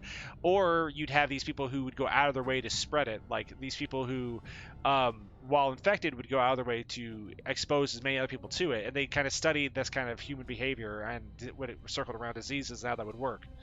So that was the big thing. But Arthas, the Lich King in general, might be one of the most well-known video game villains of all time. Well, you know why he's the most well-known video game character? Because he's based off of one of the best-written comic book characters ever. I can't remember the guy's name right now, but basically all the major story beats for Arthas, having a spell sword that has a sentient thought within it, the white hair, the striking look of that white hair, being a king or a leader at one time. These are all story beats from a really well-known story character who then was aped off of, and a lot of these features, the visual features, were copied by The Witcher as well. So this one comic book character has been copied twice by two other major medias, and they've made their own unique characters, but they're very clearly modeled off of him. He has a lot of power from that thing. Nope. You're thinking of just the armor. You have to think about the look of who Arthas looks like. Arthas Menethil as the Lich King, with his white hair, pallid complexion, and spell sword, is based off of a very unique individual. I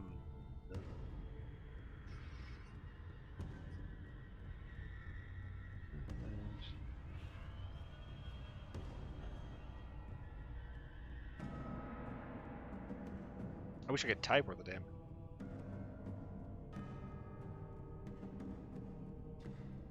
I'll get his name real quick here a second. If I didn't hit the space button every time I typed.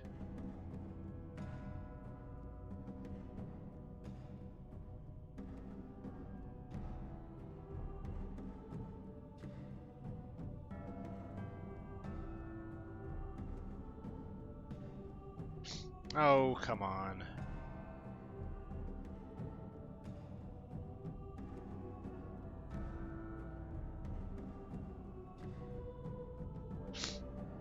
Here, I'll just look it up this way. I know how to look it up.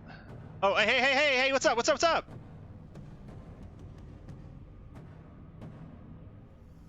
For real, Mordekaiser. Wait, Brazil. Thank you, Rika, for the little raid. I think you raided, did you? Or did you just show up? It didn't flag if you raided. Quickly broke because of what they changed. Yeah, they changed a lot with League, and I stopped playing for the same reason. There's a Fumo? Yeah, I loved his Spectral Dragon pet.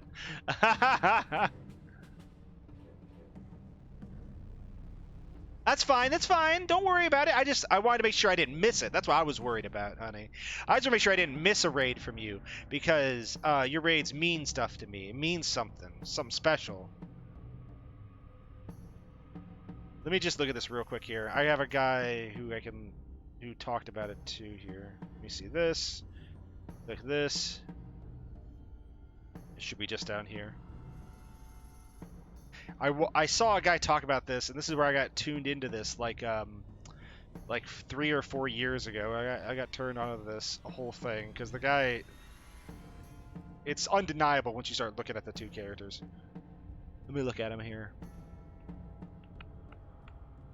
Dude, I wish people made less videos and just kept the ones that were important on their on their channels, dude.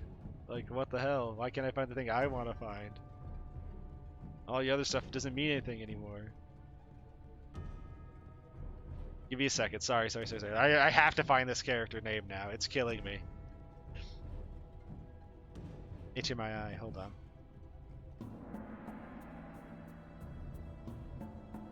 What do you guys talk about here? Oh, neat. Oh, hey, he didn't know about the grenade from before I mentioned. Flattery would save you from your intentional yelling with the door open. Yeah, well, you know what? I did it anyway. Don't you dare punish me for my right actions. I did the right thing. Screaming is what I was born to do. The door just simply was a casualty that wasn't closed. Here, let's see here.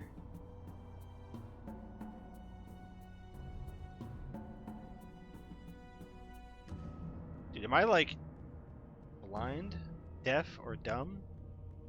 I could be all of those right now. What's your guys' favorite Star Trek? While I look this up. My favorite Star Trek of all time is Deep Space Nine. I think it's the best one. Best story, best characters, best everything.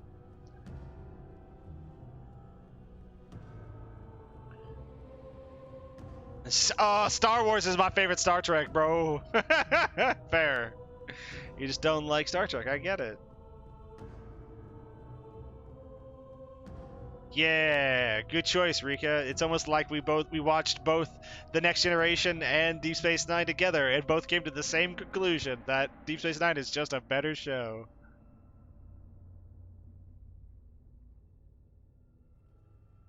Dude, as much as Picard is great and so is Data, Deep Space Nine, my Ferengi bros and everything else in between, my Garrix, they're so good. It has some great villains in it. It's just so freaking good.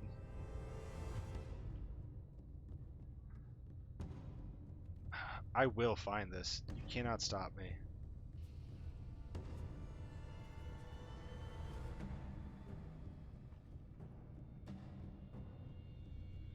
It wasn't 7 years ago he put this out, was it? No, it wasn't. Oh, my eye is so itchy, bro!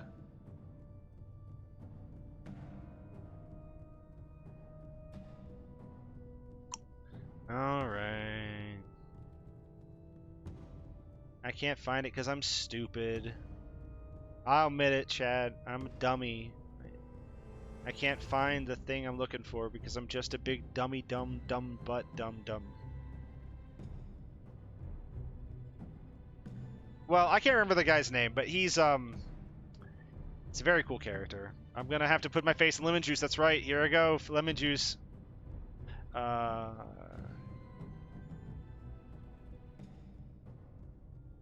What?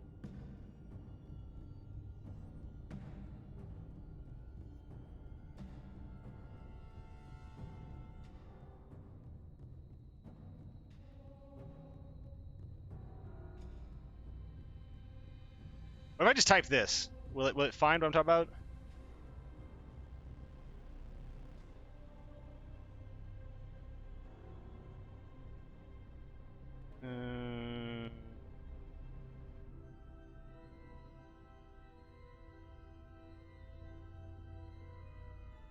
Of course, it's what's up, people.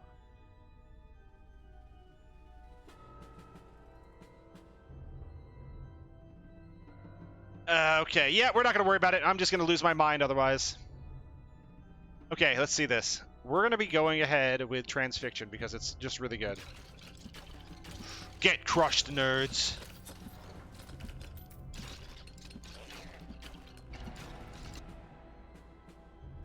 Yes, more power.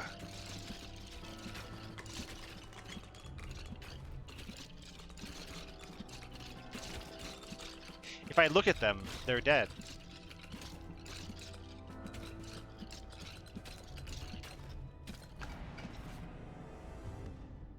What a stupid little idiot this guy is. Daring to face me.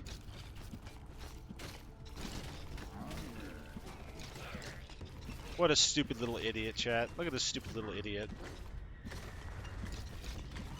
He's almost dead because he's such a stupid little idiot.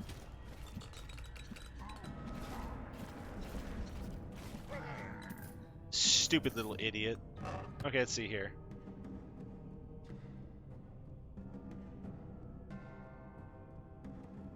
Oh, so they become permanent, it looks like? It looks like if I can get this back to the well, it becomes permanent. Interesting.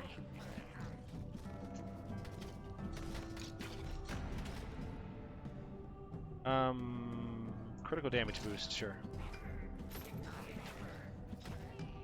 Yeah, we're just in here slaying them. I think that I know why.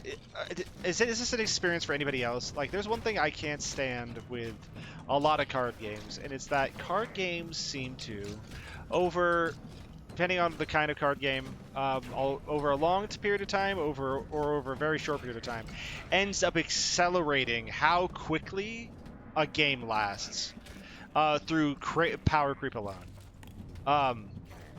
Like, I can't think of too many card games outside of, well, I can't say this for sure because I haven't, I don't know anything about the current meta for Digimon, but outside of Digimon, and that hasn't been around for very long yet, mostly every other card game I've ever played, the combats last, like, games usually decided in like 2-3 rounds. I think 2 rounds of Yu-Gi-Oh! Decides a game in that time frame. Pokemon, it's not that much different. Like, people are able to get extremely powerful Pokemon out very quickly. And if you don't have an answer for it, you're kind of just absolutely in the bone zone. There's, and that's been an issue with Magic as well. Power creep is very strong, but they've done a decent job of mitigating it through a rotating seasonal thing, where like only certain cards from a certain sets are allowed to be played competitively, which is a good way of combating power creep, because that allows you to effectively make cards that are similar to one another, but from different sets that are thematically different. It also allows you to make new mechanics that for cards to work with, that you don't have to worry about interacting with other effects from other sets from other seasons. I think that's probably the best way to handle it. Though it is also the most financially debilitating way to handle it too, because it makes people who are playing your game have a harder and harder and harder time actually playing your game, because they're always having to buy new cards constantly just to be able to play.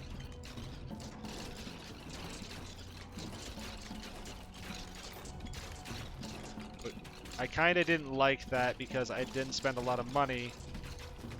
So my 1 or 2 decks didn't work anymore. Yeah, no, that's what I was trying to say. Like, yeah, while I think it's the best way to combat a lot of designers feel like it is the need for extreme power creep, I do think ultimately it's probably just a very negative thing overall, because power creep I think is ultimately the worst thing for a game. But I think seasons is the most financially debilitating way of creating your game. It just means that only the people who have a lot of money can ever play your game. It becomes a rich man's thing. It's no longer a game for people to enjoy with their friends. It's for them to enjoy with other people who are just as financially irresponsible or financially well off as they are. And I don't like that either. It's kind of the reason why I don't like it's the same reason why I don't like tabletop Warhammer either. It's a very expensive hobby to get into. I think it's the reason why I think that tabletop for BattleTech is so much better. It's very fun. You get to it's not difficult to learn. You get to have all the model painting you want to do. It's less expensive because you only need to field 4 to 5 mechs if you're going to be doing mechs, or assorted armaments depending on what kind of engagement you're doing. So, you know, infantry, armor, depends on what kind of engagement you're doing. But you don't have to. The pieces are much cheaper, and because they're so much cheaper, it allows you to field whatever you want for like fractions of the cost, and you can have just as much paint jobs as you want, do all that kind of cool stuff. Now, I will say, because Battletech isn't as popular, the quality of the minis aren't at a Warhammer level. You're not getting like micro scars on the dickhead of your chaplain or some shit like that you're going to be painting. But you do have some very nice, very quality models you're still working with here. And it's giant mechs. Who doesn't like mechs?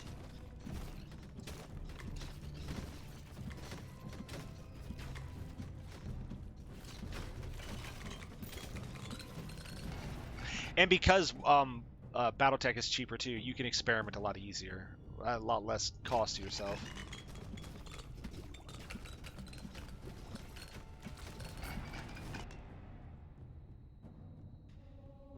Well, no one has to do anything with the Tau other than kill them. Like, no one has to do anything other than just teach them exactly where they belong, underneath your boot.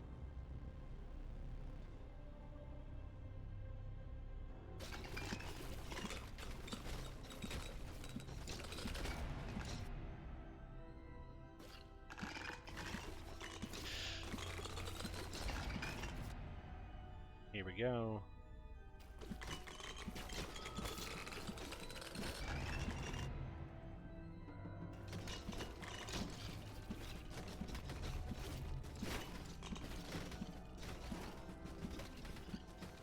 Go. We're gonna burn them all away, chat. This will be our last run for the night, as we have hit our time limit. But I'm not planning on dying anytime soon. I'm gonna do my best to survive here. Yes. Is there a? Let me think. What's your favorite game, like style of game, whether it be action RPG, traditional RPG, JRPG, strategy games, tactics games, first-person shooters, whatever that is. What is your favorite game, and why is it your favorite game? And what was the first game that you played that made you like that game type so much? This is a longer question. You can answer however you want. You can answer in parts if you like. But yeah, the question is basically, what's your favorite game? Why is it your favorite style of game? And what was the game that got you into that style of game? True and real, zombie. Devil May Cry is an action fighter game. It's a beat 'em up. It's a combo-driven beat 'em up. So it's an action beat 'em up game. Yeah. So Devil May Cry is your kind of game, it seems. I would guess would answer that question. But you like combo-driven beat 'em ups. I get that. My favorite style of game.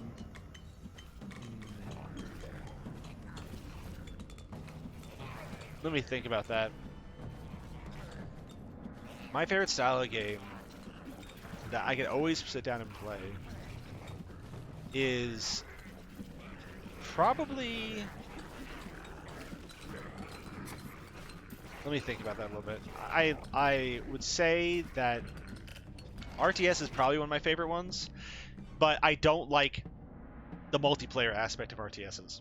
So games like StarCraft 1 and Warcraft 3 got me into RTSs a lot, and I loved playing through the story modes of those games.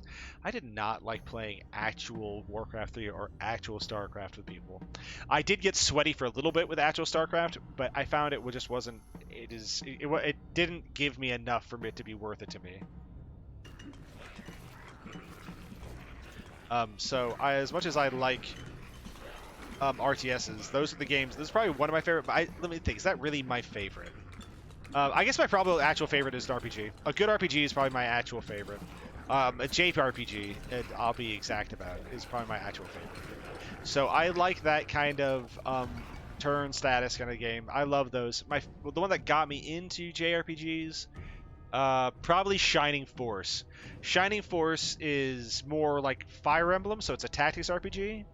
But that was a gateway, which then led me to playing games that I really liked. On the Dreamcast, I played a ton of them, and that's where I really kicked off my love of RPGs. So playing games like Evolution, Evolution 2, so it's Evolution World of Sacred Devices, and Evolution 2 Far Off Promise. Playing games like Time Stalkers, and what Grandia 2, as well as a few other RPGs, if I can want to think about it. Really, that's what I did the most. Let's see here. It was a level of complexity that anyone can pick up, but after a while it becomes difficult to master, but it has enough fluidity that you can become creative in combat. I really started to enjoy it with the third game, but I played the first and struggled through 2 runs of the second. Yeah, second is really hard to play with.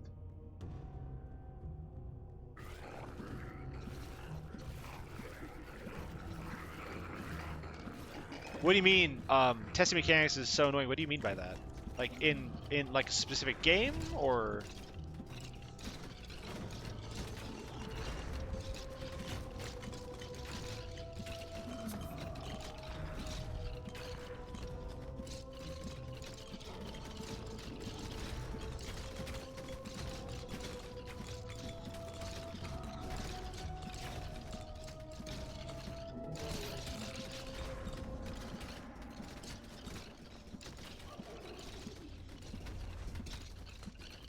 Get this big, lumbering idiot out of my face. There you go, got him. What's this one? We'll do this one. Copper Ring seems really good. I like playing... I like creature collecting games. I first played Pokemon Yellow, which really made me love those kind of games. So you like turn-based RPGs a lot, and creature collection. That makes sense. That sounds like you. Sounds like every game that you've ever wanted to play. That sounds right on the nose for stuff that you like. So yeah, that makes sense.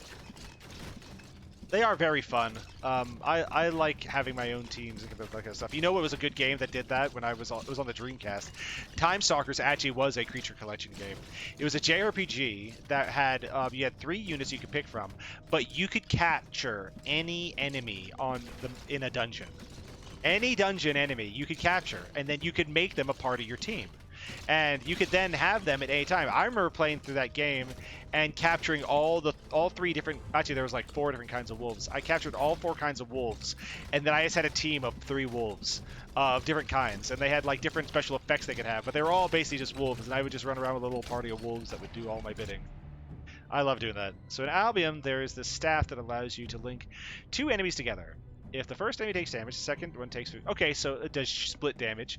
After resistance, that's true damage. Okay. I'm trying to test out whether you can link the same enemy twice so that it takes 50% more damage. So if you can link an enemy to itself, or does it do it to types of enemies? I would say that's probably against the spirit of the weapon, so you probably can't do that. But if you can, then that's wacky. That's wacky damage.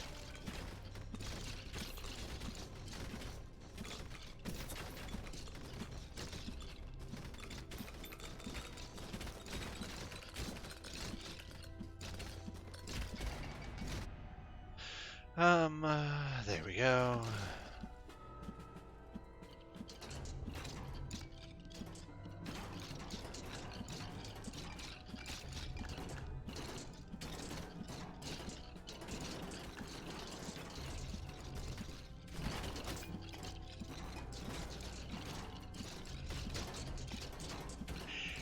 Hold on, I'll read your stuff here in just a second.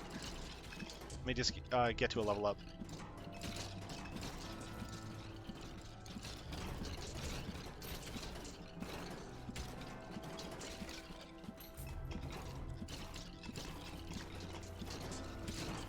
I gotta find a place I can...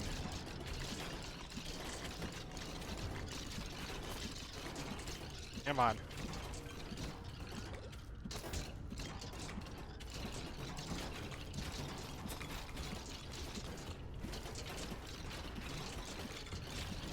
Come on, I need to find one of those hands that pulls everything to me so I can get the easy level. I also gotta find these dang totems.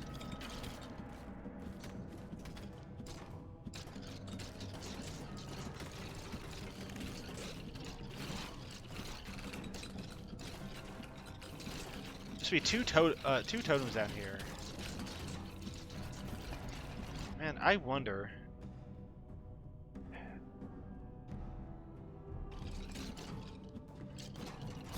Hold on, I gotta look at the settings here real quick. Is there any way to see a map?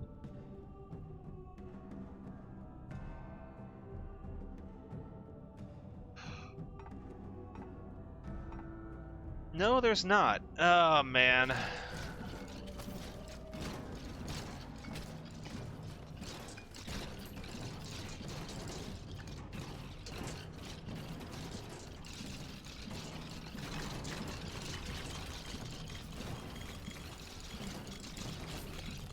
Okay.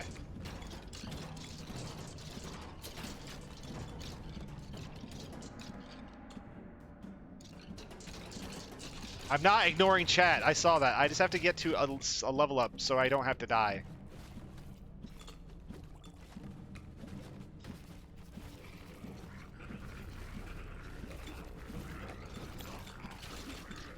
I saw love for fighting games is rather expensive. Do you get a lot of fighting games or do you get fighting sticks? Is that what makes it expensive?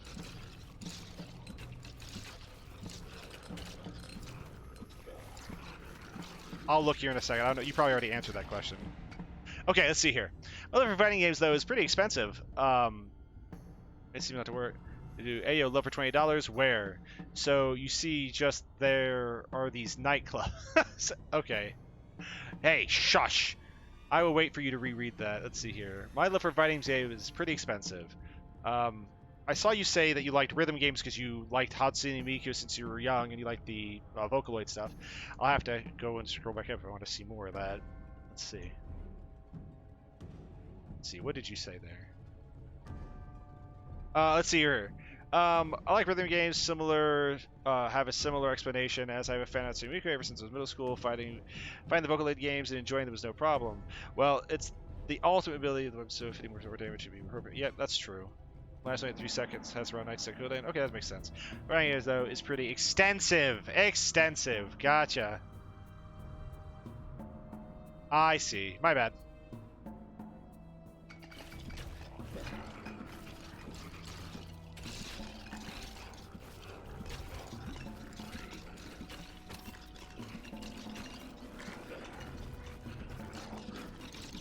Oh my god. It's the pities from hell.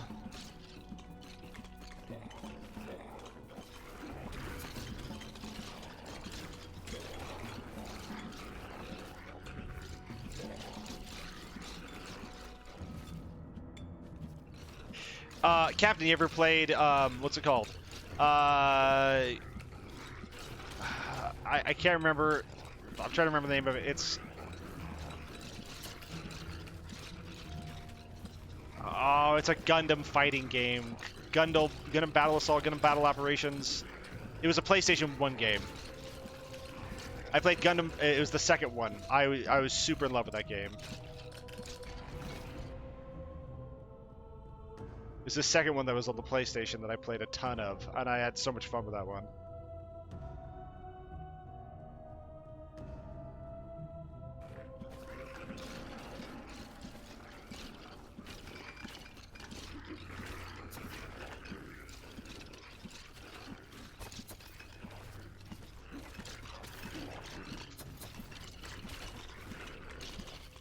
Out of here. There we go. Let's see here. Fair.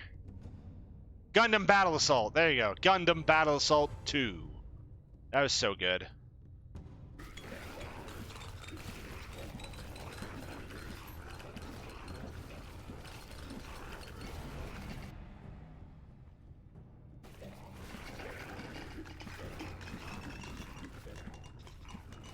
I had so much fun playing that one.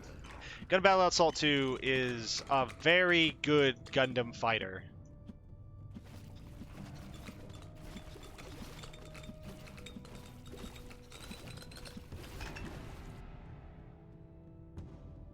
I recommend it to anybody who likes fighting games. Well, I recommend it to anybody who likes fighting games. Okay, just so shush. Oh, that's really cool. It was one of those, Gundam Battle Operations games. I know the Gundam Battle Operations had arcade pods.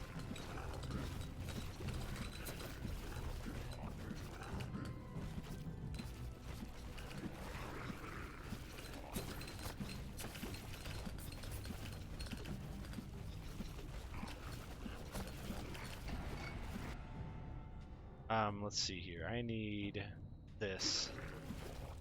More movement speed, please.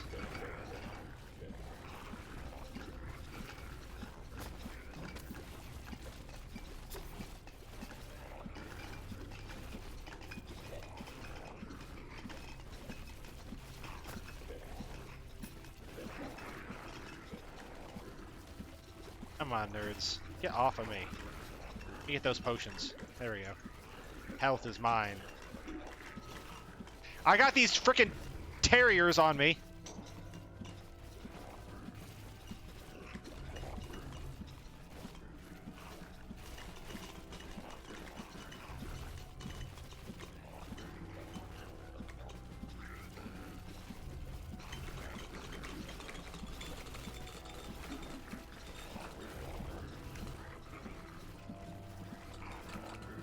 Come on.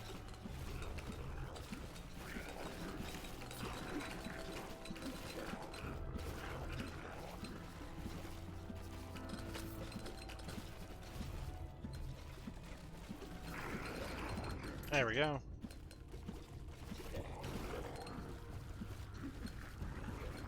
Come on. Oh, no. It's the big dude.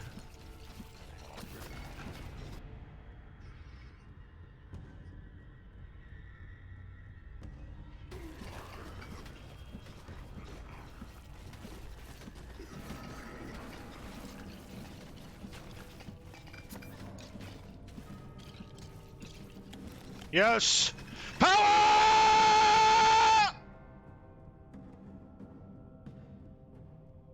Let's see here. Okay, imagine being imagine being such a boomer. Hey, shut up, Just. Blue orb you step into with pedals and levers. That's cool. Just is just being unhinged. Just don't be a drip and go take a dip. What? Take a dip in the drip. Behold, Batman, you no longer face the Riddler. Prepare yourself for the Dippler. By any means necessary, TM. What is this? What is happening?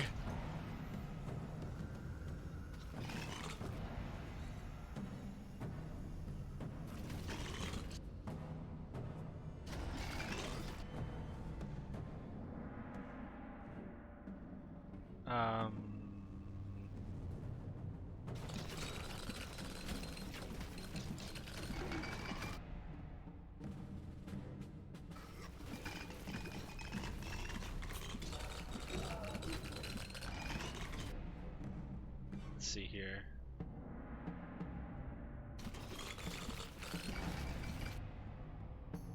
Ah, damn. I'm juicy.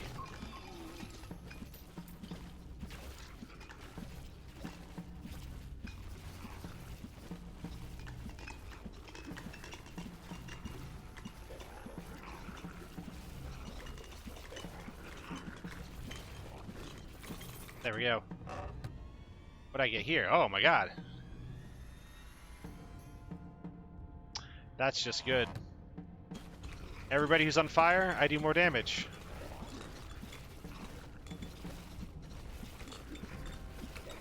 Burn, baby, Disco Inferno.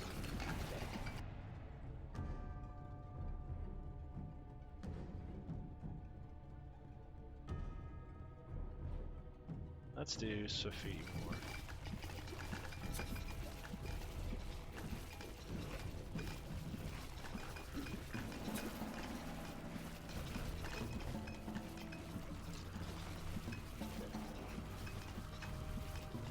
There we go.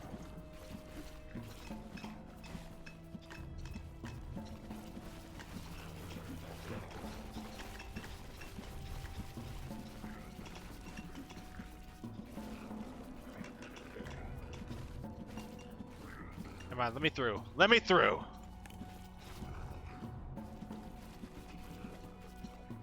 What's with the blood? I'm gonna follow the blood.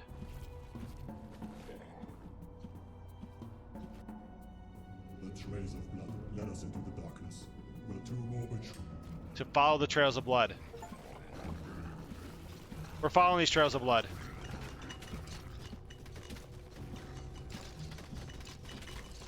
We're gonna find these things, okay, chat?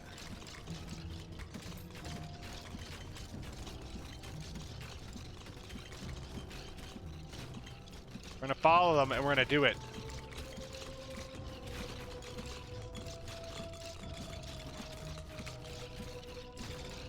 We're pulling off. We're gonna do what they say can't be done.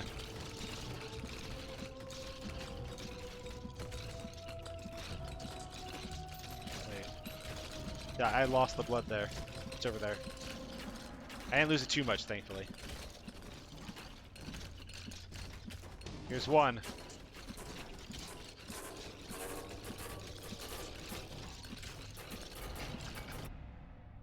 Oh, yeah, baby. All right, let's see here. What do you mean? I'm always unhinged. I'm just hinged. I just hinge in Rika's streams. Juicy drip load. I'm so juicy, baby. Do you know anyone that is willing to form a temporary barbershop quartet for a bit? Ah, for just a little bit? Like, how long is a little bit? You're gonna have to get a little more specific than a little bit here.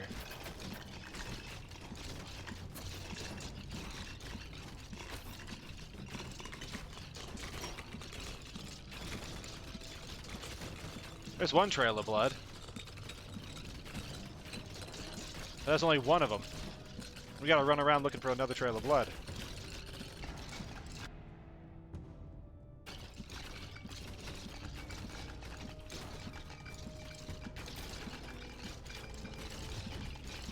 Keep an eye out on the ground for blood, guys. I need lots of blood. Huge blood.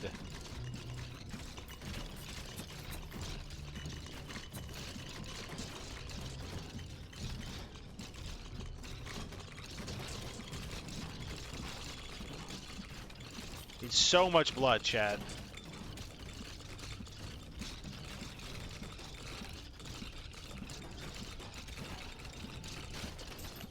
Where's the blood at?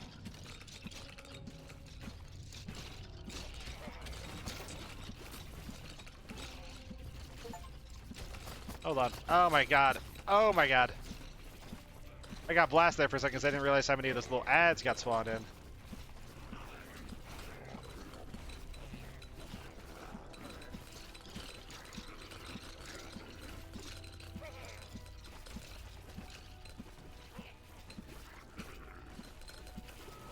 Oh. Power! Okay, let's see here. Like having long enough to do other meme I sent. I felt like I'm long enough to do this other meme I sent. I feel like I'm having a mental breakdown listening to these two messages be read out loud while I play Minecraft. Seraphim, do you watch anime? If so, I have the perfect anime for you. Ultimate Edgelord in another world, basically. Its name is the Eminence in Shadow, or Kage no Jutsu Yo... Kage no Jutsu Yokusani. Naritakuti. Naritakute. Naritakute! There we go. Narikatute. Understand what the problem is. Meshes are totally normal. Get your harem gotcha anime out of town. Cap. I know you know that anime. I think you suggested it once. Well, I have watched it, but I didn't and wouldn't recommend it. See, there we go. He doesn't even recommend it, okay? I'm not watching it. It's not even recommended.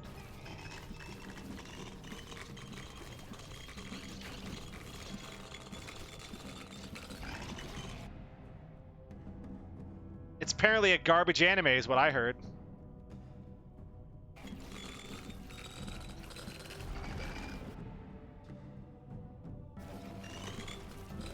And no, I won't tell you who told me. I just heard that, okay? That's good enough.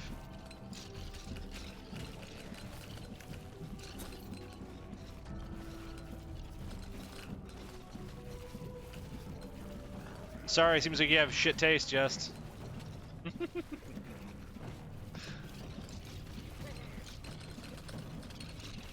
Shit taste in video games and in anime. Rough.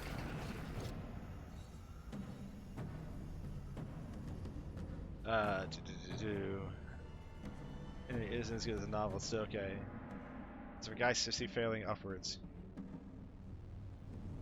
That's not intrinsically true. There's like probably one or two good isekais.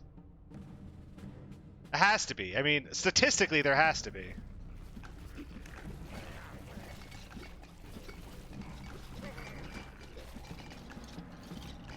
Just like there have to be good harem anime, there has to be good isekai.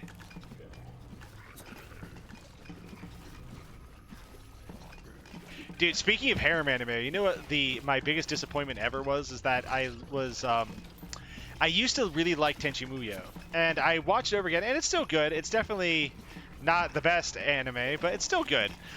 They had another Tenchi Muyo come out. I was like, oh shit, new Tenchi Muyo, bro! And of course it's still harem anime like you'd expect, but it's one of those online anime, like they weren't on television anime. And so like each episode is only like 5 minutes long. So I'm like, yeah, damn, bro. What is this? A 4 coma? Like, this is the most low effort feeling when it's a 5-minute anime.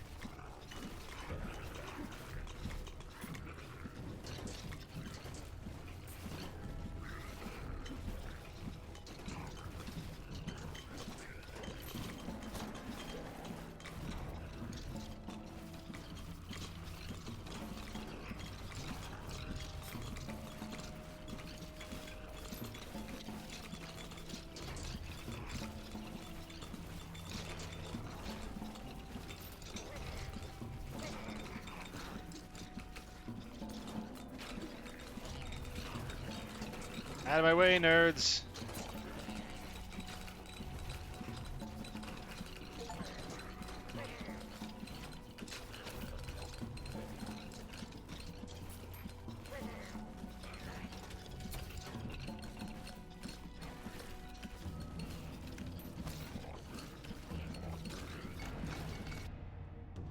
Let's see here.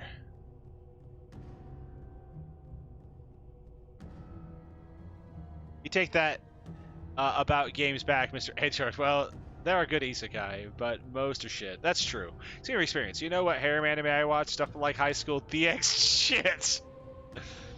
Kiss X Sis. I remember reading both of these before they became anime. No, 4 coma can be an art style to really achieve something great with because they are so condensed. Though I would say objectively worst anime to exist is cross up between X-Arm and Tesla Note.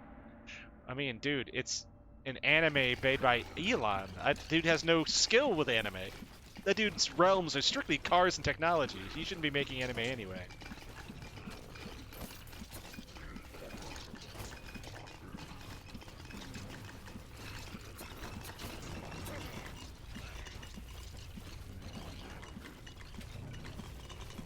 The poisons was gonna kill me, actually. It's not anybody attacking me. It's all this stupid-ass poison on the floor.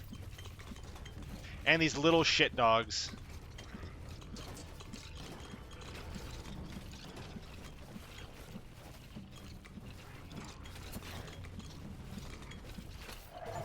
Yep.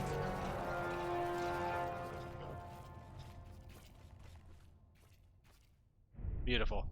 Okay, that was the last one. Let's see here.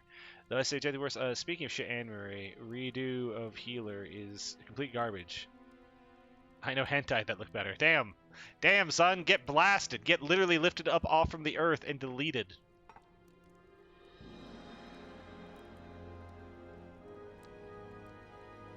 Let's see here.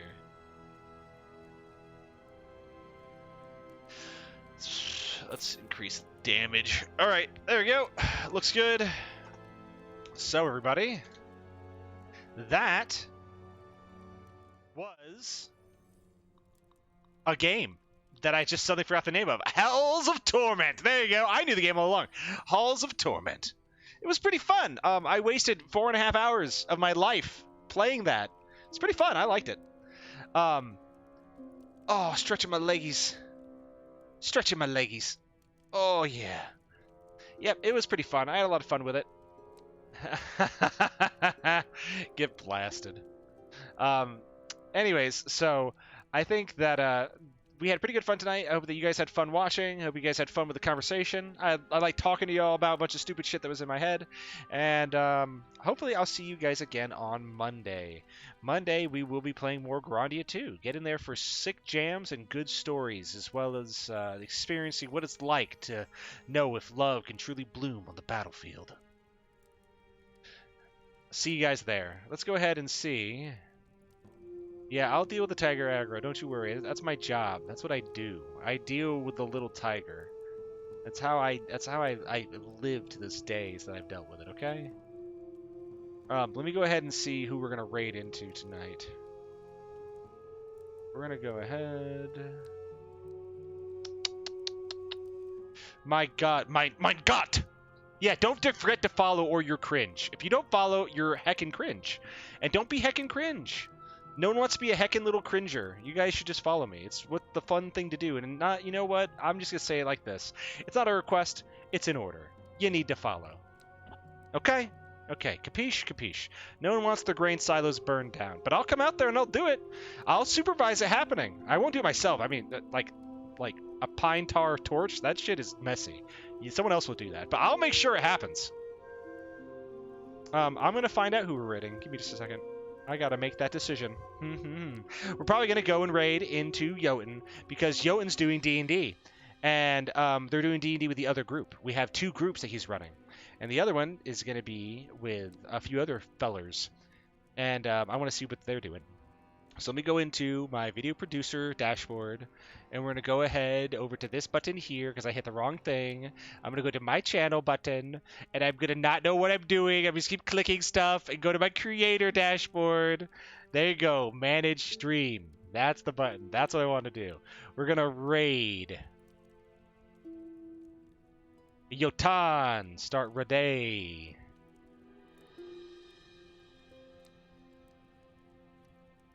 We're going to get in there, guys. All right. Thanks for being here with me, guys. Hope you have a wonderful rest of the night. See ya, fools. See ya, peasants.